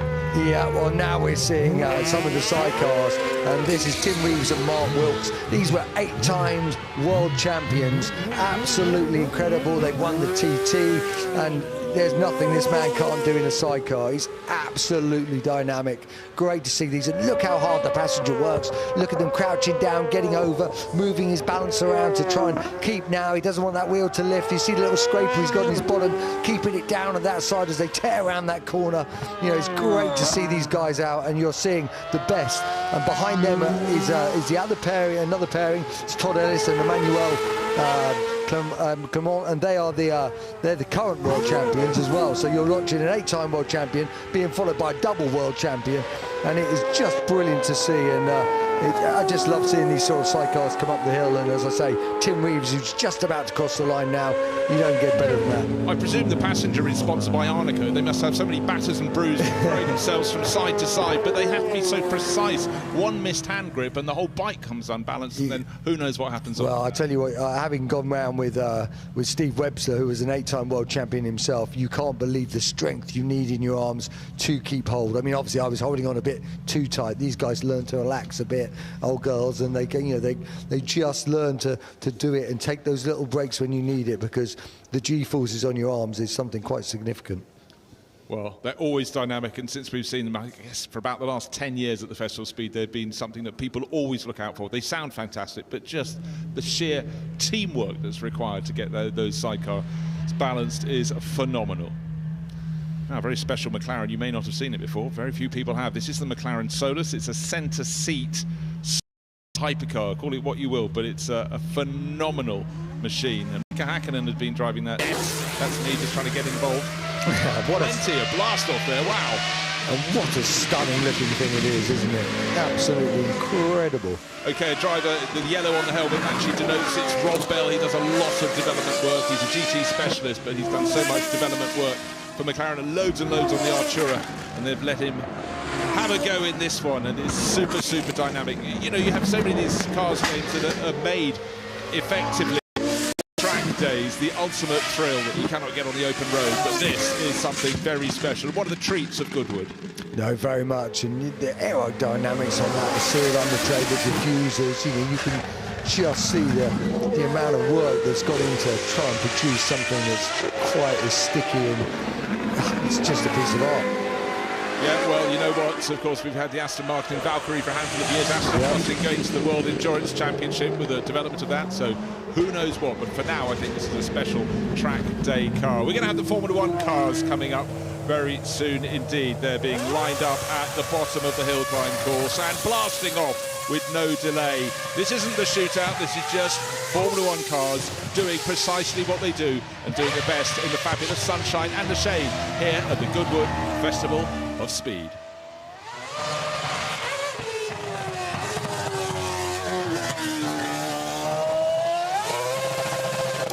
Well, we've had Jack Doohan, son of Mick Doohan, driving this car. He's going very well on the single-seater ladder, maybe having a knock at Formula 1 in the years ahead. But it's Sophia Flörsch, who races in the FAA Formula 3 Championship, who absolutely loves her racing. And as we saw this morning, putting on a fantastic show. This is in the Alpine race livery, but it's the E20, the car that races a Renault back in 2012. You can tell from the engine note, well, in fact, if you're a specialist, it's a 2.4-litre V8. We've changed on from there, but this is the car with which Kimi Raikkonen took victory as when it was a Renault E20 in Abu Dhabi in 2012, and that was Renault's first win for 25 years. And unfortunately, Sophia has waving her hand just before the flint wall. Something is amiss.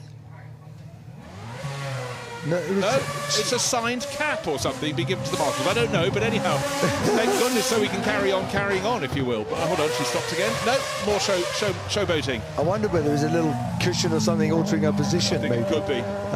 Just something that just she wasn't quite comfortable in. Well, she's still waving her way up the hill. So this is the Renault E20 from 12 years ago, running in the livery of the team that was sort of begat as the marketing people said, hey, we're Renault, but we want to promote Alpine. It's our sporting arm.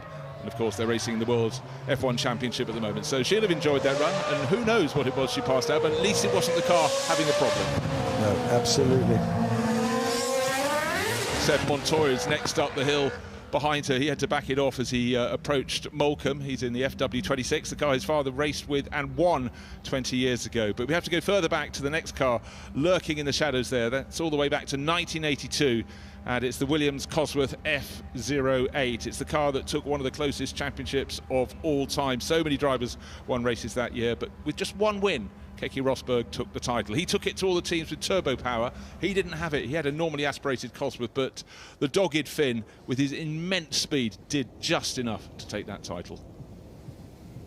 So silence on the hill, just seeing if we got any red flags. We're waiting for the moment, We've still got those Formula 1 cars waiting to be released. So an amazing array of bikes and bike racing legends have preceded them up the hill. A handful of Formula 1 cars, still a few more to go, so we'll just wait for the signal. And the signal has been given for at least that Williams to get to the start line, and then you'll have that classic engine that was the backbone of Formula 1 for so long, the Ford Cosworth DFE, the double 4-valve. And it's a weekend off for James Vowles, the man who's running the Williams team technical side as principal of the team. And he likes having a go in the car. It's the best way, of course, for an engineer to understand what exactly it is. Not that will help the team at the moment, but he's understanding the path. A good day out. Yeah, and the thing about this FW08 as well is when you look at it, it's just how far forward as you say, it was cutting edge at the time.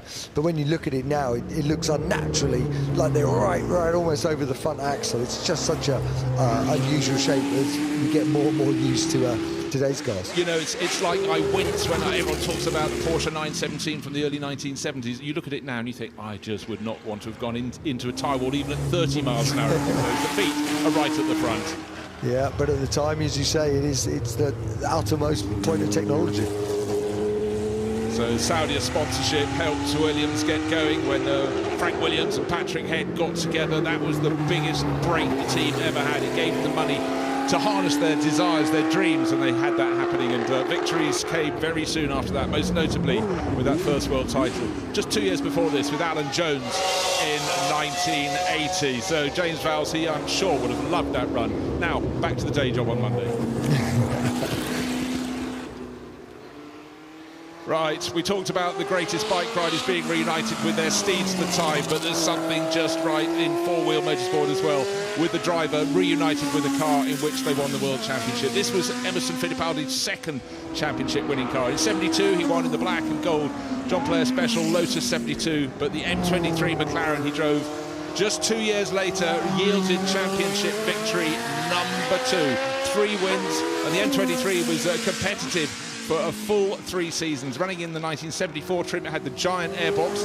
That was shorn, it was reduced, chopped off literally in '76 when James Hunt went on to be the second McLaren driver to win the championship. But Emo, it's fabulous to have him back on board here at Goodwood. And I love the way he just says, it just felt like an old pair of shoes, you know, he just knew it was his car. Brilliant. Any old shoes in our house get eaten by the dog, but he's not here. Right, the Honda RA272, much as when Honda came over from Japan to tackle motorbike racing and did it with such style. It was all about revs, and they had the same format when they brought the RA272 with its tiny little 1.5. Yeah. Just getting very, very busy behind all revs, but it did lead to victory for Richie Ginther in Mexico. But it's small, tiny, and made for purpose. Yeah, and just what a famous car for them. You know, their first victory in Formula 1, and again, it just is a very clever Honda. You know, they've always thought outside the box. They've always done something a bit different, and generally they've made it work. Well, in fact, the whole concept of Honda going into competition was to hone the engineers as much as to take victories, and they used to cycle their people through working on road cars back into the competition department. And you know what? I think it worked. Not half. So, revs galore. Fantastic little engine. Used to rev to 14,000 RPM. Ollie Behrman is going to be the next driver up the hill. He has been a Ferrari Academy driver, learnt his craft. Lots of tutelage in Italy. He's doing fantastic jobs in Formula 2. And then, of course, this year, ahead of plan, he got a Formula 1 debut when Carlos Sainz couldn't compete. He hopped on board, took 7th place on his first outing for them, and the scouts had already been looking at his name, and he's going to be racing in Formula 1 next year with the Ferrari engine, but with the Haas team. But right now, the 18-year-old just lapping up the sunlight, and oh, he's lost control. How unfortunate from Goodwood House. You standing down there with your cameras and your ears are the beneficiaries. Yeah, and what a difference in sound with the little 1.6-litre turbocharged V6 compared to some of those V10s and V12s. It's just such a different sound, aren't they?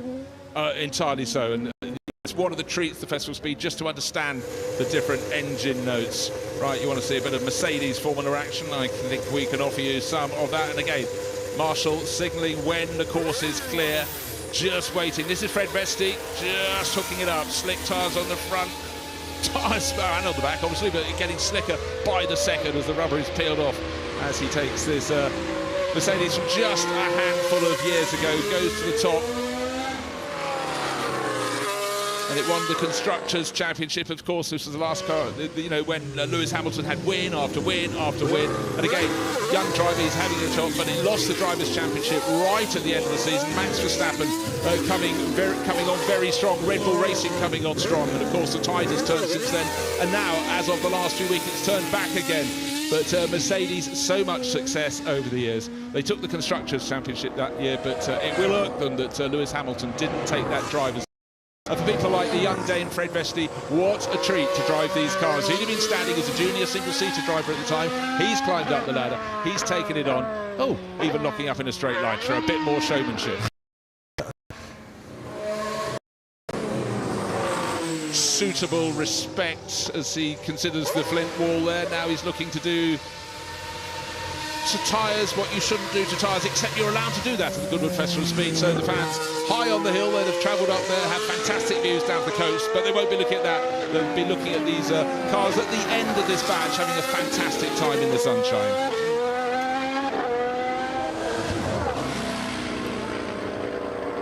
And again, James, you can see just how bumpy it is on that track as they're running very close to the straw bales. They get up to the top of the hill, but it's not like running on a Grand Prix circuit, but it's just a road on an estate. Yeah, very much.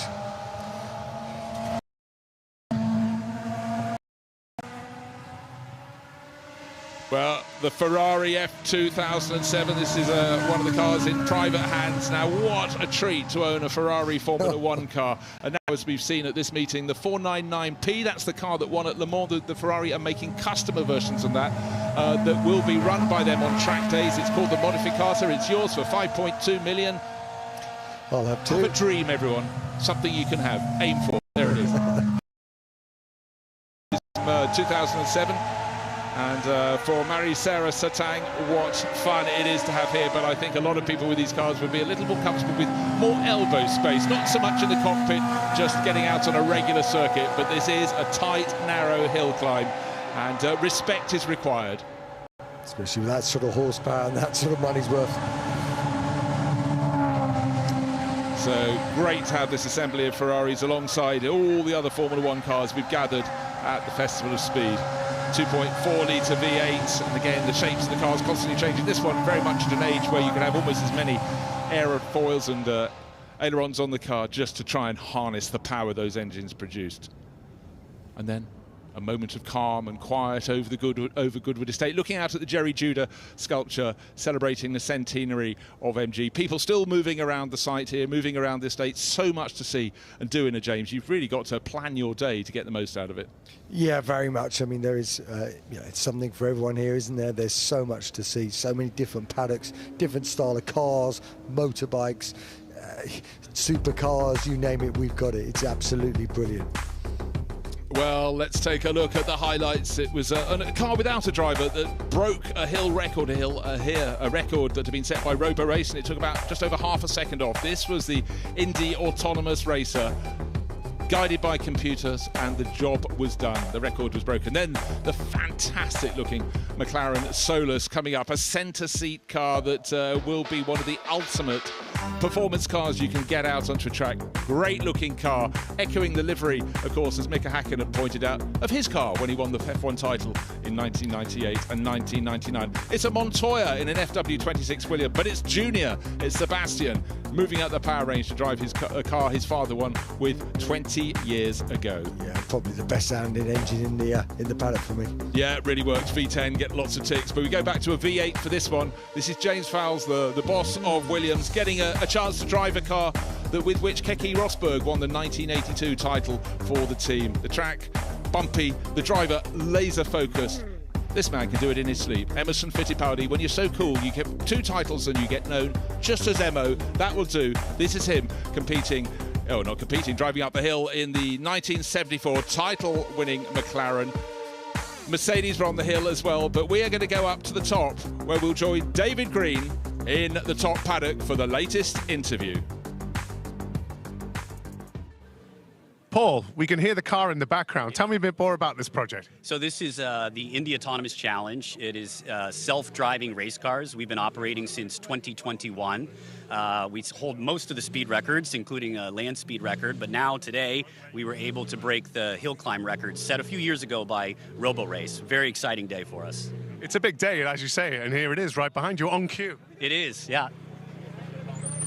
So we don't have a typical driver, so I'm CEO of the organization Indy Autonomous Challenge, representing this, but the car was programmed to run by top university students from a team that's representing Polytechnic in Milano and also Michigan State University. We're running on Bridgestone tires, and we're excited to set this record. It was a really tough challenge. Kudos goes to RoboRace for doing this a few years ago. And with rain yesterday, we weren't sure if we were going to get this last run in, but we're just thrilled to be here doing this.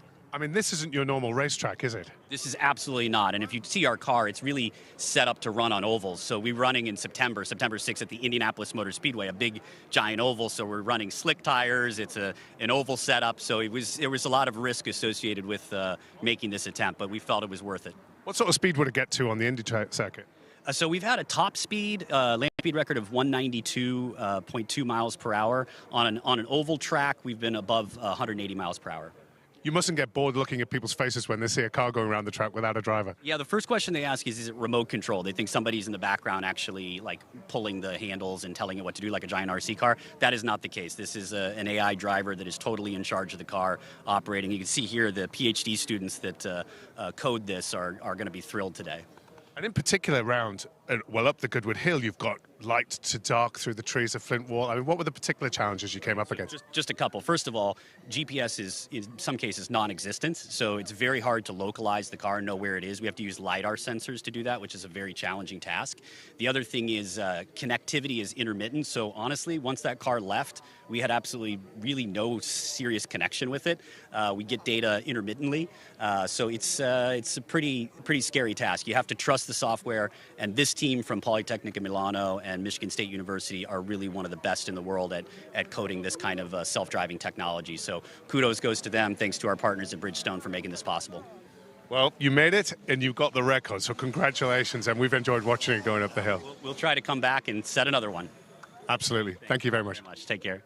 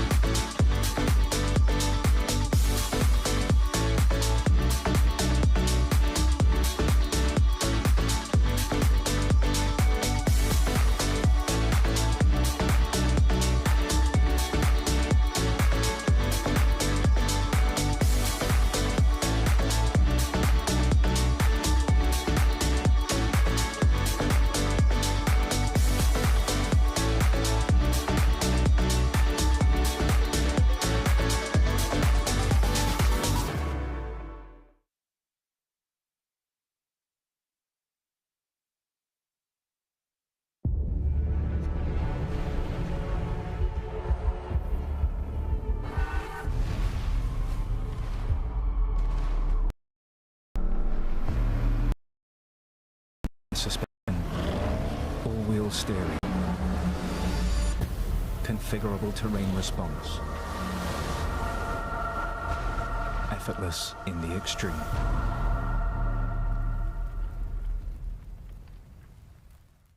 Sky Broadband are changing the game. We live in a society where 47% of UK gamers are women. Yet they only make up 5% of esports pros. This needs to change. 2 tournaments, 1 final. They're UK's first of its kind, with pro contracts and Sky full fibre on the line. We're on the lookout for women on their path to pro. Join us and compete in Races E-Series, Soccer E-Series, all leading to secure a place at the Women's Esports Finals. Sky Broadband is built to power the pros.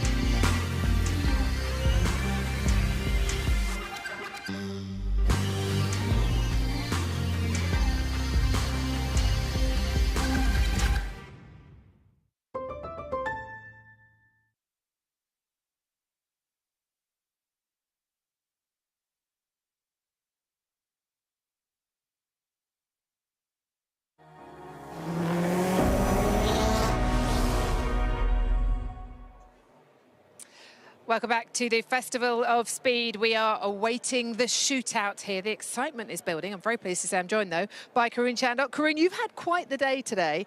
You were on the balcony looking out over the sea of people and doing the interviews with the Red Bull drivers and the bosses, I guess.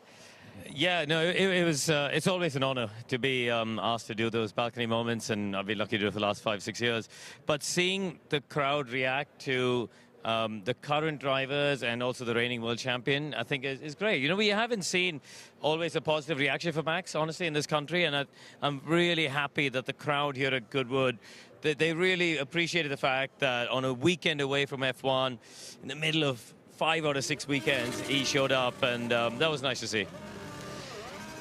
And you chatted to all of them about it. I mean, the history of the team, the 20 years in the sport, but what they've managed to achieve. I mean, Christian and Adrian together, what they've managed to achieve with that team is quite something. Yeah, they've been the architects of it, isn't they? You know, Christian on the commercial and the business side and the operational side, and of course Adrian, the technical brains. We had so much of that, but you know, you can't discount the contribution that people like DC and Mark and Daniel Ricciardo, of course, with his time there have made. Christian Klein was there. Really, you know, Christian was actually in many ways a key part that's gone under the radar, because he was placed at Jaguar Racing by Dietrich Mateschitz directly. And that involvement in Jaguar Racing led to Red Bull buying them out at the end of the year. You know, Christian was the first step towards the formation of that team. So it was nice to see him up there in that moment as well. We had a selection of the cars as well on the drive. They were all asked to pick their favourites. What would you say has been the best Red Bull car? Is it the 19? Oh, you've got me there. I don't know the names of them. I'm going to just go on an era, and I'm an old school guy. I think sometimes they get a bit too wingy and big, and I like the early sort of, or probably early to late 2000s. That's probably the era. Simple, clean designs and beautiful sounding engines. You've been going up the hill in quite a few different cars. Have you got a favourite from the ones you've run so far this weekend?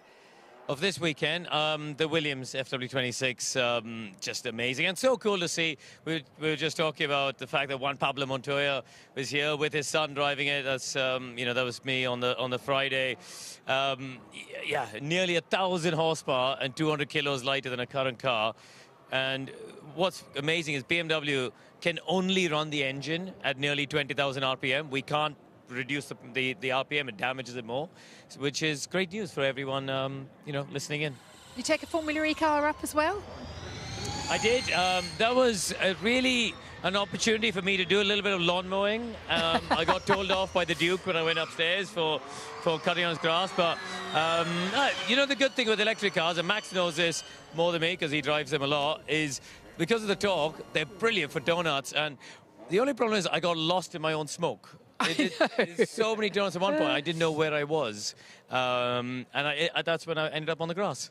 I was going to ask you, Max, as well, for these young drivers coming here this weekend. They're enjoying it, they're having a great time, but most of them, they're getting in cars with an H pattern, and they're all struggling. Yeah. It's actually a really interesting point. You do sometimes just get told by Goodwood what car to go in, and you get trusted by the owner. And if you do 4th to 2nd by accident, it's a very expensive mistake for the owner. So the owners are really trusting with these young drivers, especially the current era. They've never raced an H-pattern. I actually was the generation in 2006, 2005 and 6, started racing T-cars. I learned how to heel and toe. You know, if you're anywhere older than 10 years older than me, or younger than me, you wouldn't have a clue how to do it unless you've done it on the road, but you're not going to heel and toe. So it's an amazing experience, and Karun, I think, deserves more credit for those donuts. They were absolutely fantastic, because you say there's a lot of torque. There is, but actually sometimes, from my experience in electric cars, it's actually hard to get them into do a perfect donut, because sometimes they've got so much power you just end up with understeer. But you nailed them and ended up cutting the grass for the Duke at the same time. I spent a lot of my career spinning, Max, so yeah. You can put the invoice in for the lawn mowing services as well. Talking of the young drivers, though, the newest driver to Formula One has been up the hill today, and he's with David now. It's Ollie Behrman. Really good final run, and I noticed you went for 2 hands out of the car for the donut this time. You're getting good at this. Yeah, I've been practicing, you know, so I've been getting better. I thought I'd give a good wave with both hands to the fans, which is pretty cool. And yeah, I left all the rubber on the road, so that's what I was trying to do. Hey, that's the best way, and I think, you know, you're going to have a very rich and successful time in F1, but, you know, if you ever want to, I think you could be a drift driver. Yeah, no, it's always good fun, good practice of car control, but it's a bit of a strange feeling to spin on purpose because that's not what I try and do normally. You're paid not to spin normally. Yeah, exactly. So hopefully I've done all my spins for the year now, and I'll stick to facing the right way on track. So I think it's safe to say your first trip to Festival of Speed has been a good one? I've loved it. It's been fantastic. Great support from the fans, and I hope I put a good show on for them. I hope they enjoyed it, and I can't wait to come back. I hope I can do it every year. You've been one of the stars of the show. We've really enjoyed you being here. Thanks very much. Thank you, and sorry to the Duke for growing on his grass yesterday. Brilliant to see him here and so many of the young drivers here, but we are nearly at that moment, Karun, of the shootout. Where's your money? I'm going to go with Romain Dumas. I think, yeah, I think he's got the Ford hooked up. And also, you know what? I'd like to see a van win. He's driving a Ford van. It's not a real van. I could not get my furniture in the back of that. Well, you could try. But, I mean, I loved it when Max won in McMurtry. I think that we want to see unconventional cars winning, because that's what this place is all about. And look at that thing. It looks like a, you know, a high-performance delivery van. It looks to me a bit like the A-Team van from the front. Yes, exactly that. V.A. Baracus is going to jump out with his gold chains, I think. Oh, dear. And, Max, where's your money, then? If it's between this and you think the other one, the Subaru? You know, I'd love to play devil's advocate and say it's going to be the Subaru, but I honestly think this super van, knowing how the electric systems work, there's always another setting, so they're probably going to maybe turn it up just a little bit more, extra few horsepower. And the thing with rally cars, it's very quick for them to get to the limit, so I feel like they've reached their potential. With the super van, with the slicks on a dry tarmac, he might be able to just brake 5 meters later everywhere and just gain a bit more speed, a bit more power, and I think he'll get it done. But I think they'll be within 2 or 3 tenths of each other, because they have been all weekend. All right, fantastic. Well, the conditions are set perfectly now for the shootout. Let's just hear from Ben Edwards about how it's all going to work. The Sunday afternoon shootout is the pinnacle of the Goodwood Festival of Speed, as the fastest drivers in some of the most incredible cars compete against the clock for the honour and glory of posting the best time up the hill. Winding its way through the grounds of the Goodwood estate, the 1.16 mile course is the centre of the action. The track is narrow and features tight corners, blind rises and the landmark flint wall, all of which provide a thrilling and adrenaline-pumping spectacle when the stopwatch comes out. For the audience, it's a wonderful conclusion to the event, as the most spectacular cars and drivers push to the very limit. In 1999, Nick Heidfeld held the outright record of 41.60 seconds in Mika Häkkinen's championship-winning McLaren MP413, a record that stood for over 2 decades. But that was finally topped in 2022, when the outrageous McMurtry-Spearling electric fan car, at the hands of Max Chilton, broke the record in an astonishing 39.08 seconds. The format for the timed shootout has changed somewhat for 2024. All timed competitors will now run in their relevant themed class in the morning, Thursday to Sunday. Saturday afternoon's qualifying shootout will now determine each timed class winner, as well as the top 30, who will progress to Sunday's shootout final.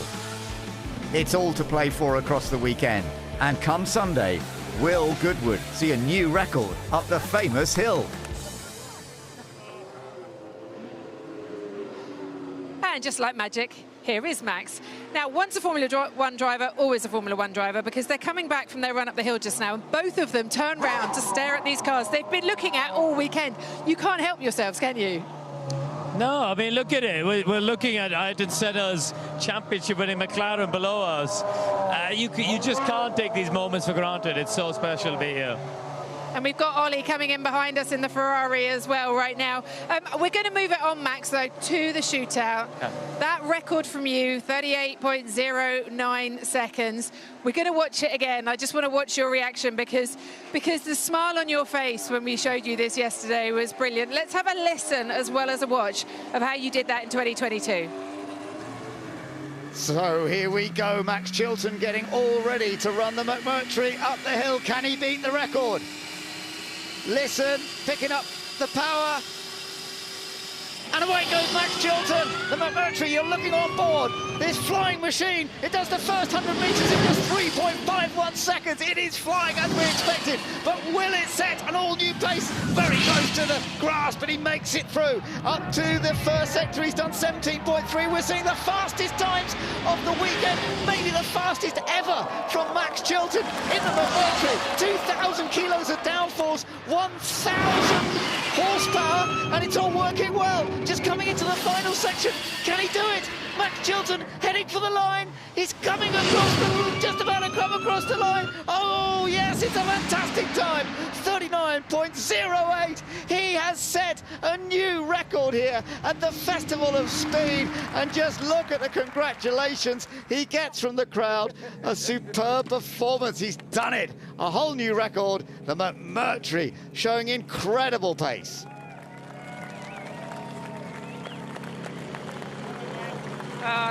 Such a fantastic moment, and I know you've told me what it means to you, but just remind us what that means to anybody to set the record here. I mean, the Festival of Speed is iconic, and it's something that I'm very proud to be British of, because Karun's been coming here for years. You speak to the fans here. I've spoken to people that have flown from New Zealand, Australia, Brazil. They come from all over the world because it is a truly, truly unique event. Nowhere else in the world do you have the latest Formula One cars to old classic cars, rally cars, NASCARs, futuristic cars, autonomous cars. And it's at a beautiful venue in Great Britain, and it's just an iconic section of hill climb. A lot of the drivers that drive it are racing drivers, not hill climb specialists.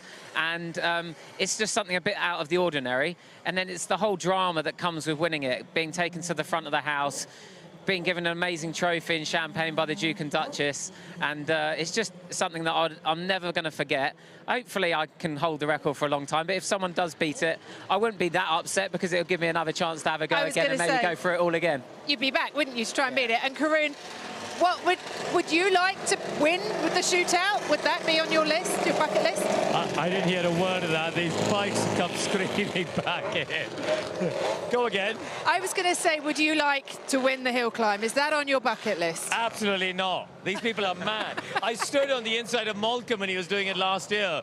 And bearing in mind, there was 2 rows of hay bales and a whole barrier. I took 3 steps back. He's mental.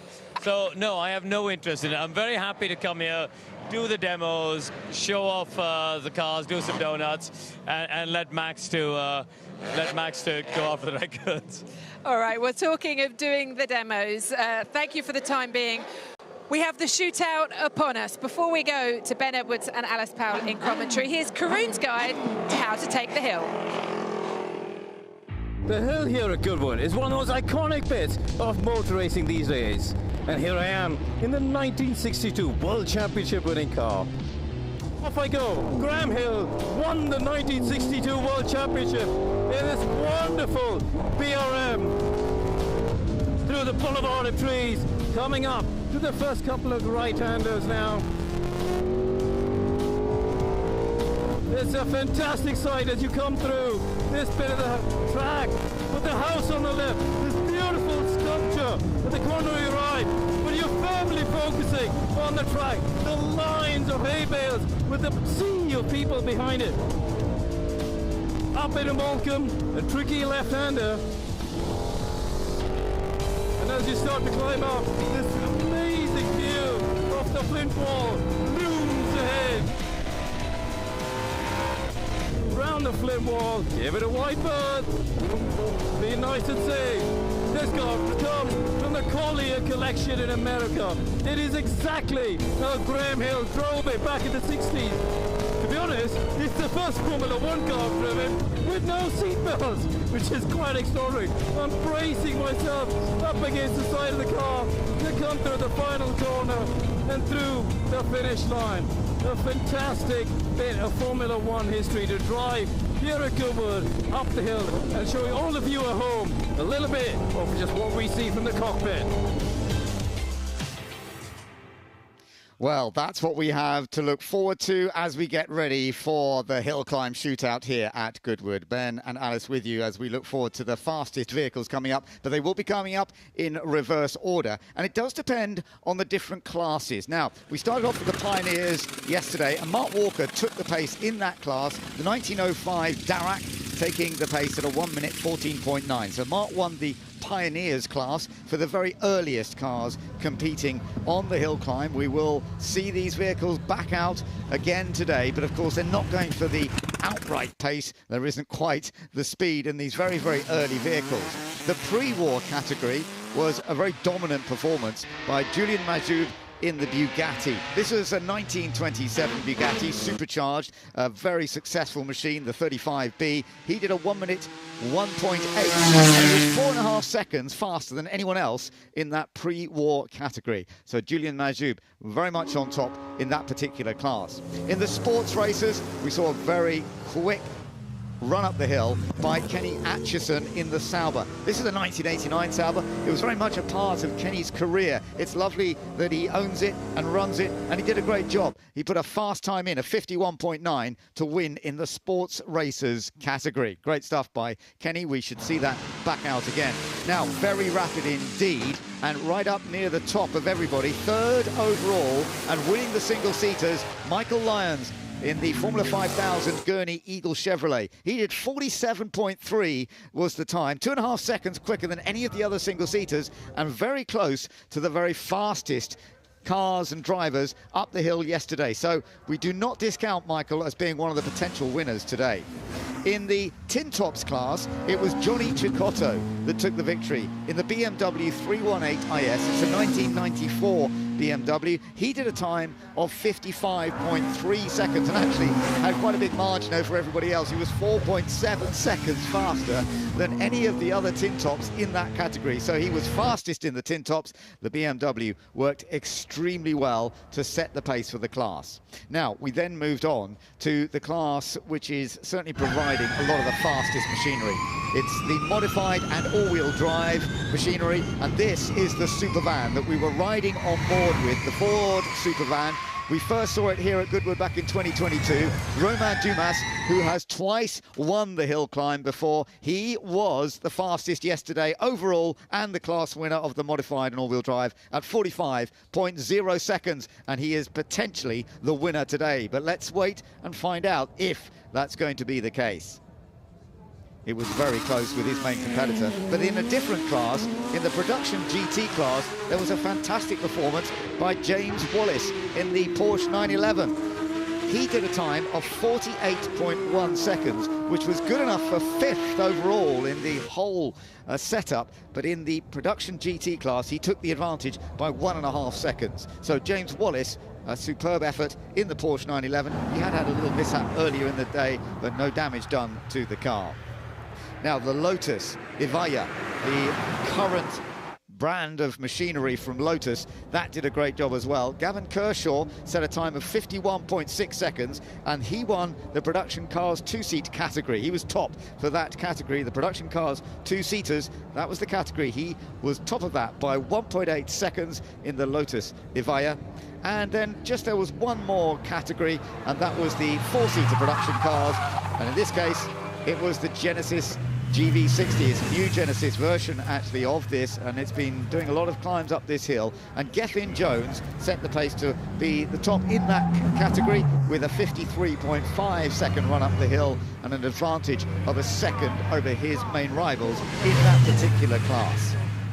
So that's how it all went yesterday with the various different classes, and fantastic jobs by all of those that came on top of class, as we've seen there. And as we've also seen, Romain Dumas set the outright pace with the Ford Supervan 4.2, which is what it's now called, having been here a couple of years ago, and didn't quite perform at the same level as it is now. They've modified it somewhat, and it's going very quick. Let's just take a look at those class winners then. We can confirm as we were thinking there, just in fact we were hoping to show the class winners that were through, but we have just seen each and every one of those, and they did an extremely good job. Today, the conditions are better. We had some rain in the latter stages of yesterday. It didn't affect the very fastest times, I don't think, but I have to say the track is in excellent condition, and there we are, just looking at the class winners. You can see the actual times that they did on the right, and it's the one a little bit down from halfway, modified and all-wheel drive, Romain Dumas, the Ford Supervan 4.2, that is the fastest time, 45.0. But just so that you know, second in that class, Scott Speed in the Subaru WRX Project Midnight, he did a 45.1. And we think the battle could well be between those two for the outright win today. But there are your class winners for 2024 in all of the different classes, from Pioneers to production cars. Well done to them for their performances yesterday.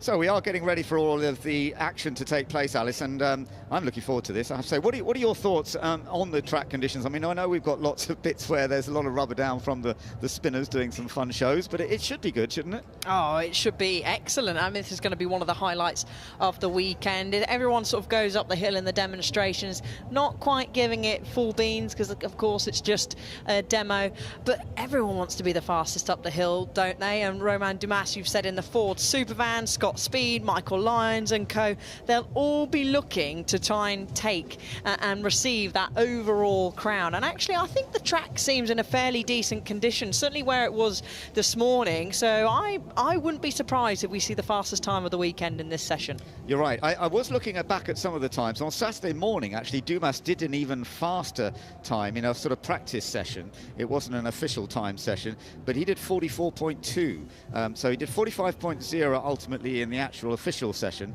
but 44.2. So I think potentially we could even get into the 43s today. I wonder if we're going to see pace. We're not going to get into the 39s, though, I don't think, which, of course, is the record we've been talking about that Max Chilton set a couple of years ago. Yeah, no, that car not out there. We've already seen Max looking over and talking about that lap, and every time I see that lap, I just go, wow, that's incredible. I've seen that car go up the hill so many times over the past sort of 2 to 3 years that every time it flies past the commentary box window, it just gives me goosebumps, and I just can't believe how quickly it can go. But yeah, we won't be seeing times quite that fast, but it's still going to be very close. It is. What a beautiful afternoon it is. It is absolutely glorious, and I'm so pleased that so many of the fans are here ready and waiting for the shootout. It always means a lot to us, this part.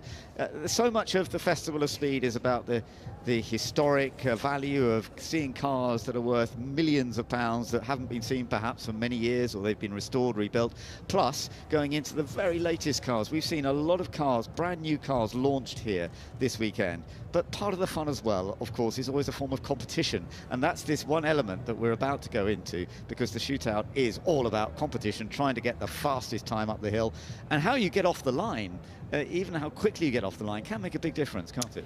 Yeah, it's the first 100 metres, so that's effectively our first sector. So it is a race, technically. It's the race up the hill, so every little inch, every little detail needs to be fine, needs to be really worked on. So the start is the first bit, and then, of course, heading up through Molecombe Corner, which is caught a car out earlier on today, and just looking outside of the commentary box window, Ben, it might be that they still have to take that slightly tighter line, because there still seems to be a little bit of dry mud there from the rain that we had yesterday and the final demo runs that we had yesterday during that weather. And then the final section going up through that flint wall, I think it was James Wallace clipped his wing mirror yesterday, getting so close to those straw bales. But we certainly have a lot of excitement ahead of us, and every single one in the crowd giving a wave to the camera and hugely excited for what's about to come next. Yeah, well, it's lovely to see so many people here at Goodwood, and if you're watching online too, it's great to have you with us. We are looking forward to some fun games going on, and we've got the first cars ready to head up the hill, and this is going to be the Alfa Romeo P3, which in terms of history has had remarkable success. We will see how it goes on this first run.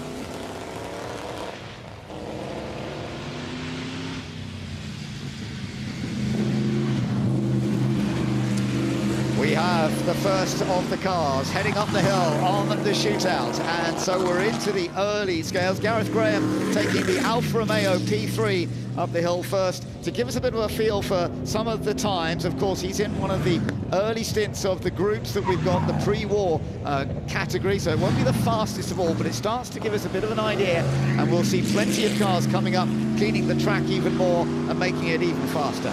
And even though this pre-war vehicle is from 1933, Gareth there, you can see so much soaring going on the wheel. They are pushing it even in the very old vehicles, the 3.2 litre, screaming up past the flint wall, through the final corner, and then you'll see it head across the finish line to set our first time in this final day of shootouts. Yeah, the finish spot, absolutely crucial, and we get our first time come up, 65.01. Just to remind you, we are looking to be going down into the mid 40 seconds, maybe even the low 40 seconds, potentially. But we are starting off with some of the pioneers of motor racing.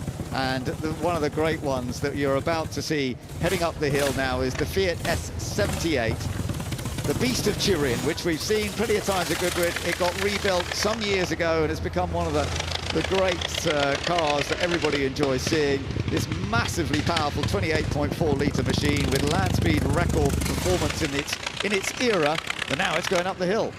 It is, and the passenger, quite rightly so, hanging on for dear life, because that's certainly what I've been doing. Duncan getting a little bit out of shape through the first couple of corners, really trying to use his body weight, but that stands so tall, certainly taller than me and you, Ben. Definitely taller than me, yeah.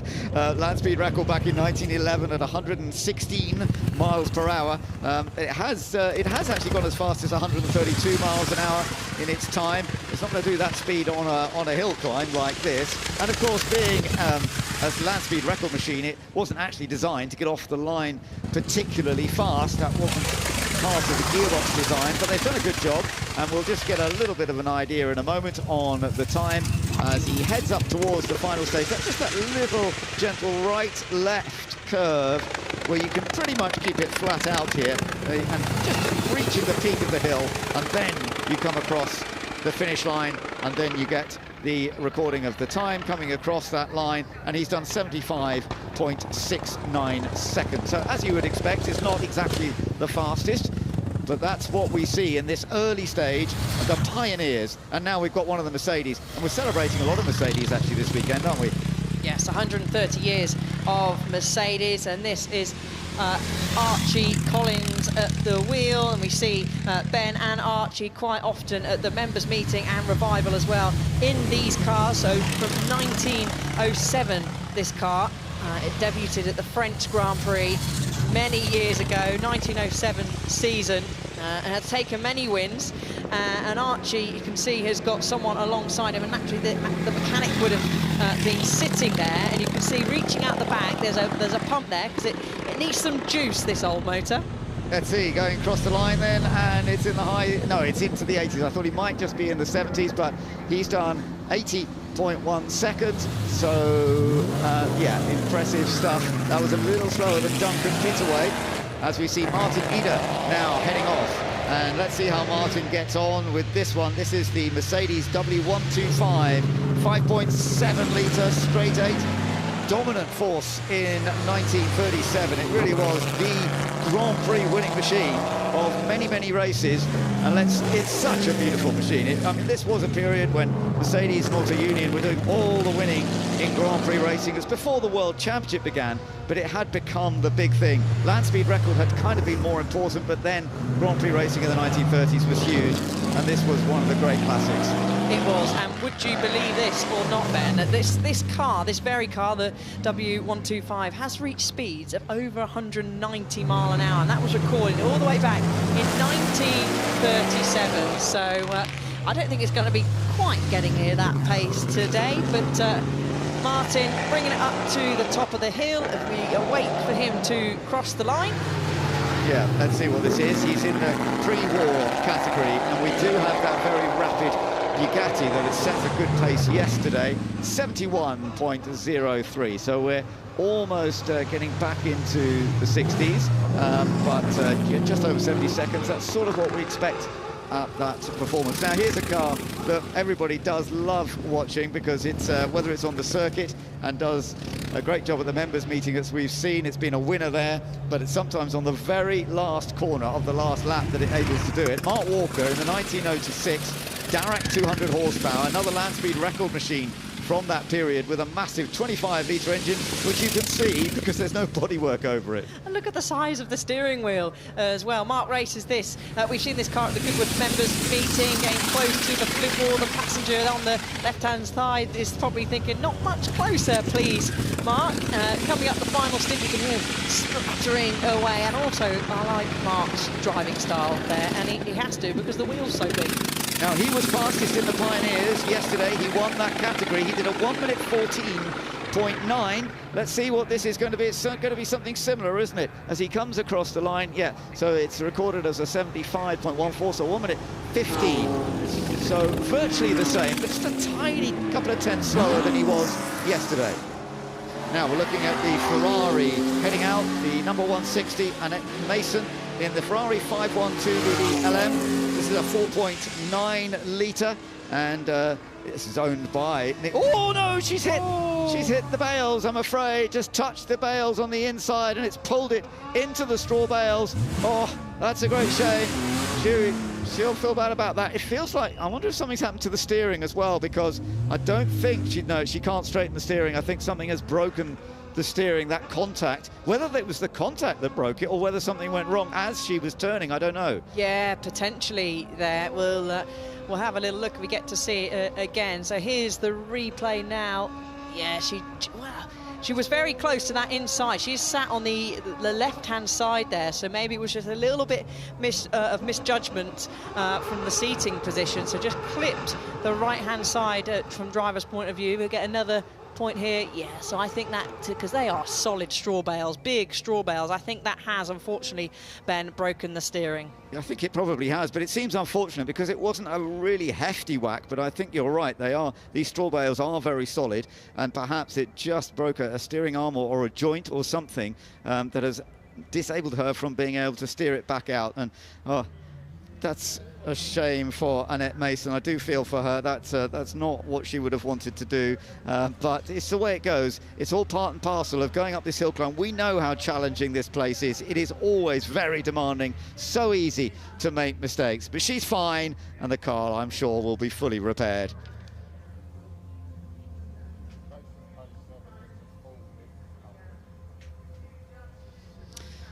So we're just looking down. The marshal's obviously there, keeping an eye on her and having a little look around, but we will have to wait for this car, I think, to be towed out of the way.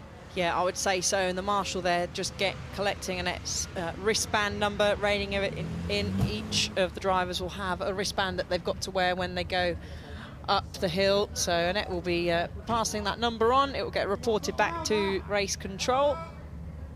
She'd actually got off the line well with a good start time, and she was on a decent run. I mean, she wasn't necessarily going to be one of the main contenders today, obviously. This is an older machine, but sadly it just didn't quite come together for her with the Ferrari 512 BBLM, and a machine that was raced by Steve O'Rourke back in its days, a man involved on the management side of Pink Floyd.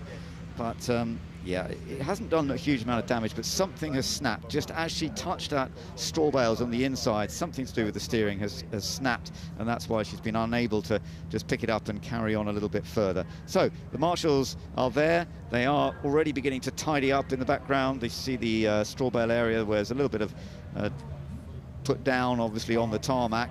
That's being sorted out, and they just need to, I think, wait a few moments for one of the rescue vehicles to come along and get it out of the way. So this will delay us a little bit in terms of getting the rest of the shootout underway, but we still will be building up to a fantastic battle into the closing stages when we get the very fastest cars. The very fastest cars will be coming out last of all, and there's a total of over 30 cars. We've actually got a full group of 37 cars due to do the whole run up the hill, and it will be the last few that will be going for the outright speed whether it's Michael Lyons with the Gurney Eagle Chevrolet, who was very quick yesterday, third fastest, Scott Speed with the Subaru, the Project Midnight, which has been created just for this weekend. They only finished making it a little while ago. They've only managed to get one test with it, and then it's doing the competition here this weekend. And then Romain Dumas, of course, who was fastest yesterday. And we're just seeing a rescue truck going past our commentary box at the moment, so it's heading up the hill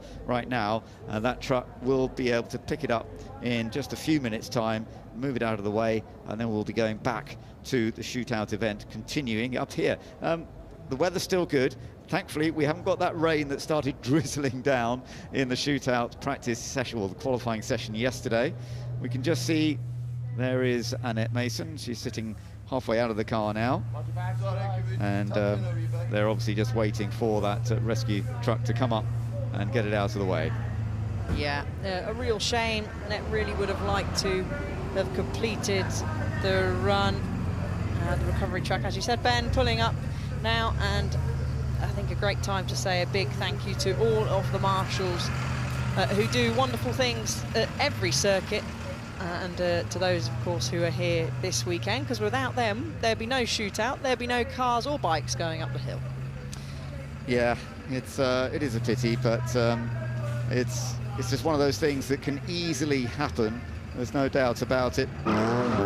These things do happen easily. We've got an opportunity to enjoy some parts of the show while there's a delay. We always like to see the bike out there having some fun and showing us what can be done, and that's what they're going to do for just a few moments time now. So all good fun, and we will be seeing this back underway in just a little bit of time.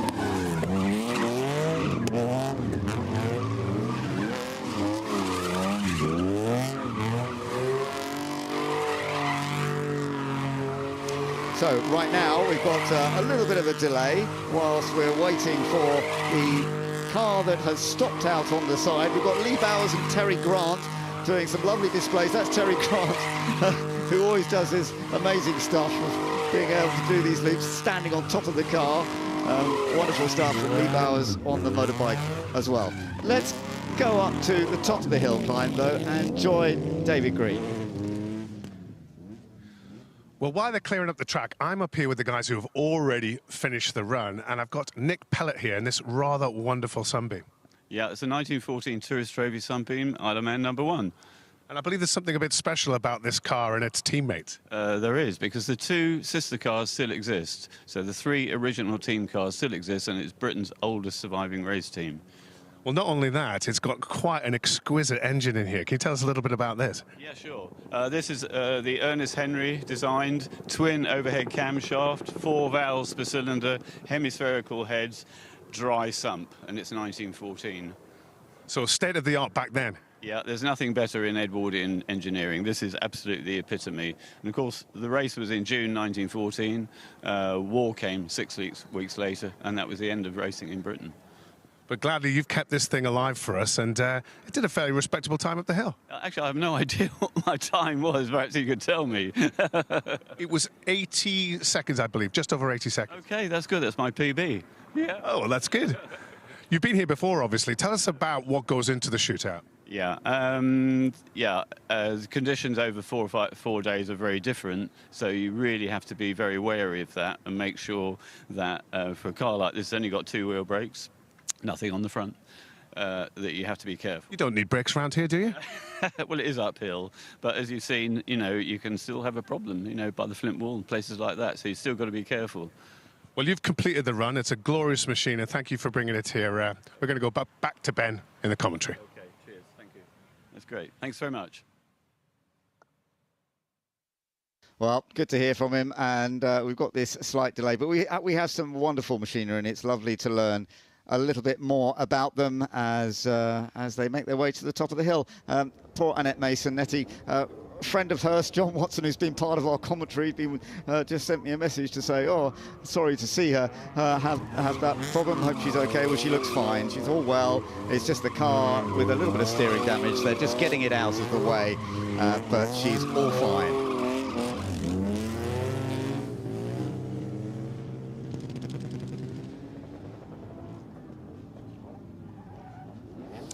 And the display's still going on. It's a bit of fun and games. So for all of us who love watching some clever stuff, there's always this opportunity to do it. With Lee Bowers now and Terry Grant working together, they do some great stuff. Their job basically is to provide the entertainment if something does happen up on track. And you wonder, they must be waiting around all day, and then suddenly they throw themselves into this stuff, which is just amazing. I just think it's absolutely incredible. And yeah, something I won't be doing. Headstand on a bike, no thank you, but it's fantastic what these two get up to. Real entertainment to the crowd, and I wouldn't be stood there. This is what I wanted the drifters to be doing when David Green's been stood hanging around having an ice cream up the top of the hill. And we've not seen the footage or evidence of it yet. Is that a member of the crowd that stood there? Could well be. Might have got the opportunity to do that. Would you like that job of standing in the middle? Some people love to do that, but I mean, I do really trust Terry Grant, but yeah, maybe not. We'll stick you there instead, Ben. Well, now he's got to not having dealt with the four-wheel machine. He's going to look like he's going to deal with the two-wheel machine as well. The bike, yep, nice smooth run around. He looks very calm, doesn't he? Standing there, waiting for them to do their next thing. Did he need to move or not? Yeah, I'd be moving if I was you, young man. Yeah, it's all right to be flinching like that. It's fine. Terry Grant has been doing this for so many years now. I'm amazed that he's continued this career, sort of stunt driving virtually. I see it on his side door. He's actually got the other seat belt hanging out, which is not perfect, I suppose. But I don't think it might just be bashing the bodywork a little bit. Now, what's he asking for now, do you think?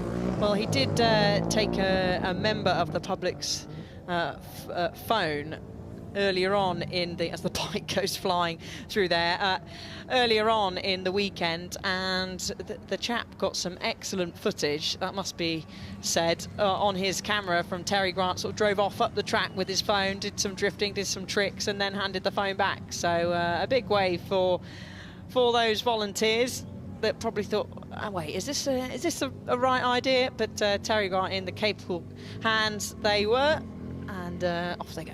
Yeah, lovely to see. Really great stuff, and always providing us with a huge amount to enjoy. And he's got these various different cars as well, which is fun because he can do different sort of tricks with different cars, obviously. He's been around for a long time now, and he has done all sorts of amazing performances.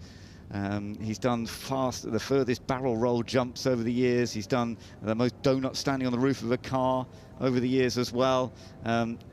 Taken all sorts of strange records, multiple world records really, and it's been very much a part of his life for a long, long time. He's been here at Goodwood for many years as well, and Lee's much the same with the motorbike. He has lots of different special techniques as he now sits over the handlebar and makes his way down a little further. So we've got this beautiful afternoon. We are waiting, of course, to get the shootout underway. We're looking forward to seeing some very rapid machinery heading up the hill soon, but we've just got this brief delay with Annette Mason in the Ferrari, just making a very slight contact with the straw bales, doing a little something happened to the steering, which meant she couldn't just steer it back up the hill, and that's a shame, but she's fine.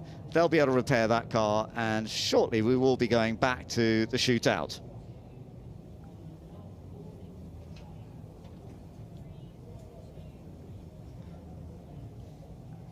The atmosphere is still great here, Alice, as we've got this little pause before we get the action back underway. Very happy young fan. So we've got the recovery now of Annette Mason's car. She clipped the hay bales as she was making her way up to the end of the lap, so this is why we've got the delay. Broke the steering, you can just see the damage to the Ferrari there on the right-hand side. Such a big shame. It looks like it's also possibly the wheel off the tyre off the rim as well. But marshals have done the recovery now, so we'll be back underway with the shootout very shortly. Yes, we will, absolutely. It won't take too long for us to get the cars. They are all down at the bottom of the hill climb, ready to come, and the last ones in that line will be the fastest from yesterday, and that's when we're going to be seeing how that all goes. There's been a lot of cars launched over the course of the weekend. The BMW M5, one of those. We've seen a lot of the history of the BMW M5, and the launch has been tremendous. And I've noticed this BMW area, which is actually very close to our commentary box, has been well attended all weekend. There's been a queue waiting for people to come along and have a look at some of these new cars, particularly the new M5. Look at that, absolutely stunning there, and some BMW fans spotting themselves on the telly. This is a 7th generation BMW M5, launched global debut this weekend. No wonder people have been queuing at the BMW stand to try and get in and get a look, a glance, a peep through the window of that beautiful new BMW M5. And we're also celebrating 100 years of MG2 here, Ben. Absolutely, and that's modern as well as the ancient history of MG, and that's what this Goodwood Festival of Speed is all about. It's celebrating the very oldest machinery, as we are this weekend, of course, because the whole principle of this weekend in many ways is the horseless to hybrid principle, from going from the very first vehicles that were often steam powered to the very latest technology of electricity and hydrogen powered and other forms of technology that are moving forward. But also a great part of it is the classic cars that have delivered brilliant results in races, in rallies, all sorts. So if you're a fan of cars, this is just a wonderful place to come. I'm talking to a few people who say, you know, there's so much to look at. I'm not sure I'm going to be able to get to see everything, because there's the rally stage, which is up the hill, and you can get a lift up there, but that's a lovely rally stage. That has its own separate competition as well. Yeah, you can't get through Goodwood Festival of Speed in just one day. You've got to get here as soon as they open and leave when you're being asked to leave the venue. But some drivers deciding to have a little bit of a rest. I don't blame them. I have seen that the marshals have waved the flag outside of our commentary box window here, which usually signals over the course of the weekend. I've learnt that the track is clear. So I expect that we will be getting back underway very shortly, and we'll have some cars charging up the hill. That's Kenny Atchison, who's having a little pause before coming up the track. And Kenny's in that Sauber Mercedes, the C9, a machine that had a huge dominance in its time in the late 1980s and into the 1990s, when Mercedes basically sort of took on motorsport again through Sauber team initially, but then giving it the full Mercedes name.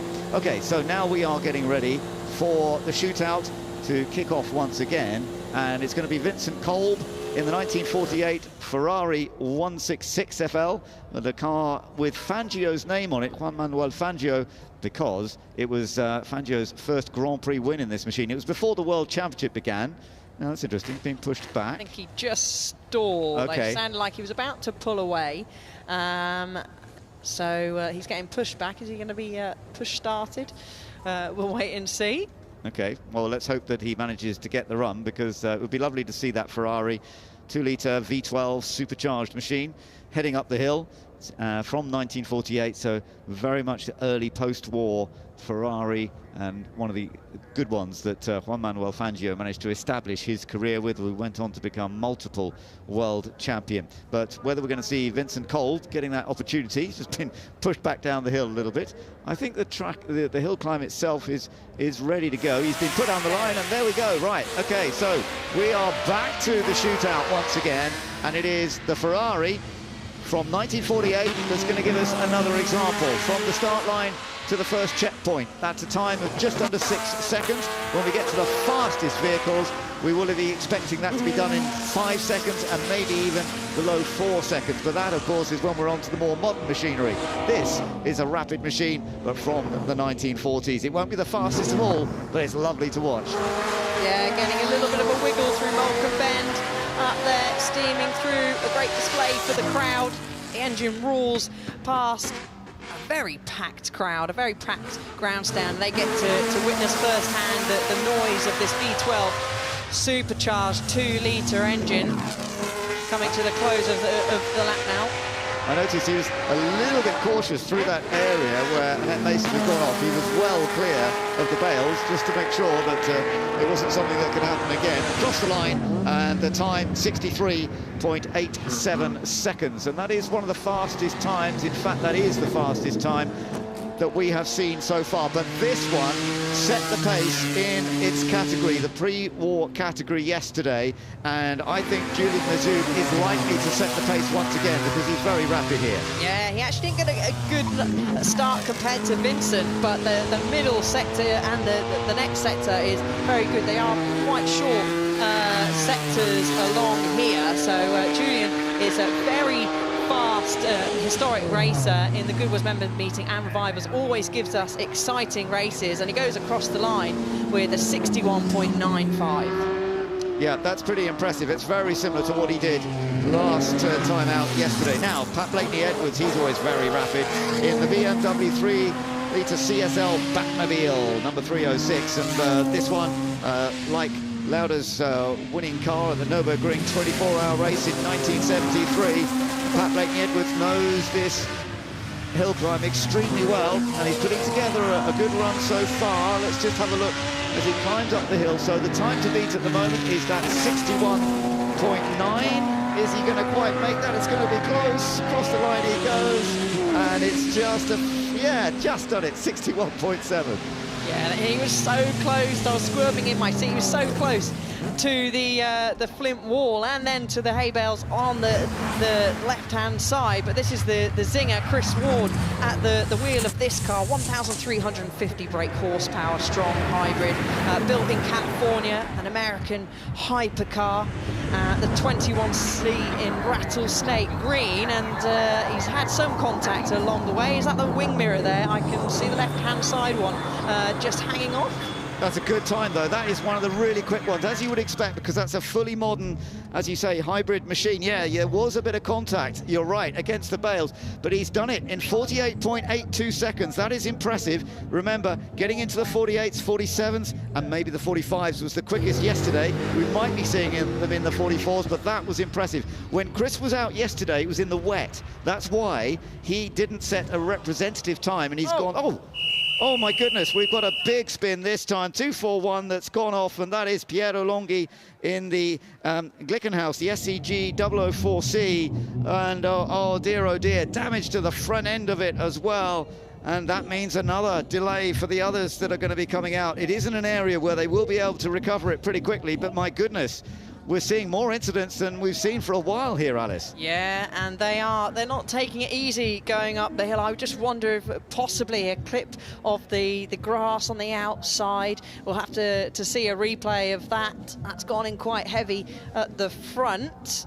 But glad to see driver is okay. Like you said, it's shouldn't be too long of a recovery. It didn't look like the steering's broken, so they might be able to get there. So they're getting him to hop back in, and they'll hope to maybe sort of drag it off, tow it off the track, so we can get back underway as quickly as possible. It's a relatively modern car built in 2021, created for sports car racing, but of course it had real potential to put in a quick, he's got back out again, potential to do a pretty quick run, and obviously went hard for it, but unfortunately just went a little bit too much for it. Good to see that he's okay, but there is that damage to the front end, unfortunately, and we're feeling a little bit down about that now. And let's have another look at this, Alice. Let's see what went wrong here. So we'll see, heading up, hits the brakes, clips the inside dust. Gosh. Just cold tyres straight into the barrier. Maybe a little bit too dust from nibbling a little bit too much of the inside grass there. And yeah, that's a hefty hit on the front right-hand side of that. We're getting a slow-mo now. I hope he let go of his hands off the wheel, as you're taught to do as racing drivers if you're heading for a heavy impact like that. It's a reminder, as you were saying earlier, about when you hit these straw bales, they do not move much. They weigh tons, and they're there to protect everybody on the other side, of course, and they do absorb some of the energy, but they don't absorb it hugely softly, and that damage therefore goes into the front end of the car instead.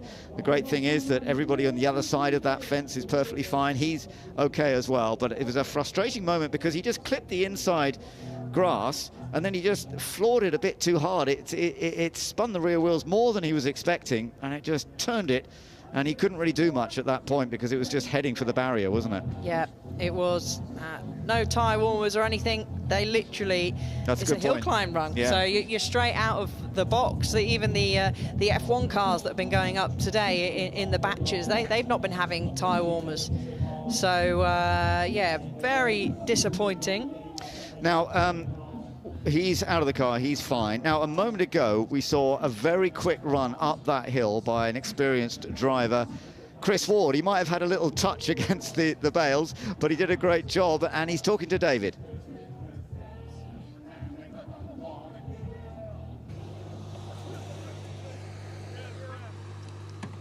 Chris, well, at least you shows you were trying. Definitely. That's what we're all here for at the end of the day, to try our hardest and do the best for the spectators and also for Kevin and his team at Zinger. I mean, I was looking for a 49, so to hop into a 48, I'm really pleased with that. It's an incredible time, and it looks like you were really going for it. You picked up some souvenirs on the way as well. That's it. Well, like I say, you've got to try. And just after the flint wall, the right-hander there, I just pushed a little bit too hard and didn't quite have enough grip. And, yeah, unfortunately, the mirror's taken a bit of a punishment and side here, but this will polish out. Was it a little hairy? It was, but again, you've just got to try your best, haven't you? And try with the best with the equipment that you've got. And we did the team have done a great effort all weekend. And just a big thanks to all of the team of marshals that are out there in all conditions, especially yesterday when I was up in the wet. And then the fans as well, because that's what makes the event. Without fans, we don't have any motorsport. Absolutely, second that. And also, the times have been coming down for you across the weekend, so it seems we're out in the perfect conditions right now. Indeed, we've just been trying different things with the car. We've never really run it properly up the hill, and so a little bit of a change here, tyre pressures, a little bit this, a little bit that, and we've come away with a great result. And it's a stunning-looking car. This carbon weave, which thankfully you haven't damaged, is looking splendid on this car, and this sort of tandem seating thing looks great. I mean, yeah, it's a really unique car, especially as the majority of the metallurgy is all 3D printed, and you can see that the finish of it is second to none. I mean, all the panel gaps, you can get a pound coin, run it all the way around, and it's symmetry. So it's poetry in motion from a car point of view. Well, it was poetry in driving as well. Well done. Your team seemed very, very happy, and congratulations, you're the current leader. That's super. Thank you. That was absolutely a superb job by Chris Ward, and a highly successful historic racer. He started racing Formula Fords back in the early 90s and was the champion of Alton in 1993. Went on to Formula Vauxhall, British GTs, but in recent year he's won all sorts of big historic races at Goodwood, but elsewhere as well. So you can see how they're trying to get that car out of the way, and hopefully it won't take too long because we're in an area there where they will be able to move it to some space, and the other machinery will be heading up the hill pretty soon, I think. So it's just a question of giving it a safe tow, and then we'll be able to get back up with everything. The Glickenhaus, the SCG 004C, this is what went wrong. He clipped the inner apex just a little bit, and then that helped get the wheel spin actually, and that bosh took him into the straw bales. Yeah, it did. It did. Here's another view from a bit higher up, and you can just see as he asked for a little bit of throttle, it was maybe a bit too much. Spat him then into the hay bales. But I have to say, that's probably the coolest tow vehicle, should I say, that I've ever seen. Never have I ever seen a Rolls-Royce out there recovering race cars. It is rather fun. That's part of Goodwood. Yeah, I think clipping that apex, going onto the grass on that inner edge was just a little bit of a mistake, no doubt about it, and he's paid the price for that. But we are going to be seeing some rapid machines coming up the hill once that car has been moved out of the way, and it may well be that we see some of the fastest coming a little earlier than we expected to try and see who is going to be setting the pace. So we shall wait to see how long it takes to get this out. It's just taking a few moments, obviously. I wonder if there's any extra damage around the front end that may be delaying the ability to pull it. Are they going to have to pick it up? If they are going to have to pick it up and put it onto a transporter, then obviously that's going to take a little bit more time. They are saying they are giving the wave. I think they are going to be able to pull. Let's have a look. Yeah, I think they are going to be able to do this. Obviously, oh, no, now they're being told not to. The marshals are keeping an eye on this, because what you don't want to do is to do more damage by towing it. You'd rather pick it up and carry it safely. I think that's kind of what they're thinking about here. They don't want it further damaged with a tow, even though that's obviously going to take a little while. They're trying to remove some of the material that has become damaged underneath the front section that came off. We're going to have another little go. How much damage have we got? Yeah, you can see it actually has done a bit of chassis damage, hasn't it? Yes, it has. You can see quite a bit of damage. It was a heavy impact, even though it was a fairly relatively, you could say, low speed in terms of racing sense, where he did lose the car. There's not much give in those straw bales, unlike, let's say, tyre barriers, but they do weigh a lot. And that has really taken, that front end has taken a hefty hit. So the marshal's just removing the tow hook there that was unscrewed onto the front. So I'm expecting that they're probably going to have to pick it up, or get the recovery truck that's got Annette Mason's car on. Yeah, you're right. It might be the same one. That recovery truck might be a rather busy one today. But I understand that, because the marshals, the last thing they want to do in recovering a car and getting it out of the way is to damage it further. The damage has been done by the driver. They don't want to be responsible, I think, for more damage. We have seen that over the years, of course. People have had their cars recovered and ended up with a lot more damage on them. It can happen quite easily, but hopefully they can pick this up and move it out of the way fairly soon. What this does do, of course, is delay us getting into the final stages of the shootout. We'll get there, but it's taking a little while before we get into the final run to try and establish who is going to be setting the outright pace here this weekend. We know it does look as though Michael Lyons may be set up to do the next run. And I see one of the trucks is heading down the hill. Yeah, so the recovery truck's just gone past our commentary box window. That's making its way down the wrong direction down the hill, so they'll go out past all the packed grandstand, and they will recover the car, but it will still take a little while, I will expect, Ben, to get ourselves underway. And there we go, right into shot from underneath the bridge. It is our trusty recovery truck. You're an experienced racer, Alice. We've all been through situations when we've done some racing where you just think, you get out of the vehicle and you just think, oh no, I really shouldn't have done that. But it's just part and parcel of competition, isn't it?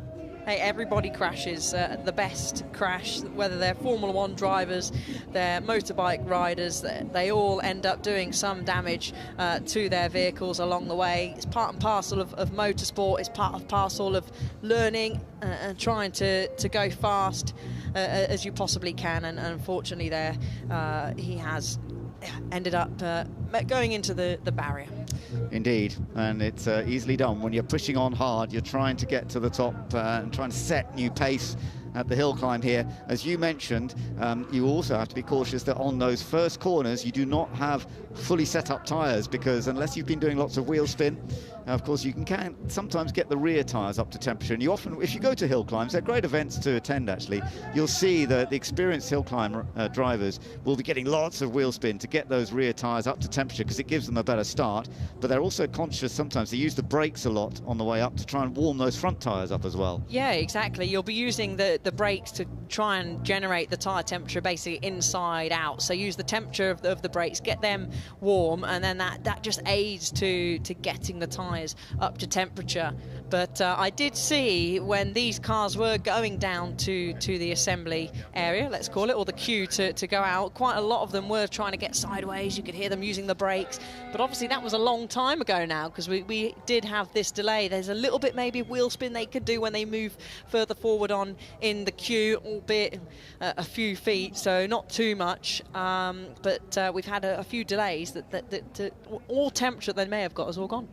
Yep, so it's a bit of a change of plan. They're picking the car up. Hopefully they'll get that sorted. But in the meantime, let's go over to Rachel.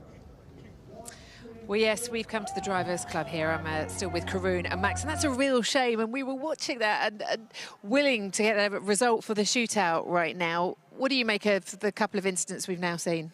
I'm just feeling very lucky that I wasn't sat in the car now in the heat with the stress of knowing what you've got to come. I'm so glad that all the stars aligned the year that we managed to break the record, because obviously for it to be a record, it has to be done on the Sunday afternoon. You need the weather. You don't want any oil slips. You don't want someone in front of you just crashing because you're a little bit like, oh, is there something wrong with the course? So yeah, very lucky. But it's a sad sign when you see a couple of cars crash early on, and there's still lots of cars to go. But luckily, everyone was okay. That's at the start of the hill climb as well, isn't it? That most recent crash, Corinne, the temptation, I guess, there is to be really going for it before you get the first turn. Yeah, it looks like they just pinched the grass on the inside, got the car sideways, and then, you know, we've had a lot of rain here on the wet grass. The car just carried on sliding, so pretty unfortunate. You know, it's one of those things. It's very much a game of risk versus reward here, but unfortunate for them. All right. YouTube channel. So we've got Indy next on Sky Sports F1, but the shootout will be decided here today at the Goodwood Festival of Speed. So follow it on there and we will see you soon. Bye-bye.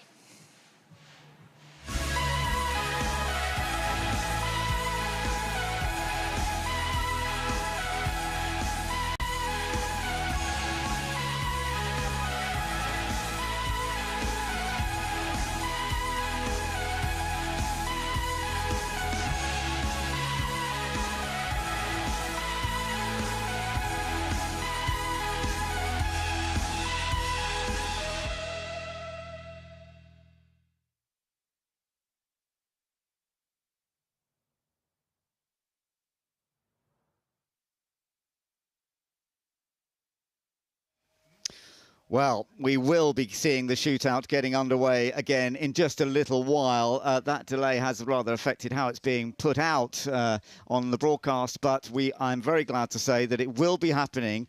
So if you're still with us here at Goodwood, or if you're watching us on YouTube, we will be with you still with the exciting battles to see who sets the outright pace. So it is not over, despite the fact that this car is yet to be rescued, and because of the damage done to the front of it, they've got to now pick it up. I mean, even that's not particularly easy because they're not picking it up straight from the top. They've got to tow it up. So they're being a bit cautious there, understandably. Yeah, and that ramp looks a bit steep for race cars. So, yes, not ideal, but Annette's has been recovered, and next up, obviously, is the 241. So, yeah, it's going to be a few moments before we get the action underway, but it's worth sticking around. It looks to be a very promising battle for the shootout.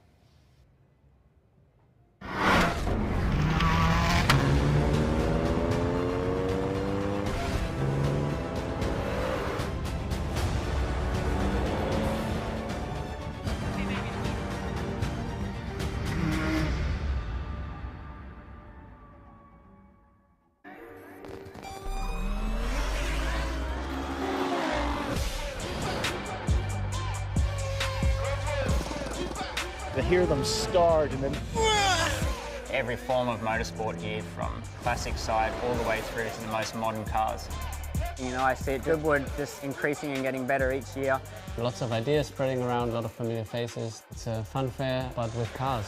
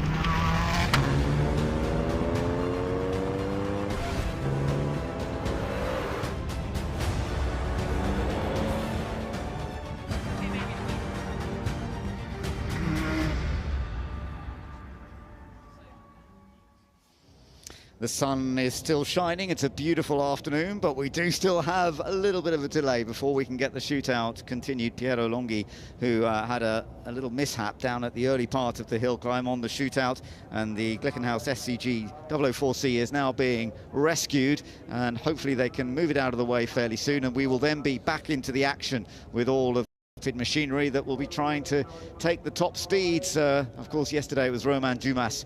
Is he going to be able to hold on to take his third win at Goodwood in the Festival of Speed hill climb? We will find out soon. But for the moment, there's just a little bit more delay while we get that car out of the way.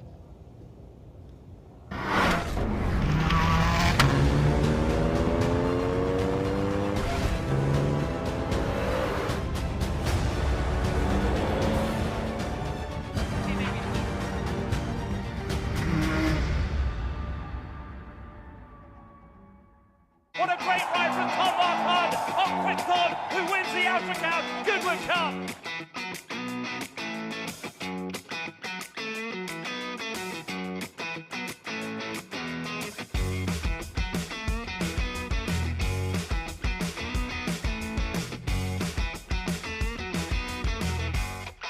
Highfield Princess, she's all class, and Highfield Princess comes clear to win the King George. Huntington from back to Val on the run towards the line. It's Huntington, he's still going to be unbeaten this season. He's going to win the Sussex Stakes.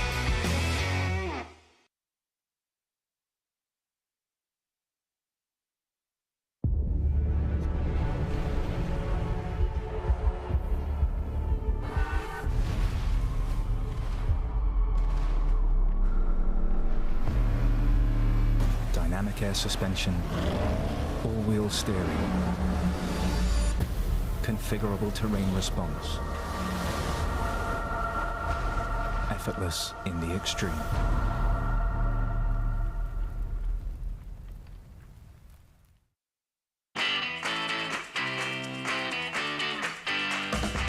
You're never too young to fall in love with classic cars. It's a passion that lasts a lifetime, and it's a passion we share. Backed by over 75 years of motoring experience, Goodwood Classic Solutions is a unique new way to ensure your pride and joy. Goodwood Classic Solutions. It's a passion we share.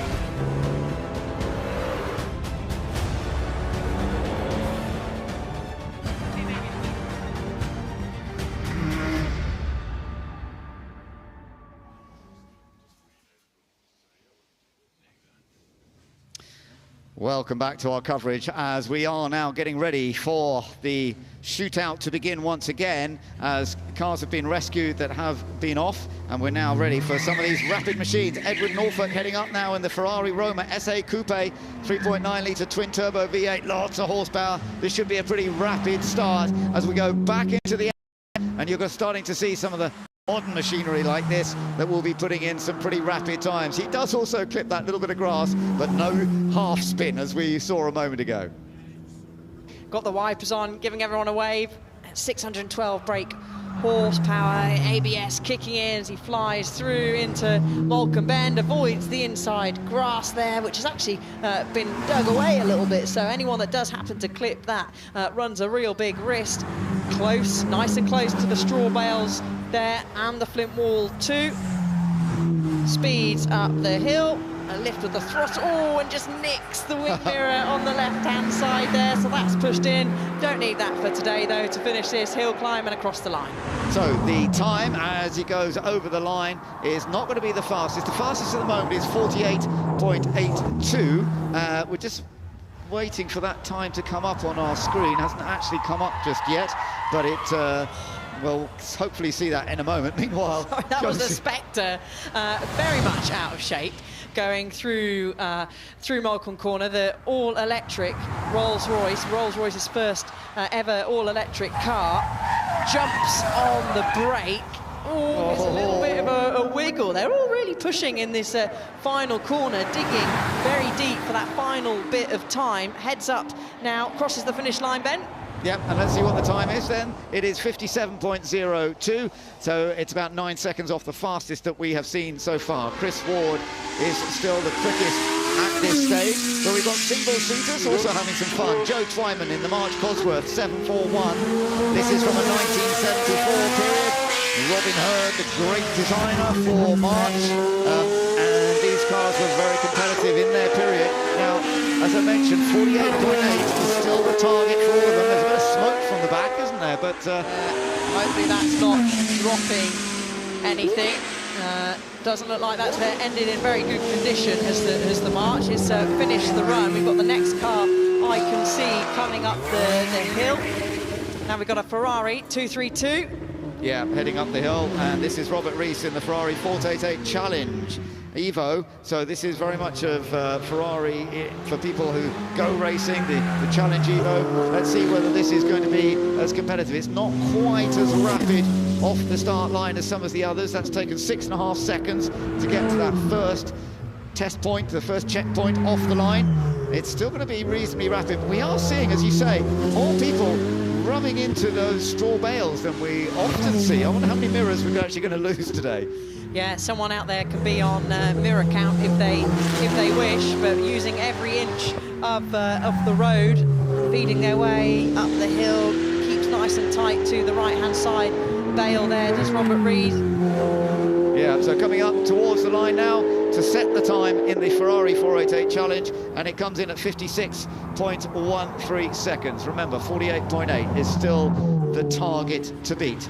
Back again to some of the modern machinery. This is the Bentley Continental, very, very current Bentley Continental, 4-litre V8 turbo plus hybrid energy, so very rapid indeed, and it's Andy Marson driving. Yeah, beautiful piece of machinery here, 50 miles of electric range, a new chassis, dual chamber air spring, dual valve dampers as well, screams across the line.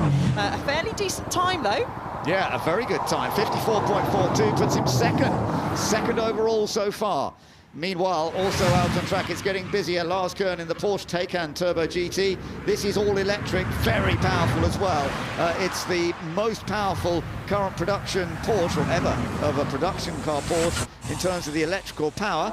Let's see how this goes. It's going to be somewhere close to those target times. I don't think it's quite going to get down to 48, but it may well be challenging for that second spot.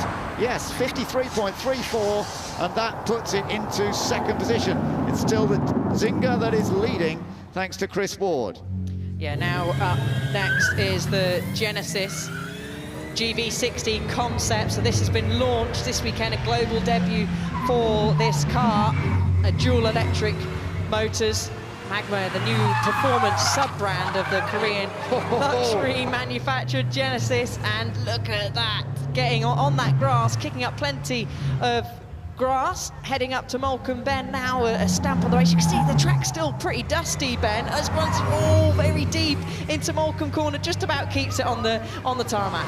It's a good run so far. It was a very good start, no surprise there. Good sector as well. It's not, I'm not sure it's quite going to be the fastest, but it's up there with some of the quickest that we've seen. Gethin Jones really attacking, going for it right from the beginning there and sliding around in the all-new, as you say, Magma concept Genesis GV60. Over the line it goes, loses a bit on the end, so it's 52.72. Doesn't quite get into the 40s, but that was a good effort. Yeah, very good effort there from Gethin. Next up is the 636 in your programme.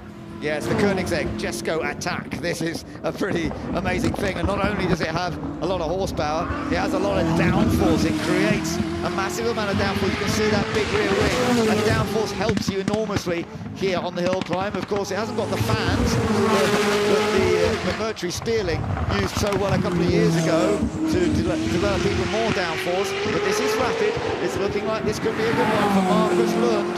It's not quite going to get the fastest, but it's just over 50 seconds, 50.3, and that means it's back up there again into second fastest, I believe. Now we can get a little bit on board here. Again, Kenny's woken up now because he's on the run. He was the driver we saw having a little snooze in the car during the break, but he's behind the Sauber Mercedes C9. Yeah, so let's see how Kenny Atchison does. He's working it hard. Kenny, a very experienced racer, loves his Sauber, of course, this very successful car in period. He's going to come over the line, a little bit off, but still a great effort. 51.9 seconds, and yesterday he did 51.9 as well. That's brilliant. He's done exactly the same time.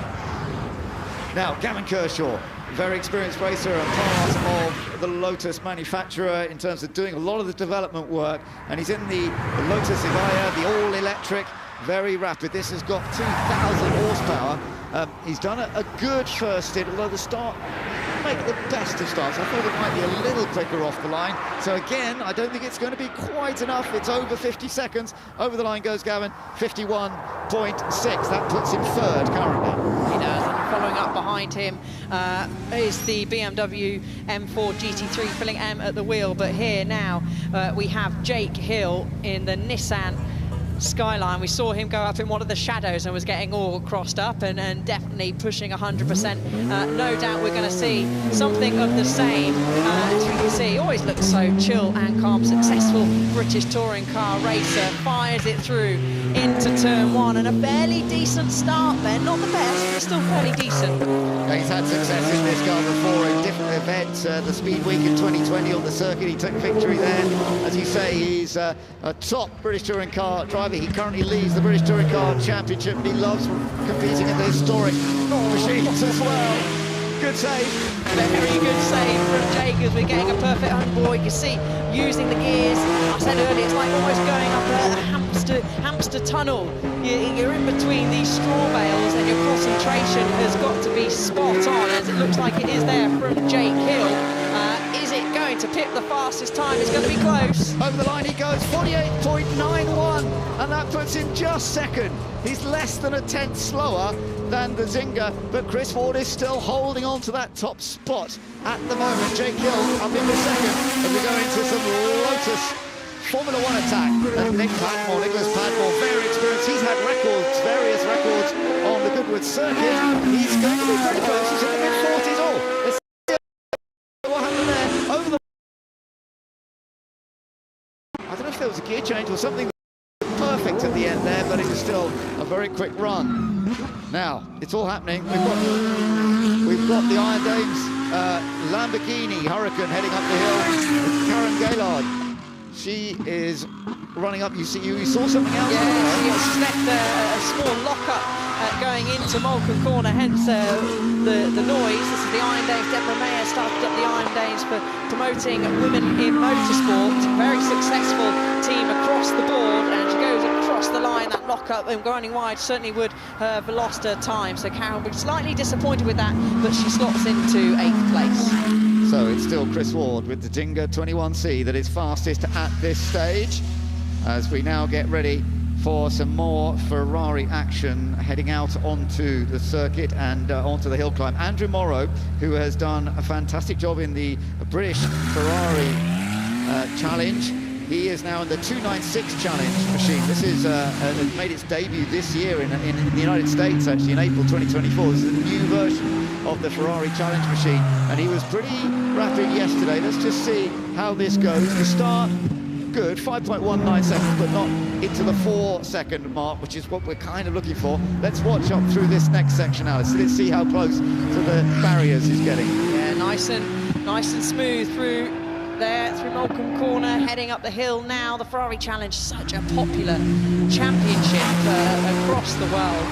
a very popular car as well, as Andrew Morrow gets close to the hay bales on either side. No wing mirrors are being folded in on the Ferrari 296 just yet. Kicking up all the straw, goes across the line. He'll slot into third place. Yeah, that's good, 50.03. So he goes into third position for now. Now, this is a Pikes Peak challenger. This is the Alpine A110 and Rafael Asia, who has competed at Pikes Peak with this Alpine. It's got 500 horsepower. It's pretty light too, though. It's 950 kilos. It was second in class at Pikes Peak when it did that competition. He's been pushing hard all weekend as he's been getting used to the hill climb. Let's see how it goes into the final stage. You've got the line coming up, and he's going to go over the line. He's close, but it's not quite there. 48.62. Oh, he has done it. He's just done it. It's enough. He's gone fastest. That was great. I didn't think he was quite going to make it, but he did. Now, this is another quick one. We'll watch the Porsche 911 and see how this goes, because it was rapid yesterday in the hands of James Wallace. Yes, it certainly was. The Porsche, very popular car, Porsche Carrera Cup. You see this racing Porsche Junior, James Wallace at the wheel, goes through the tricky Malcolm, kicks up all the dust for the next car to find as they go through that corner. 4-litre flat six, full chat on the brakes. He'll go right, he'll then swing left past the Flint wall. He did 48.1 yesterday. If he can get down to that again, then it's going to be close, Ben. It is going to be close. The sectors are looking good. Okay, he could be going quickest. Let's have a look. Has he done it? Oh, it's close. It's close. 48.05. Yes, he has gone fastest by a tiny, tiny margin. They're all doing virtually the same hill climb at this point. That was absolutely brilliant. So the Porsche 911 is now the front runner. James Wallace has taken it, but we've still got some rapid machinery to come here, Alice. We have. We've got the Subaru GL Huckster, Travis Pastrana at the wheel, and look at that for a launch. Great onboard that we're seeing there from the 2.3-litre flat 4 turbocharged, and we've also got the dynamic aero, all the grass on the inside there. That was surely too much. I don't know, he didn't lift off though. He still kept the speed going. That was amazing, but that was surely a little bit too wide. As you say, it flaps. Oh, what a shame. You could see the understeer. You could see that coming. Oh, and Travis Pastrana, who twice before here has been runner-up in the hill climb battle, he's backed it out of the way. He feels, I wonder if he feels he can get it out of the way or not. Oh, what a shame for Travis Pastrana. That was fantastic to watch. Well, how were the sector times? Sectors were extremely good. The launch, the fastest that we had seen already today, and same with the first sector as well. So a big round of applause from everybody there trackside for Travis. He was heading possibly, obviously still had the rest of the lap to go, possibly to take temporary top spot or permanent top spot. We have got some fast challenges still left to come, but yeah, that's damaged a lot of the straw bales there. He's still getting it. I think he thought that maybe, just maybe, he could get it going, but it does look like, especially on that front right corner there and front right side, Ben, that there's quite a bit of damage. Yeah, you're right, unfortunately, so it might take a few minutes to get it out of the way, and that is a great shame. He's such an experienced professional performer. Pastrana, 40 years old now, from the States. Let's have a look. The understeer, it was something to do with a sort of setup into the corner that just didn't quite work. It'd be nice to see another angle as well, because let's watch this from on board, and let's have a look, Alice, what it looks like here. All right, okay, he had a moment of oversteer, had to correct, and then just got massive understeer. That shot into understeer really quickly. It's still quite dirty on the entry here, but I don't think that's necessarily what caused it. It whacked into understeer very quickly, and then at that point, you know, you do a big oh no, and probably some other choices of words as well. You can see he locked up as well. Look at the aero there flicking up, Ben. Yeah, then he turns initially, the back end steps out, so he has to corrects the steering. Let's have another look. Yeah, when he winds it back on the other way, there's just no front end grip because he's going at such a high speed, and it just plows in. I tell you what, there's a cameraman in a perfect spot up on, you can't see it, I don't think, from this shot, on the right. He's a bit further down, who will have had the most amazing shot because he was very close to where that car came in. Look at this, look at this. We've got a cameraman in the background, but nearer us, as our camera opens up, look to the left, and you will see there's a cameraman who must be getting them, a couple of them, getting incredible shots and not getting out of the way. They were quite happy to just stay there and take the pictures. I mean, that's dedication to your job, isn't it? Well, they're perfectly safe, and that's good news. And so is the driver, Travis Pastrana. He's fine. He's out of the car, trying to help them now to sort the car out. But clearly there's damage to the front end. So that's the third car in this hill climb shootout so far that has had an issue of a mistake or an error and hit the barriers, and is taking some rescuing. So that's the way it goes. For now, let me just remind you, it is the Porsche 911 of James Wallace that is holding the pace at 48.04 seconds.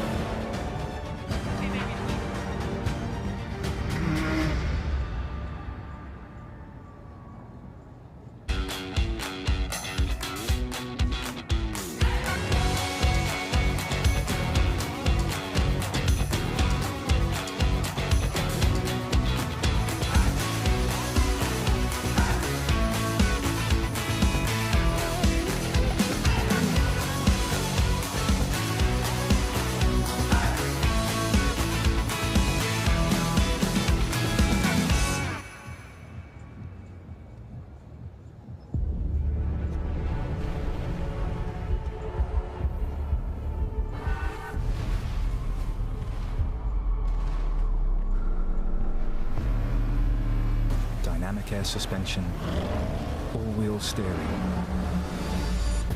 configurable terrain response,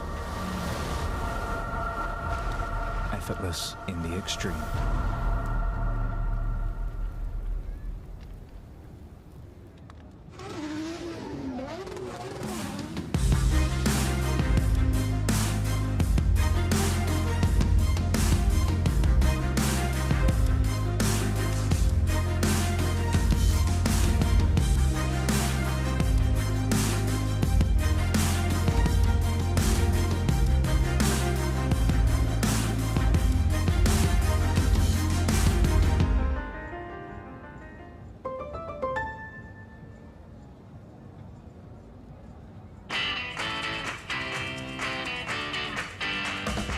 You're never too young to fall in love with classic cars.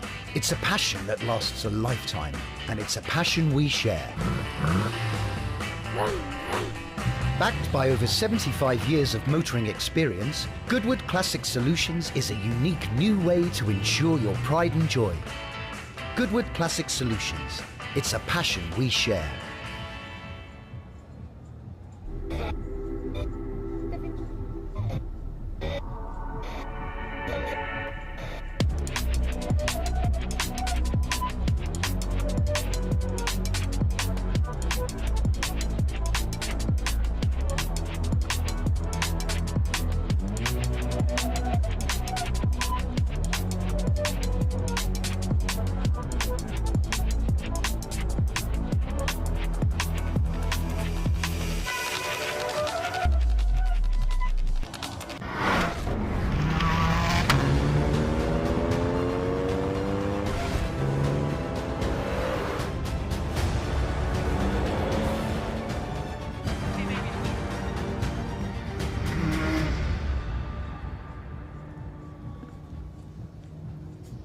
So we are still in the battle for the shootout right now. We've got a slight pause before we get some of the other fastest vehicles heading up the hill to determine who's going to take victory. At the moment, it's James Wallace who has set the pace at 48.047. Rafael Astia in the Alpine just half a second behind. Chris Ward, who set the pace earlier on in the Ginga, he's down into third place. Jake Hill, an excellent performance in fourth.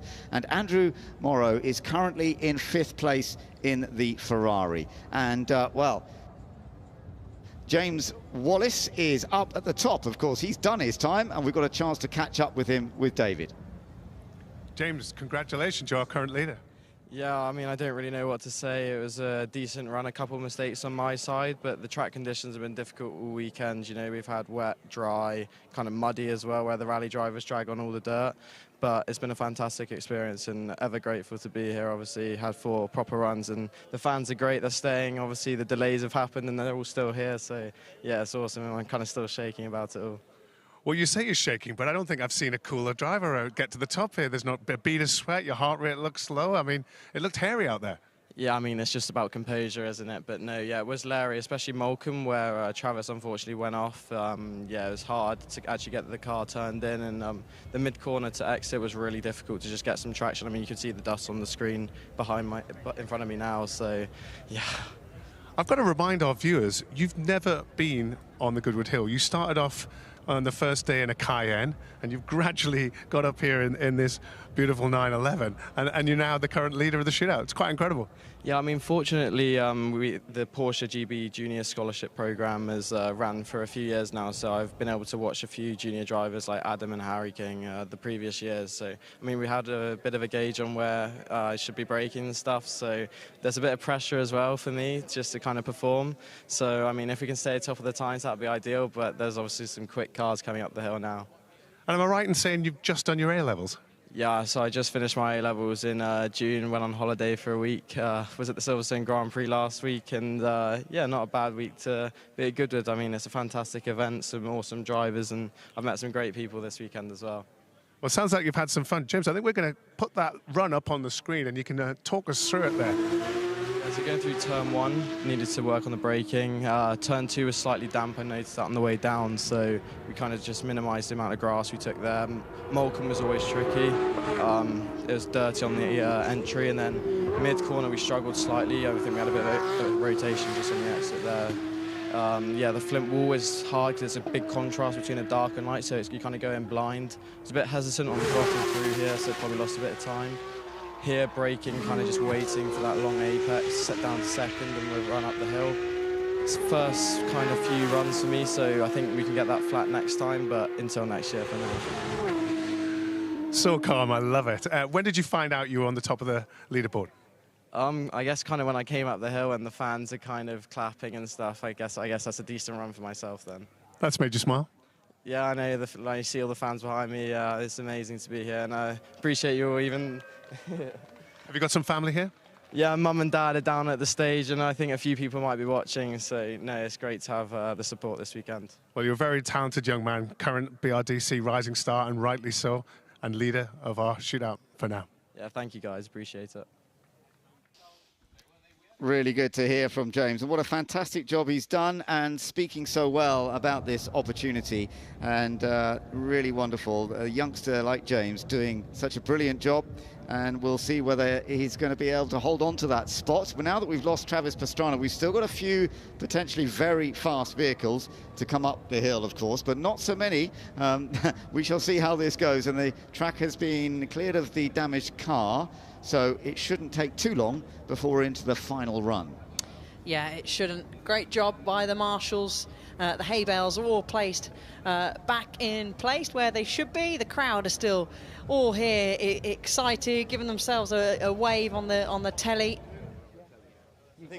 Yeah, and of course the awards will be handed out once they're up at the top and it's all decided, but we shall find out who is going to receive those awards once we're underway. Remember, for the moment, it is the youngster James Willis in the Porsche 911 GT3 Cup car that is set the outright pace.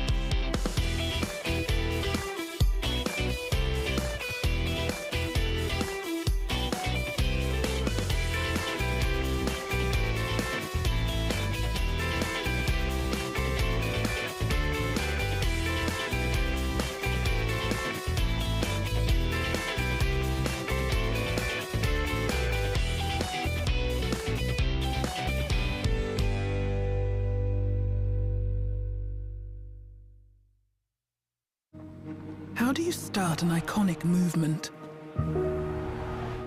Classicism would say it's all about form and craftsmanship, while surrealism would find all of this quite, well, surprising. After all, it's about creating the icon of a new movement. Welcome to Forwardism, the all-electric BMW i7. Presenting the new Pirelli P0e tires for electric cars. They're on a sustainable journey, just like you, thanks to more than 55% bio-based and recycled materials.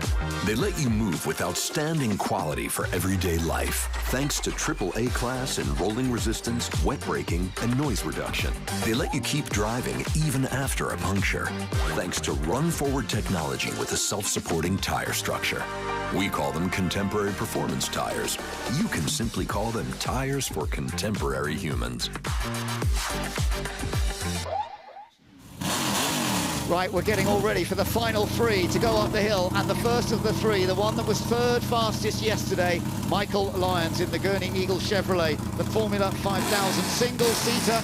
Yesterday, he did a 47.3. If he can get in the 47s again, he will take the fastest time so far.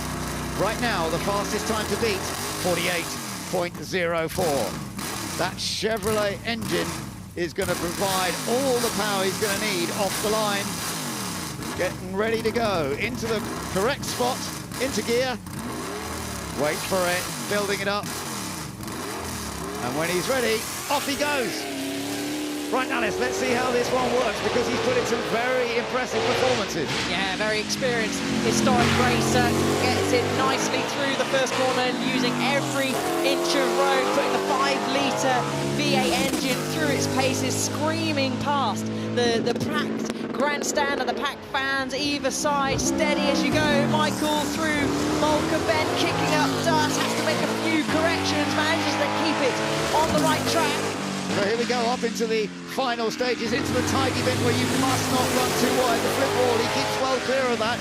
Let's see if this is going to work. I'm not sure this is quite going to be as fast as the 48.04, which is the time to beat right now. Up across the line he comes, he gets the checker flag. No, 50.2. I'm seeing on our screens 50.2 is what he's done.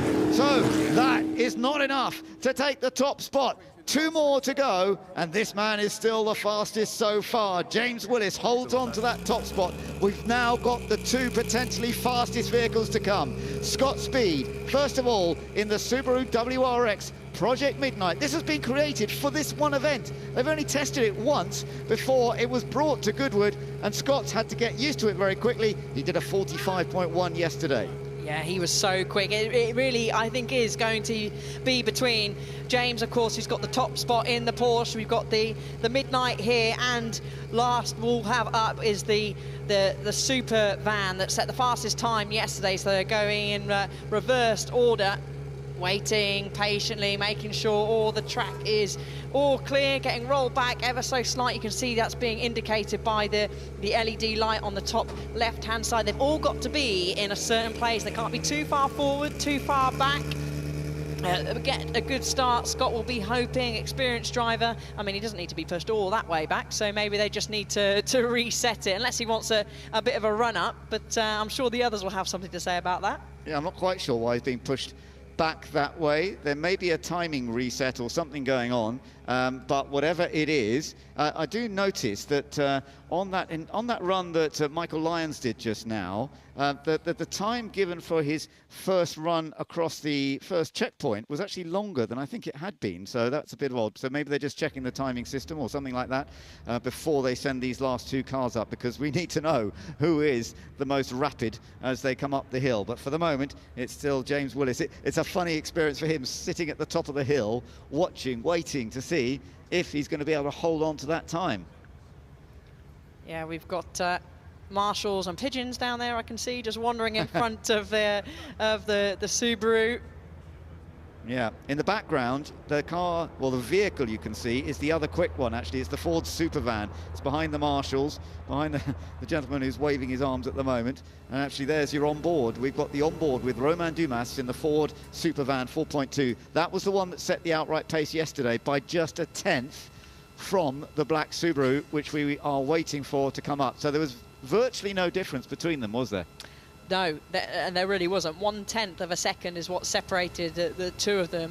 These two had the longest wait out of everybody to go up, so they've been sat there. Maybe he could stick a bed in the back of his Supervan there. He could have had a nice kit, but it sounded like Scott Speed has just done a few burnouts to really try and get that very good launch, get pushed up to the front of the start line. You can see the marshal puts the measure in front in place, and it's all yours, Scott. So this has a 2-litre boxer engine, but it produces some 700 horsepower. It's pretty lightweight as well. It's been designed especially for this. And Scott Speed, he's got Formula 1 experience. He raced for Toro Rosso in 2006, 2007, but since then he's become a rallycross champion. Very different form of racing. He is brilliant. Let's see how it goes. Scott Speed off the line, going to try and take the fastest time here at the shootout at the Goodwood Hill Climb through the first turn, and it's a good start, 4.5 seconds. He is definitely on the mix as long as he doesn't hit the grass too much. Yeah, it wasn't actually as quick as Travis Pastrana, who we saw go off, but he comes in, gets out of shape into Moulcombe Corner. Does he keep it on the black stuff? Yes, he does. Uses every inch of road on the outside. The sectors are looking good, Ben. He's the fastest in the middle sector so far. He uses every inch of the road there.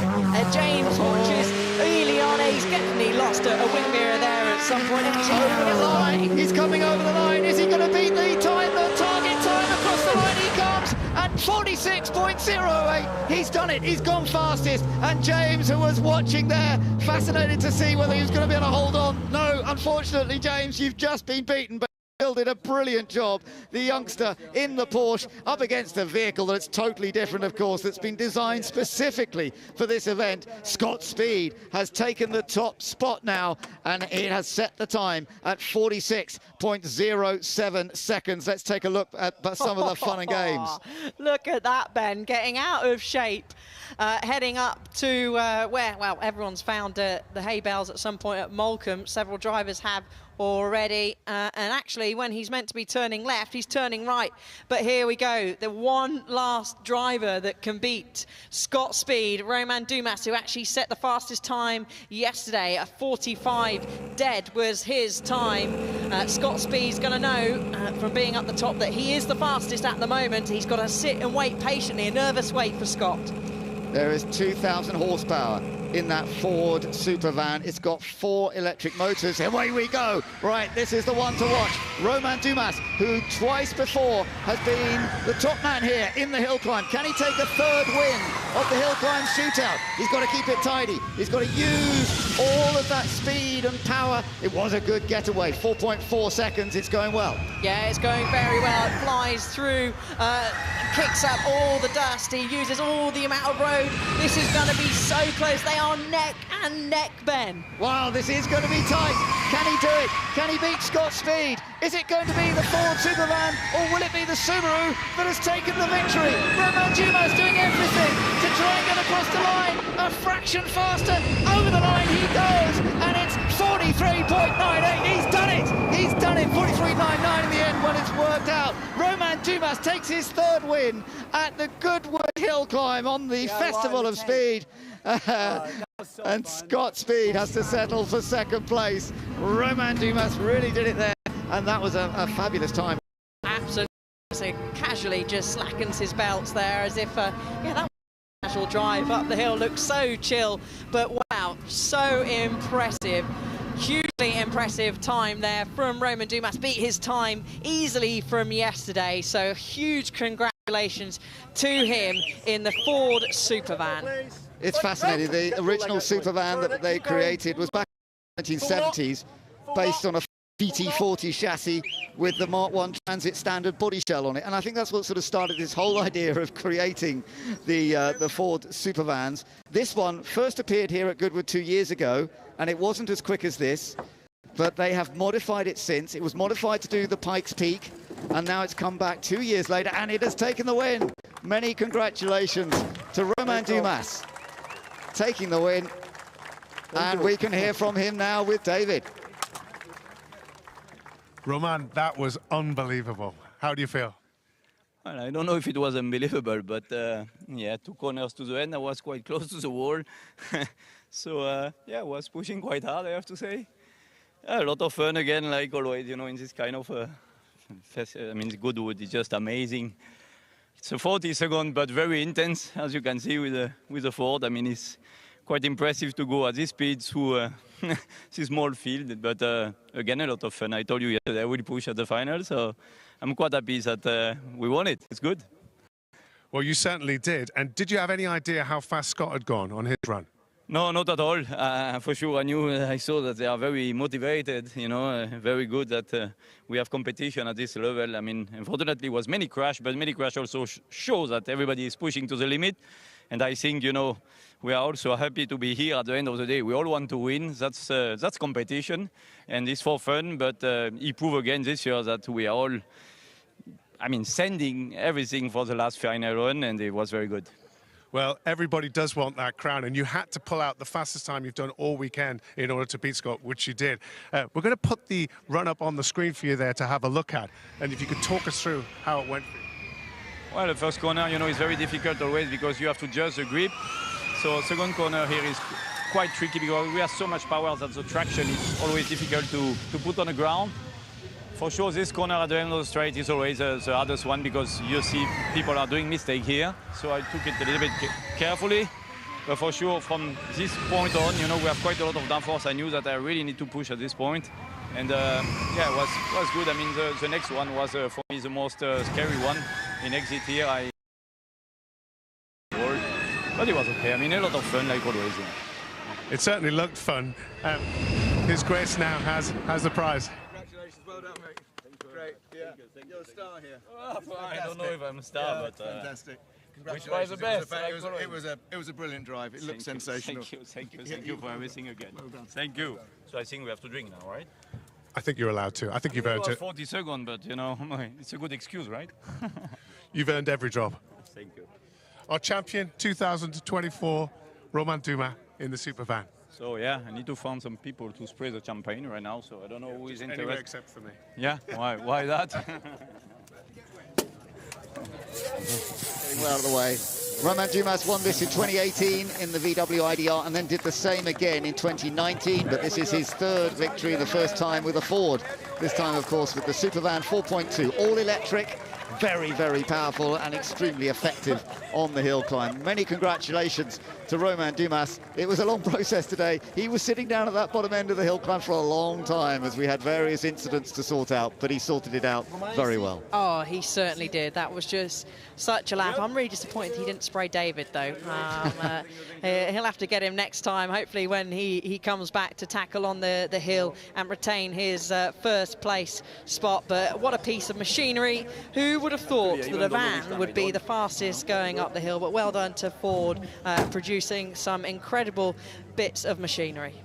Yeah, wonderful stuff. And as you say, they redeveloped this machine for this event. They changed it around again from the Pikes Peak, and they have made it work extremely well. Romain Dumas, of course, huge experience in sports car racing, but also on hill climbing. So let's take a look at that final result then. Romain Dumas, the winner, 43.987 seconds. Scott Speed, second place in the Subaru WRX, the 46.075, ahead of James Wallace, who was brilliant, the youngster in the Porsche 911. You keep an eye on him, his future, he's got a big future ahead of him. Raphael Astier in the climb battle here, and let's just take a look at some of the highlights of the action, because there were a few incidents, there's no doubt about it. It was a little bit tricky for some, but others had a wonderful time just getting the best out of the performance of their machinery. Yeah, and we got to see new and exclusive road cars that have done their global debut here at Goodwood Festival of Speed. Road cars, historics, vans. We're going to chuck the Supervan into that high performance cars going up the hill, and very close in the end. The Zinger there, driven by Chris Ward, close in the end. The Zinger there, driven by Chris Ward, held top spot for a while. Yeah, it's fun seeing all these different types of vehicles, whether we go from specialities like the Alpine that was built for hill climbing, going to the Pikes Peak, and it was right up near the top, and then this brilliant effort by James Wallace in the Porsche. That was so impressive. It was, and he was watching, he was hoping, but Scott Speed took that away from him, even with getting slightly out of shape coming into Malcolm. Yeah, managed to sort it out, Scott Speed, but maybe that wasn't the perfect moment, because Romain Dumas then got it all very, very smoothly done. He was totally calm and controlled throughout. Even if he was getting a bit close to the barriers in a couple of places, he still managed to set the outright pace here today on a beautiful afternoon at Goodwood. And we've got a chance now to catch up with the top 3 from that hill climb shootout. Well, I'm here with my podium places on the shootout. James, it was very close. I was getting a bit concerned because I was going to give you the champagne. I don't even know if you're old enough to drink it. Yeah, I mean, I don't know, I would have liked the champagne. I am 18 legal, but yeah, these boys have done a fantastic job. It's always going to be difficult, and yeah, fair play to them. When you were doing your A-levels a couple of weeks ago, you'd be sitting on a podium with Scott Speed and Romain Dumas. No, I didn't really think much of it. I mean, all eyes was on my Carrera Cup GB program, and yeah, this was kind of an event, but yeah, it was amazing to be here. Roman, I think we might have found a new star. The young guy did well, didn't he? Well, you know, Carrera Cup is always the best to find new driver. I mean, I started with that more than 20 years ago, so I'm sure he will have a great future. If he knows how to drive here, normally he should be good to drive in Le Mans. You know, it means he has some balls in his pen, yeah. Nicely put. Did you have any other advice for him on the hill? Well, yeah. And this you don't need to do in Le Mans if you want to do a good career. Scott, also your first time up the hill, it was very dramatic. Give us a few smiles up there. You were going left when you needed to go right and right when you needed to go left. Did you have fun out there? Yeah, oh, it's a blast. I mean, I got probably the funnest car to drive. The four-wheel drive Subaru is so much fun. Tight course, got more confident with it every day, and overall just blown away by the event. Just the atmosphere here, the people, the car enthusiasts, the fellow racers. What a cool overall experience. I'm super happy. So second place, you're still... Oh yeah, absolutely. I mean, I feel like we executed as we could, so that's pretty close to what she had. You had a great start. Huh? Yeah. I think we, like I said, the track adapting from there, and that's like a really cool added challenge to this place. Were you aware what happened to Travis on his run up? Yeah, of course. Yeah, I'm watching all the runs. Yeah, I'm trying to absorb as much, try to get an idea of what to kind of expect out there for the grip level. Was the grip worse than you expected? Well, I didn't really have an expectation, but I gave myself a little room in turn 1 and already had a slide, so I knew immediately I had to recalibrate to a lot less grip than we had yesterday. Roman, you were telling me you did a 44 seconds with the boss of Ford sitting next to you. How did that go? Yeah, the boss of the EV program, so yeah. So it means he should be with me today. Possibly I will be much faster, I don't know. He told me he was quite heavy, so I had a lot of hope. But I only gained 1/10. So I guess, yeah, today the track was a little bit slower, definitely. But, I mean, like Travis said, as Scott said, it's very difficult to judge here the grip. You know, you go on the first corner, already at the start you have a kind of feeling. First corner, you have another indication, but it's already, you know, only 5 corners left. So you have to take the risk. So it's why it's very complicated here. You had a big moment in the last turn. Yes, you are right. But, you know, I knew that he was pushing very, very hard.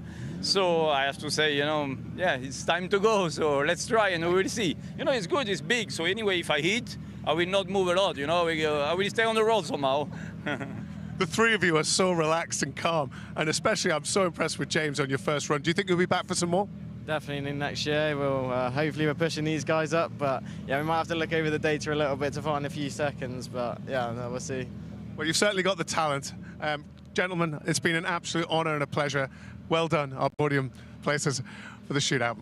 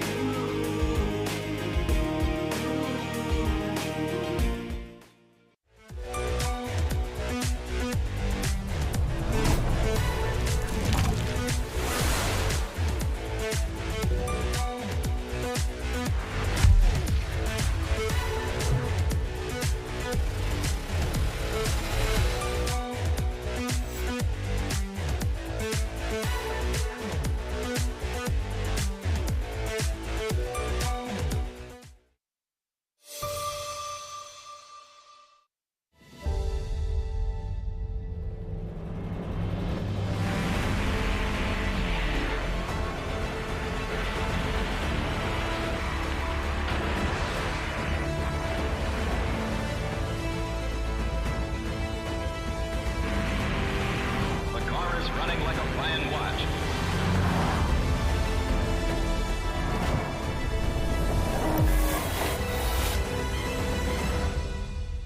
Sky Broadband are changing the game.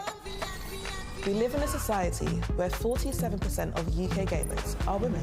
Yet they only make up 5% of esports pros. This needs to change. 2 tournaments, 1 final. They're UK's first of its kind, with pro contracts and Sky full fibre on the line. We're on the lookout for women on their path to pro. Join us and compete in Races E-Series, Soccer E-Series, all leading to secure a place at the Women's Esports Finals. Sky Broadband is built to power the pros.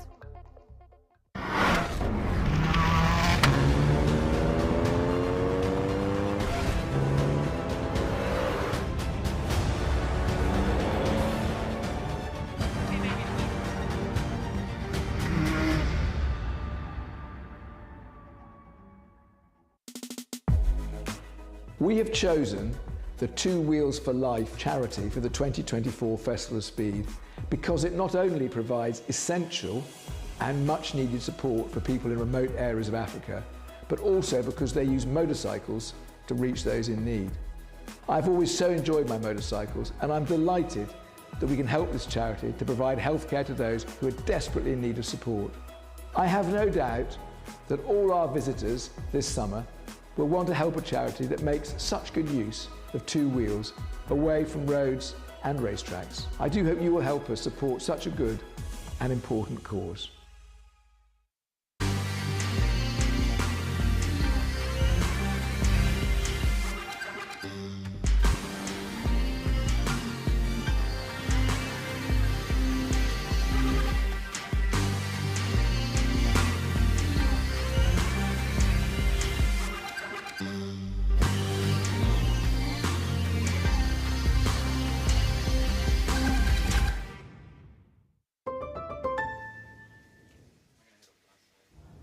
Well, what a full-on last couple of hours. The shootout, really the highlight here on Sunday, and a mammoth effort in the commentary box from Ben Edwards and Alice Powell as well. The sun's still shining, and we have still got more cars to come, and bikes too, before we end this year's Goodwood Festival of Speed. So make sure you stick around, keep that TV on, stay where you are around this Goodwood estate. We've got more to come on the way, including supercars and first glance car and road bikes still to come. But all weekend long we've been celebrating the brilliant and the great here in motorsport, including paying tribute to the king and his legendary clan. That is, of course, NASCAR's first family, the Pettys, and indeed Richard Petty.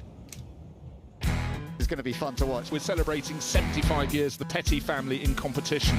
Richard Petty, the king, 7 times champion. 201 NASCAR wins. What an incredible record. The king was the first driver to have a number that was personalised, 43 on the flags. It's lovely to see a great turnout of fans. Let's have a huge round of applause for the king, Richard Petty, and his son, Kyle Petty.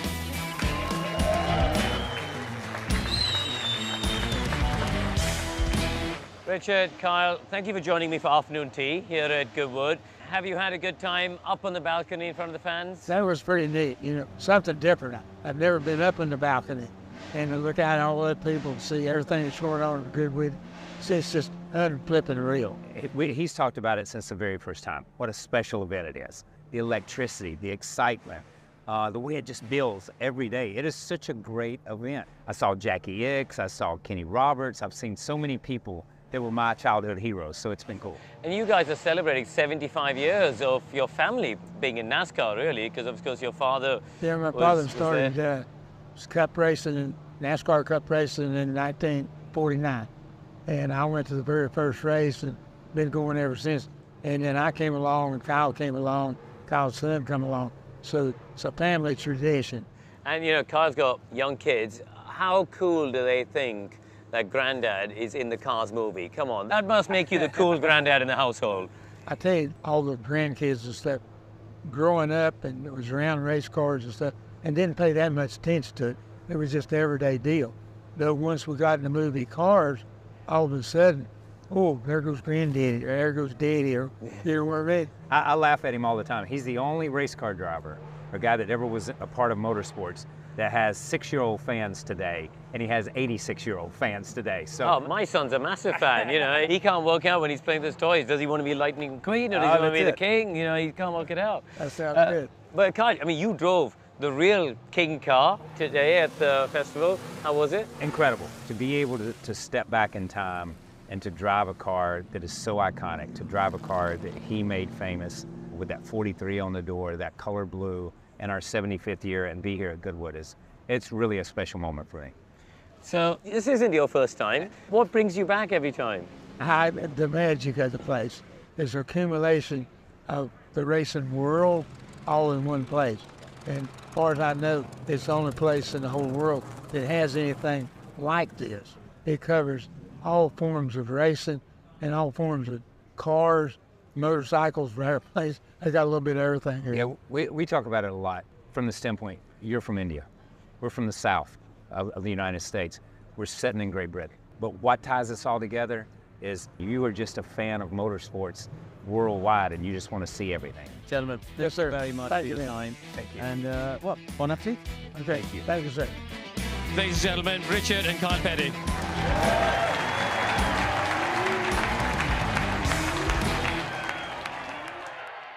There is tons on offer here at the Goodwood Festival of Speed for all the family, and I've made my way to the Thacombe family area where I'm going to fulfill a childhood dream of digging. Martin joins me here. Martin, how's it going? It's going very well, thanks. Yeah, very good. Lovely stuff. Right, I'm going to hand you the microphone and you're going to give me a whistle-stop tour of how to dig. Okay, right, here we go. So we'll just get you set in.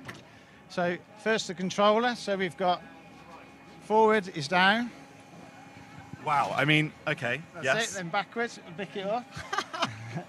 Across, we'll empty the bucket. Wow. And then towards me, we'll scoop it up. No. So that will scoop it up to me. Yeah, okay, we're Then scooping. Then we've got a left and a right. Okay, yeah. And then we've got in and then out. Martin, this is fantastic. I could actually do this one-handed, couldn't I? No, I couldn't.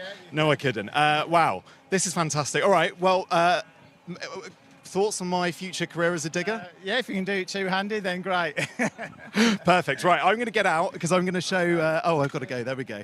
Right, I'm going to show you what else is available here. Martin, thank you very much. Thank you, everyone. Right, we're going to come down the steps. I'm not going to trip over. There's all sorts going on. Hello, everyone. Hello, hello, hello, hello. It's really good. It's really good, yeah. Digging, lots of fun. People are having a nice chilled out time over there. I'm going to find Heath on camera. Hello. Right, let's take a look at what else is on offer. And this also caught my attention down here, the pedal paddock. And this is very exciting. Kids are getting the chance to pedal a car up the hill at Goodwood. So follow me. Hello. Hello. Right, here we go. So these guys are hard at work, able to pedal a car all the way from the bottom of the hill to the top. Do you want to give it another go? Yeah. Okay. All right, here we go. So the car is being placed at the end. At the ready. And we're going. There we go. Oh, it's come off. There we go. Past the house, up to the top of the hill. And do you know what? I think that would be a winning time. Well done. Well done. How was that? It was good, yeah. Do you think you got a career as a cyclist or energy management? I don't know, probably not. I think you did a very good job. Congratulations. Well done. Okay, we're going to go down here. If Heath follows me. This is a really lovely area. It's a little bit more chilled, perhaps, than some of the other areas of Goodwood. People out here on deck chairs. The weather, mercifully, is holding off for the time being, despite the very black clouds over there. And the final thing I'm going to get to do is a chance to get on the track. And we have been listening to the cars go up the hill. It's been another childhood ambition, along with digging, is getting on the track. So, hello, everyone. I thought I'm going to interrupt, if that's okay, and get on the car. I don't know if this is going to work, and I really hope I don't break it. Here we go. Oh, it's quite hard. Anyway, I will be down here at the Thacombe family area for the foreseeable. Thank you, everyone. I'm gonna win. Hello. Craig, hurry up. Matt Baker finding absolutely everything and anything there is to do around this magnificent Goodwood estate here for the 31st Goodwood Festival of Speed. Now, we do have more cars coming at you and bikes as well, thick and fast, to round out the day. First glance, road bikes and cars, the latest on the market that you can buy and coming on to the market soon, including some prototype models as well. And we'll be finishing off the day with some supercar action up the hill. So still plenty to whet the appetite. My name is Harry Benjamin, James Hayden alongside me, along with Harry Metcalf. We've let Ben Edwards and Alice Powell go after their mammoth stint. James, I mean, should we just reflect a little on what we've seen so far at Goodwood? Another brilliant weekend of action. Yeah, fantastic. I mean, we've been lucky enough to be graced with some of the finest motorcycles racers from the last sort of 40, 50 years, which has been incredible. You know, the likes of Giacomo Agostini, McDoohan, Kenny Roberts, Randy Mamola, Freddie Spencer, just to name but a few, Kenny Roberts Jr. So it's been wonderful, and alongside that we've just seen some of the most amazing motorcycles, from early BMWs to Gileras to MV Augustas, you know, the top factory Hondas to the very latest, you know, Stefan Bradl on the latest the latest Honda MotoGP bike. So it's been brilliant to see, and we can see the last run of bikes just lining up down there on the start line now. And brilliant to celebrate, of course, Michael Dunlop and all of his achievements at the Isle of Man TT. Well, this is the other thing. I mean, Michael Dunlop, he has just been superb. 29 TT wins, you know, a record that many thought would never be broken. And to see him on the balcony, it was such a huge crowd underneath, you know, with his grace. It was just wonderful to see, and it's just really brilliant also for road racing and the TT to be recognised, and you know, in that way was, I just thought, tremendous. So absolutely brilliant. It really is. We're just getting ready for this first glance batch lining up on the start line. I think we're going to dive straight into it then. Up the hill we go, and we're kicking off with the two wheels. We certainly are, and so we're starting off, we've got, this looks like the Norton Commando 961 LE, which it is.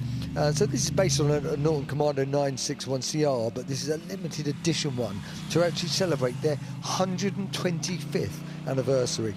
It pays homage, you know, to their rich history, that sort of classic colours, and you know, also a hint back to some of the Norton rotary racing bikes of yesteryear. And now we're looking at this very futuristic. It's actually a Royal Enfield. It's Easy's ride from the film The Kitchen, which is was one of the top 10 Netflix films, and it was done by Royal Enfield's in-house industrial design team, both in India and in the UK, and it took sort of sci-fi references, about sort of brutalistic design and street fashion, and now you can see this was actually designed in partnership with Top Gear magazine's editor Rowan Hallcastle.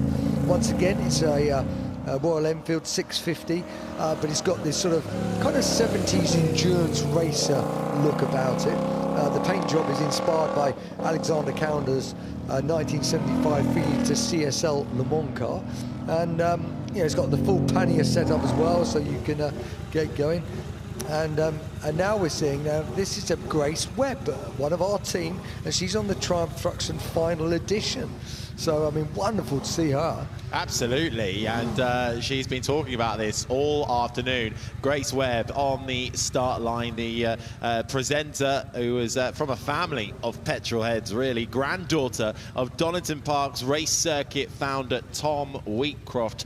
She knows very much bikes. She knows how to ride them. She knows how to talk about them. She's got her very own Aprilia at home. But this machine, something a little different for Grace Webb, as she's just waiting for the all clear on the start line before she gets set to go. This the Triumph, as you said, James, the Thruxton final edition that she has been very happily trusted to take for the final run up the hill. Yeah, that's great stuff, and she's not hanging about. It's lovely to see. So this is, as we say, so it's the final edition of this model, the Triumph Thruxton, and it's been in production for 19 years.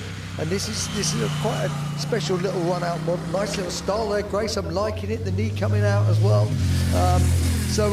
Yeah, it's a 1200cc twin engine. Basically, it's got that sort of very traditional styling. It's named after the Thruxton because Triumph won the first ever Thruxton 500 race back in 1958. It's got that sort of lovely sort of British racing green, hand piped in gold, and each one comes with a certificate of authenticity.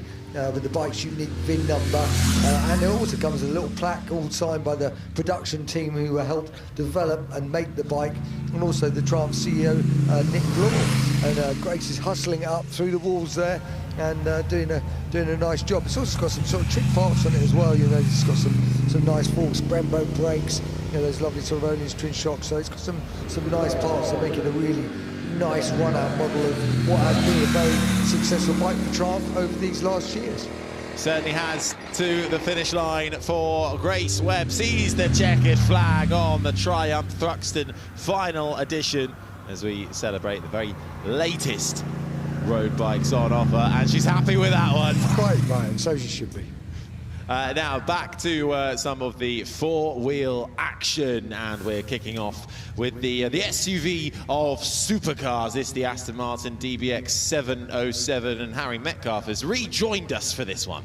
So this is their new 707 DBX. There was an earlier one, but this has got a revamped interior, which you can't see from this shot, but it has really brought it right up to date inside. And they've actually dropped the entry-level DBX of 542 horsepower. That wasn't enough horsepower. You can only get the 707 horsepower version you see here, and it's quite a rapid machine. What got me when I first drove this DBX, it's actually quite a practical car. There's quite a lot of space in the back, and you're sort of looking at the boot space, and then you take it for a drive, and then you give it some beans, and it's a proper performance car. What I particularly like when you drive it, it has a rear bias chassis, and every now and then you just notice you just edge into oversteer with it naturally. It's four-wheel drive, obviously, but it has a real rear bias to how it sets up, and you set it through corners.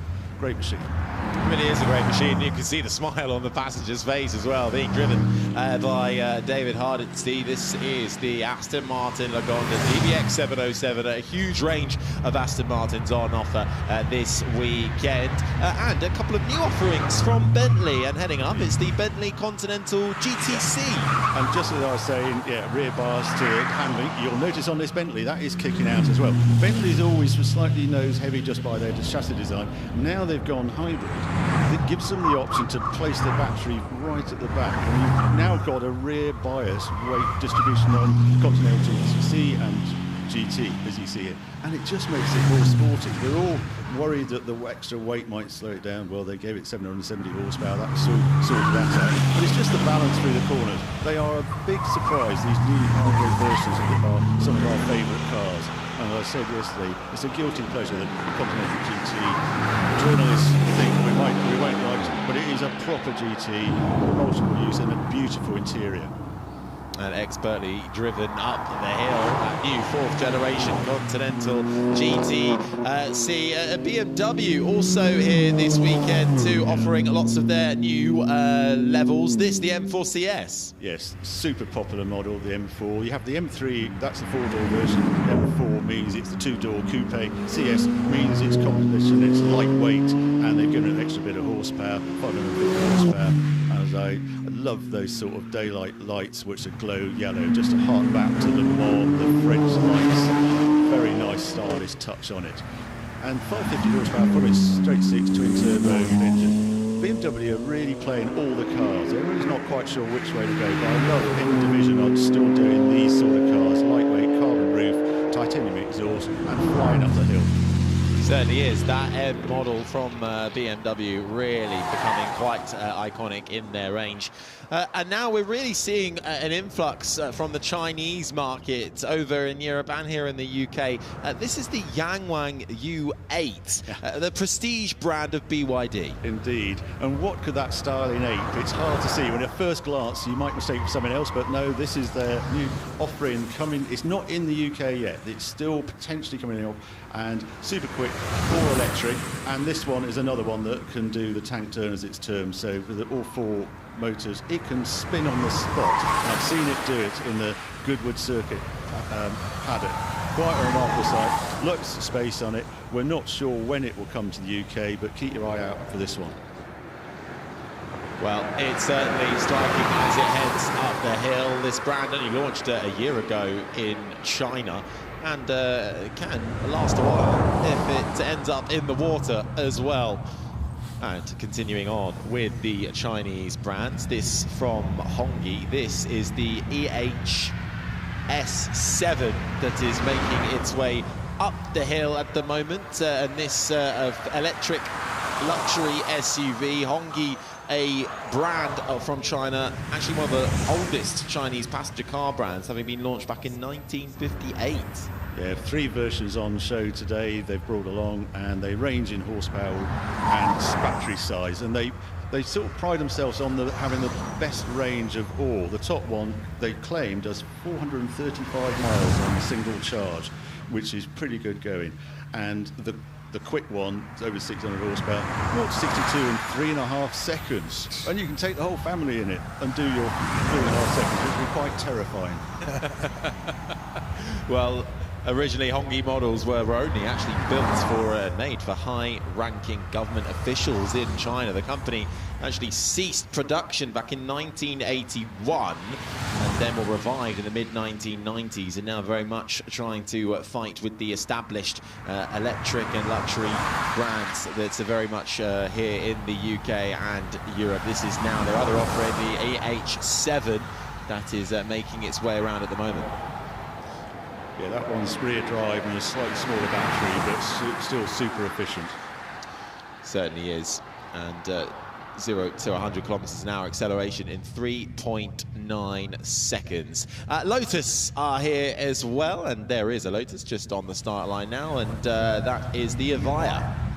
It is the Evija. There's 2 versions here. I'm just seeing if they're going to flash up a number of which one it is. Yeah, it's the Evija R. So we have over 900 horsepower from this example. Wow. Active air, you can see the ringers popped up, try and keep it stick to the road. Lotus completely reinventing themselves at the moment. You know, step back a few years and it was Elise and Evora and not a lot else. Now look what's happened with Lotus. We have the Electra, we had that Super 2000 horsepower electric supercar earlier, and now the Evija. Now this is doing battle with Porsche. This is the take-on rival, and it's slightly lower price, loads of performance from it, just about to come on the market now. Yes, the Evija R, the Evija S, the other model. This is 0 to 62 in 2.78 seconds. Max speed 159 miles per hour. That active aero, as you mentioned, Harry, in action. Very much a motorsport inspired grille, damn diffuser and rear wing too, as it's caught up with the Grenadier Quartermaster in front of it. A slightly unfair match, I would suggest, on the hill. Had they introduced a bit of mud and a bit of off-road, I think it wouldn't have kept up, but yeah, good show. Very good indeed, across the line. Now it's also a celebration this weekend. Indeed, outside of the house, the sculpture celebrating all things MG, 100 years of the heritage brand, and they are here with pretty much their full fleet and what they would like to showcase going forward in the future. And this is the MG HS. This is getting its global debut as MG's SUV. Yeah, and priced really well. They're saying this might start from £35,000. It does look higher value than that when you look at it. And yet, you know, it offers all the space. So MG are really on the roll. The variation of cars we've seen from at this event, I think, is one of the highlights. And look who he's got driving this car. Richard Atwood, who knows a thing or two, and he is at the wheel of another of the Chinese brands that we are seeing more and more. This is the JQ7, the brand's first plug-in hybrid, promises a range of 740 miles. That's with a full tank and a full battery charge. I think there's 2 versions here, because I've spoke to Richard Atwood and he was saying there's one here that is pure petrol only, another one's a hybrid, and I can't tell them apart. You cannot tell the way they look, and you see them going up the hill. Very stylish vehicle. I think we've got a lot of Chinese cars here. We've got to remember that Goodwood Festival of Speed is also a motor show, and that's why we're getting to see all these cars here. Certainly is. Now Polestar are having a really exciting moment at the moment. For years, having only really just had one offering in their range. Well, it wasn't really a range, but now they are here with the 3, the 4, the 6 prototype, the Roadster from Polestar. Isn't it great to see Polestar and the variation, all these models coming through them? We thought they were just going to be an SUV type of car in various sizes, but no, they've got coupes and now they've got this Roadster here. Really like the look of this one. Way back when, I actually tested a Roadster and thought I'd buy one because I just enjoyed the experience. Lots of silence and moving through the air and coming stop, and you just heard other things. So I do like these Roadster electric cars. They offer something completely different, and I think they're very appealing. And this one's beautifully styled.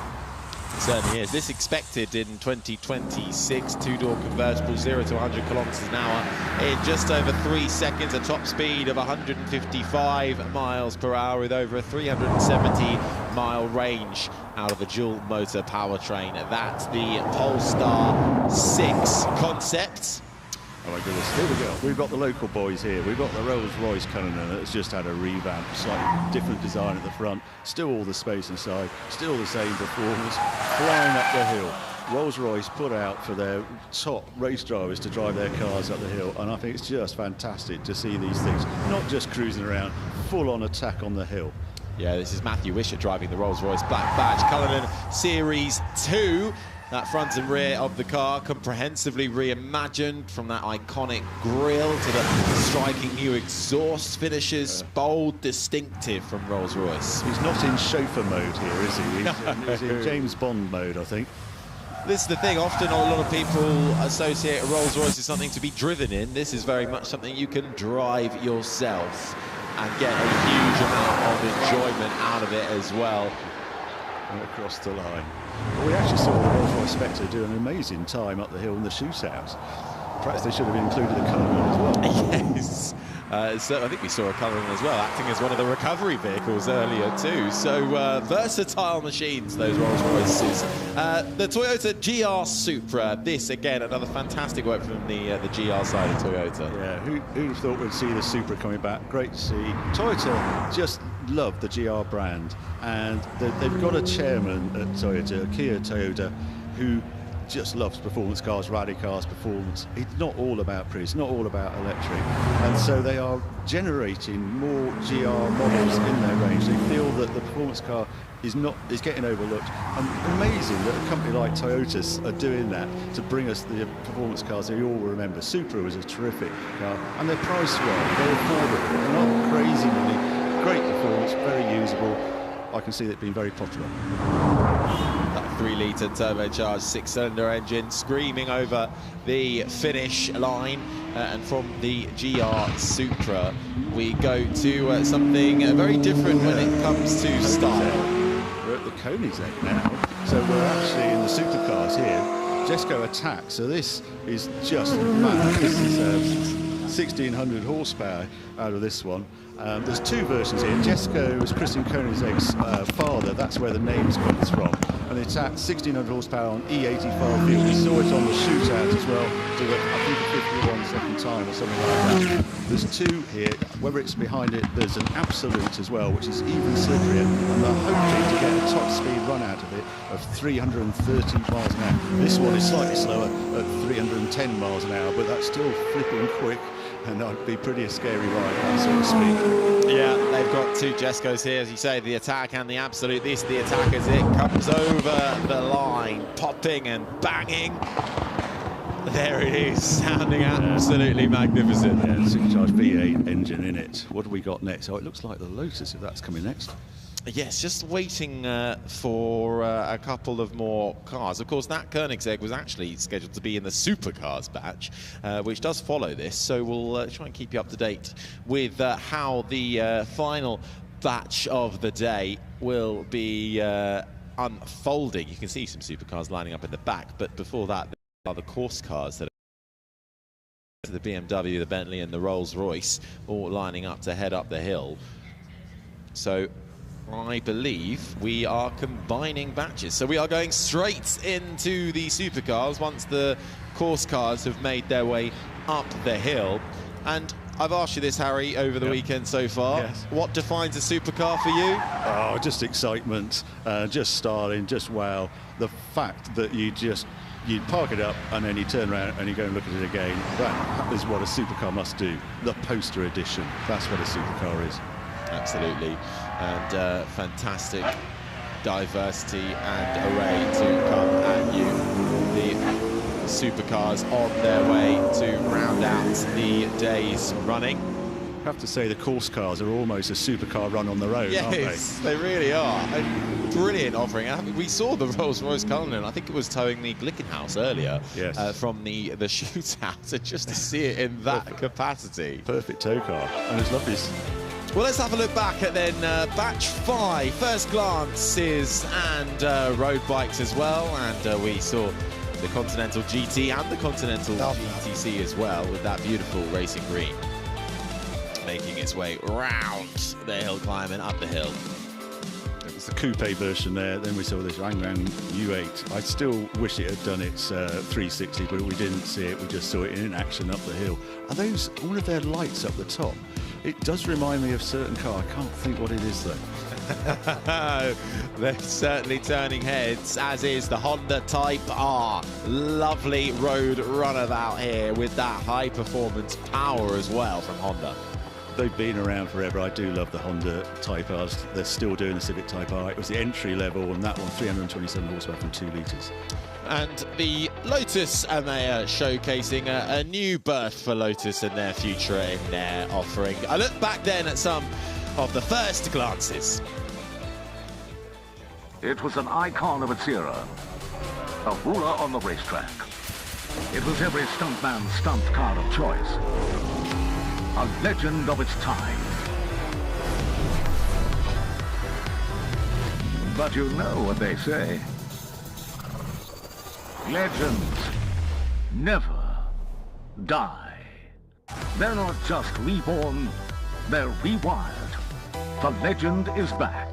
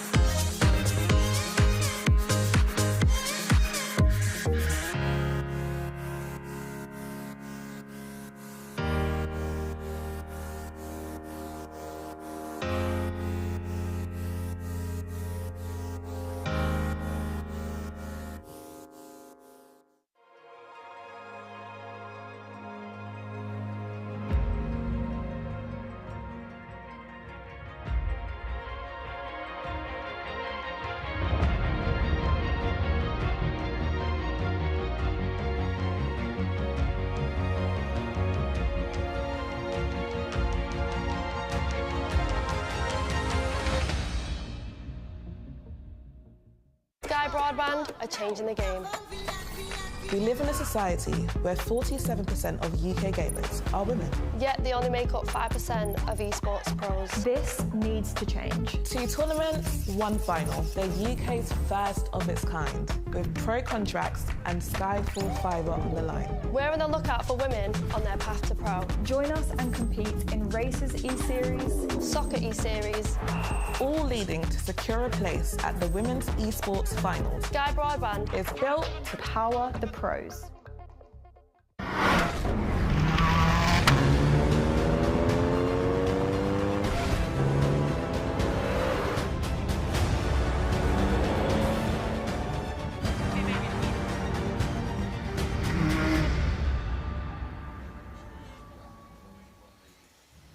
Well, what a absolutely brilliant weekend it has been here at the Goodwood Festival of Speed. We're gearing up for one final run up the hill. We'll be seeing a whole wide variety of supercars to close out this fantastic event once again. And brilliant that the weather has really shown up for us today. We hope you have enjoyed today so far. If you are here out and about, or indeed watching around the world on our online streams, it's an absolute pleasure for all of us to share in this fantastic passion and hobby. Harry Benjamin and Harry Metcalf with you up in the commentary box as we gear up for the supercars run. Just waiting for the first glance cars to head back down the hill and back to their paddock. Harry, you've been a staunch attender of Goodwood over the years. What is it about this weekend that has particularly enthused you? Well, for me, we haven't actually seen on the hill, but seeing Red Bull out in force, and then Adrian Newey launching his RM17 track-only car, unfortunately, but I quite understand. What an extraordinary achievement that is. And he turned up to it in his Aston Martin Valkyrie so to launch it. But I did love seeing that. I love seeing the action on the hill. And we've just watched the shootout, which was pretty spectacular as well. Yeah, the shootout was absolutely enthralling. And indeed, I think my highlight so far has to be that Red Bull celebration. 20 years of Red Bull racing from those humble beginnings when they took over from the Jaguar Formula One team to the dominant force, the disruptor they are now in Formula One. But the day is not yet done yet, and we do have some supercars coming your way. What is it about a supercar that excites you so much, Harry? Well, it's just the emotion. It's when you are lucky enough to drive one and experience it, and then it's when it all goes. For me, it's out in the open on the most fantastic road. Unfortunately, they seem to be very popular in central London. I do not understand that scene at all. I use them for escapism, to attack a road, to enjoy that sound. Think of those engineers who put all this effort into this car just to give me, the driver, the ultimate experience. Was there a first supercar for you that just totally changed the game? For me, it was the Countach. I saw that as a kid, and what I think, when you're my age, you didn't have Google, you didn't have YouTube. To actually see a supercar on the street was just, everything stopped. You just had to go and look at it. You never saw them. They only sold a handful of them in the UK back then. Countach, probably 10 a year, if that. So you just never saw them. No, well, we're going to be seeing an absolute fleet of them shortly. Just seeing some of the variety of cars that are heading down the hill. One of the Mini Coopers making its way down. Both Mini Coopers actually making their way down, followed by the Alpine A110R. Alpine are coming on strong at the moment, because following that is the new Alpine that's very much based on that Renault 5 of old. Yeah, I like the look of that. I like the way they're also reinventing the range, and Alpine is here to stay with a number of ranges, and they're appealing to the Goodwood Festival Speed customer with these exciting cars, and that one pure electric, to do battle with our very own Mini Cooper works. It'd be very interesting to see those two compete together. Ford Capri as well coming back into the fray. Yes. What are your thoughts on that? I'm not quite sure. I mean, we don't buy the coupe versions that the Capri was now in the numbers that we did. This is the type of car we're buying, but it's a slimmer, lower, sleeker car. Quite how it connects with Capri, I'm not sure, but it's a great name. Ford, they've just set the fastest time up the hill. Again, doing all sorts of things, going back to Dakar. So I don't mind. I just like that they're still looking at those performance cars that we all love. Getting those all-important videos captured in what has been an absolutely brilliant weekend so far here at the Goodwood Festival of Speed on this fantastic Goodwood estate. Of course, we've been celebrating our main theme from horses to hybrid revolution in power. We've been celebrating 130 years since the world's first motor race with the Paris to Rouen trial of 1894. Vehicles powered by everything here from steam, petrol, electric, gravity, compressed air, hydraulics, and reflecting the fact that in the early years of the horseless carriage, there was no consensus as to the best power source. And you know what? It's almost quite relatable to what we're experiencing now. We have this whole boom of electric being the future, but we've seen the Toyota GR Hydrogen in action. Where does the future lie for our road cars? Well, that's the big question, and we're not quite sure. And I had an interview with one of the Porsche engineers who's doing their e-fuels made out in Chile. Every Porsche you've seen on the hill, competing on the hill, is running on e-fuel this weekend. And all their Super Cup race is all from e-fuel. So there is this alternative, and we've seen the hydrogen, as you say, from Toyota. And also, I was talking to Lord Bamford earlier with his JCB range. He sees that's the answer for his machines. Electric definitely has a place, though.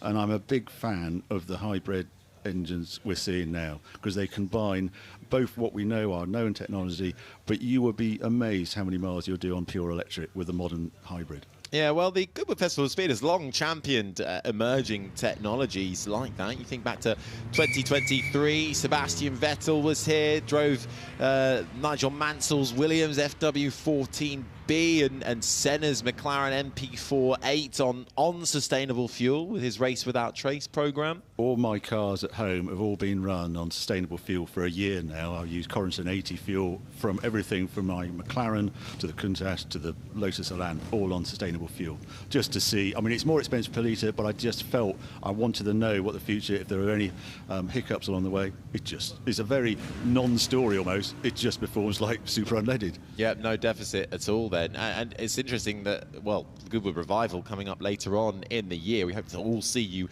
back for that. That will run entirely on sustainable fuel as we get our first car lining up on the start line. We have to be really quick on this one because this just flies up the hill. Yeah, blink and you'll miss it. On the start line now is the McMurtry Spierling Pure. This is the track-only evolution of the McMurtry that took the lap record up the hill climb 2 years ago. This is the upgraded version with that fan at the back generating over 2,000 kilograms of downforce, 190 mph top speed, Max Chilton at the wheel.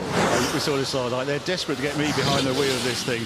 I just know it's a track-only car, 1,000 kilos, 1,000 horsepower, and generates 2 tons of downforce. I heard him yesterday say, what happens if he had a spin? Well, they did have a spin at Hockenheim, and it basically spins on the spot because it's glued to the surface, so you don't fly into the ceiling. It almost spins. If you does lose grip, it stays stuck to the ground because the fan is still operating, and it's at the top of the hill. Just like that, it's all over. That McMurtry, better cooling, downforce on demand, enhanced powertrain, lighter chassis, rear wheel as well. It is absolutely phenomenal. If you've not seen this Rolls-Royce Spectre on the hill, please look at the hill, look at the big screen now. You will never see a Rolls-Royce like this going up the hill. Just delivered. It was in the shootout, did an incredible time. You'll hear it squealing all the way to the top. Yeah, this is the world's first ultra-luxury electric super coupe from Rolls-Royce. It really shows that you don't have to have a Rolls-Royce with a V12 at the front of it for it to still be an absolutely magnificent piece of machinery. I loved it. I had it for about a week, and it was one of my favourite electric cars I've ever driven. It just enhanced the experience, so quiet, so cruising, and then it does that. Aston Martin here with a full fleet, like the Vantage Coupe, the Velour, the Valiant, and the DB12 Milan is just set off from the start line. But this one is that Vantage Coupe. This is the new one.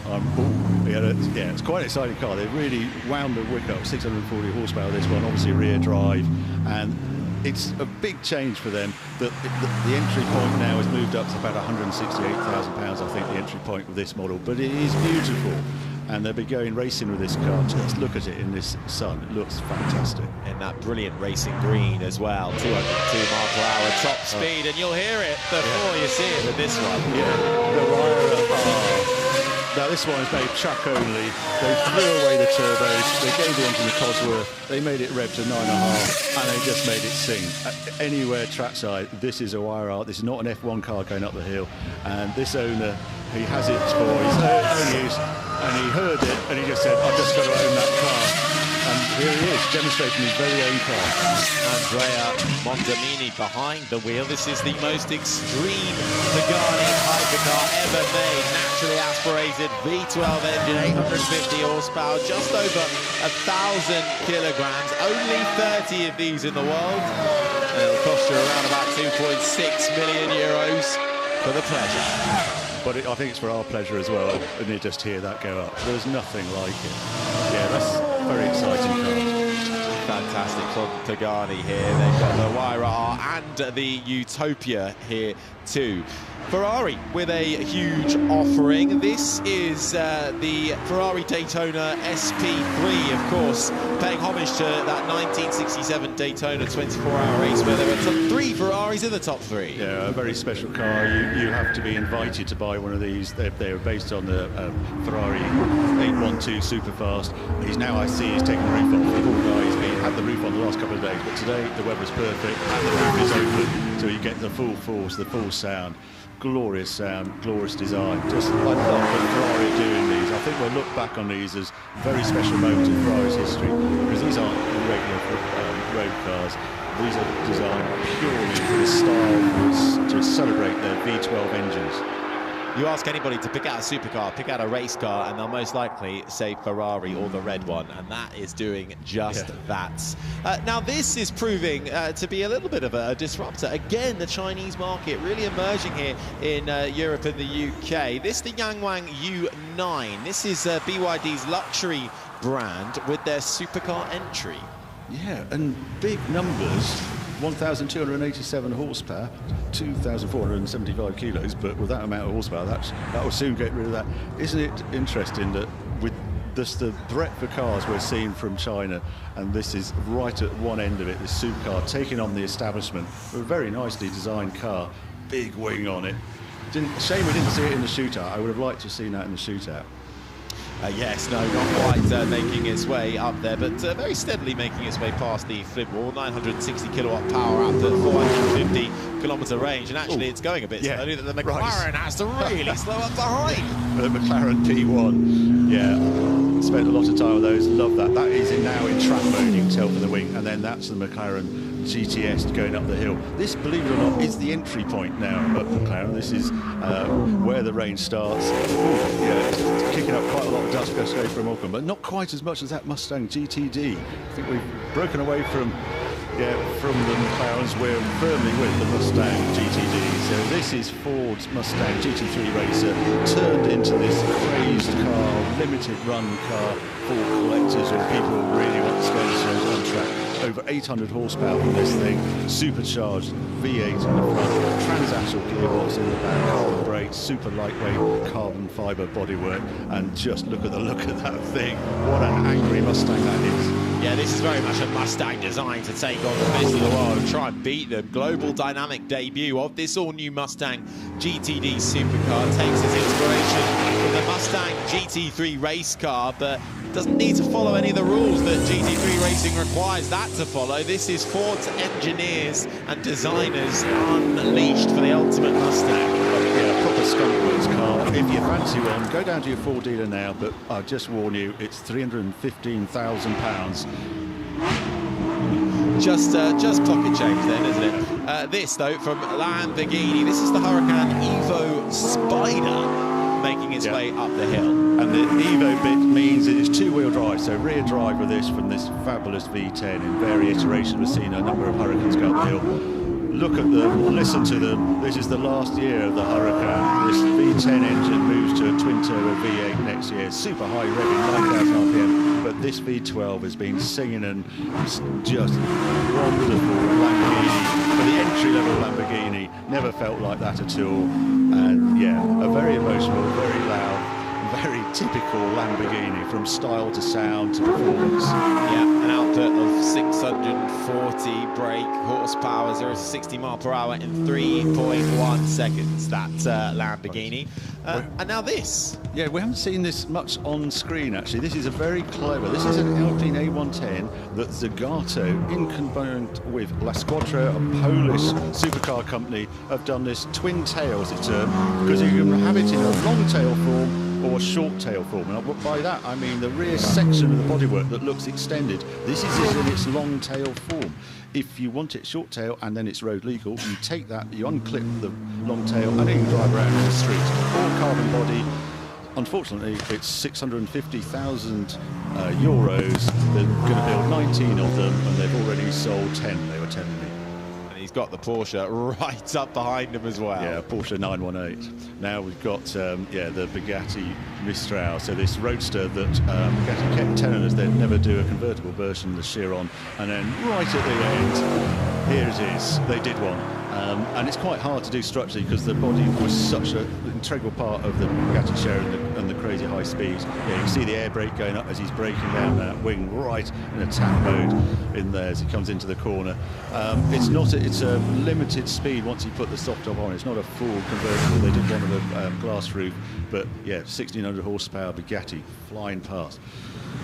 Yeah, that Bugatti Mistral, really a swan song for Bugatti's incredible 8-litre quad-turbo W16 engine. Now, this is the Rimac Nevera from, from Rimac, a limited edition masterpiece is what they call it. Yes, we've seen this, another 2,000 horsepower four-wheel drive electric motor. This is a special edition with that copper paint on it, and it's amazing that Rimac now own Bugatti, so it's a very interesting company. We all thought the Turboline that was launched a few weeks ago, the Chiron replacement, would go all electric, but no, they didn't. They went to a V16 engine, and this Rimac carries on with the pure electric sports car. Yeah, Rimac making that high-performance car for the electric era. As setting off the line, this is 635 in your program.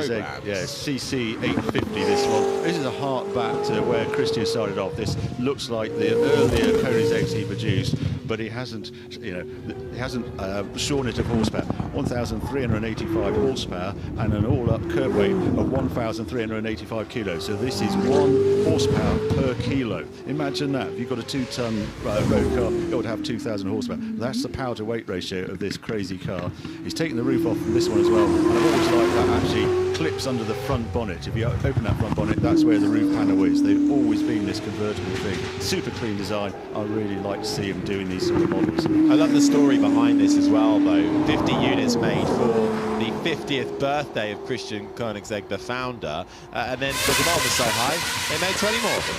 Oh, wow. Finally, I've seen this on screen. I haven't seen this this weekend so far. T50S Niki Lauda edition. So this is the track-only version of the T50. That's why it makes so much sound. A little extra horsepower, a little bit higher revs, 12,000 RPM. That V12 Cosworth engine is singing out at the moment. More downforce, as you can see from that rear wing. And a soundtrack. Oh, my goodness. We've got these supercars with these normally aspirated V12, V10 engines just sounding like F1 cars. We are particularly spoiled. Very fitting tribute to Niki Lauda. And Dario Franchitti having the honour of driving this up the hill throughout the weekend with that adjustable aero, the rear-mounted delta wing inspired by that 1983 Brabham BT52 fan car from Gordon Murray. Yeah, £3 million they are, and I think they all sold very quickly. I bet they do. And the central driving position, as you saw there. Yeah, as Dario Franchitti, the 3-time IndyCar champion, sets off past the checkered flag, and we can all take a breather because that was a magnificent symphony of supercar. Peaceful, suddenly. Yes, we have the course cars now flying up the hill. That might be the end of the run, by the look of things. I think it might be. Once you see the course cars, that tends to give you the sign. But what a magnificent batch of supercars we've seen. We didn't quite get to see the 499p Modificata from Ferrari, which you've got a few glimpses of so far this weekend, which has always been an absolute delight. That's the de-restricted version of the World Endurance Championship hypercar from Ferrari that they offer to their Corsa Clienti customers at a very high price, but you get a lot of Ferrari out of that as well. And of course that car, the 499p, now a 2-time Le Mans winning car, making superb actions. Well, that just about brings us to the end of the running here at the Goodwood Festival of Speed. My thanks to Harry Metcalf, and indeed to everybody who has been up in the commentary box, and we hope you have enjoyed all of the coverage so far, whether you're watching around the world or indeed here at the track. But what a weekend of celebrations here at the Goodwood Festival of Speed, Rachel. Indeed, Harry, and my thanks to you as well and the entire team who've brought you the Festival of Speed this weekend. But also my thanks to all of you, to everybody who's turned up here today and everybody who's been watching online. And I will leave the very last word to the winner of the Shootout of the Festival of Speed 2024 here behind me. It's been a fantastic 4 days. We will see you next year. Bye-bye.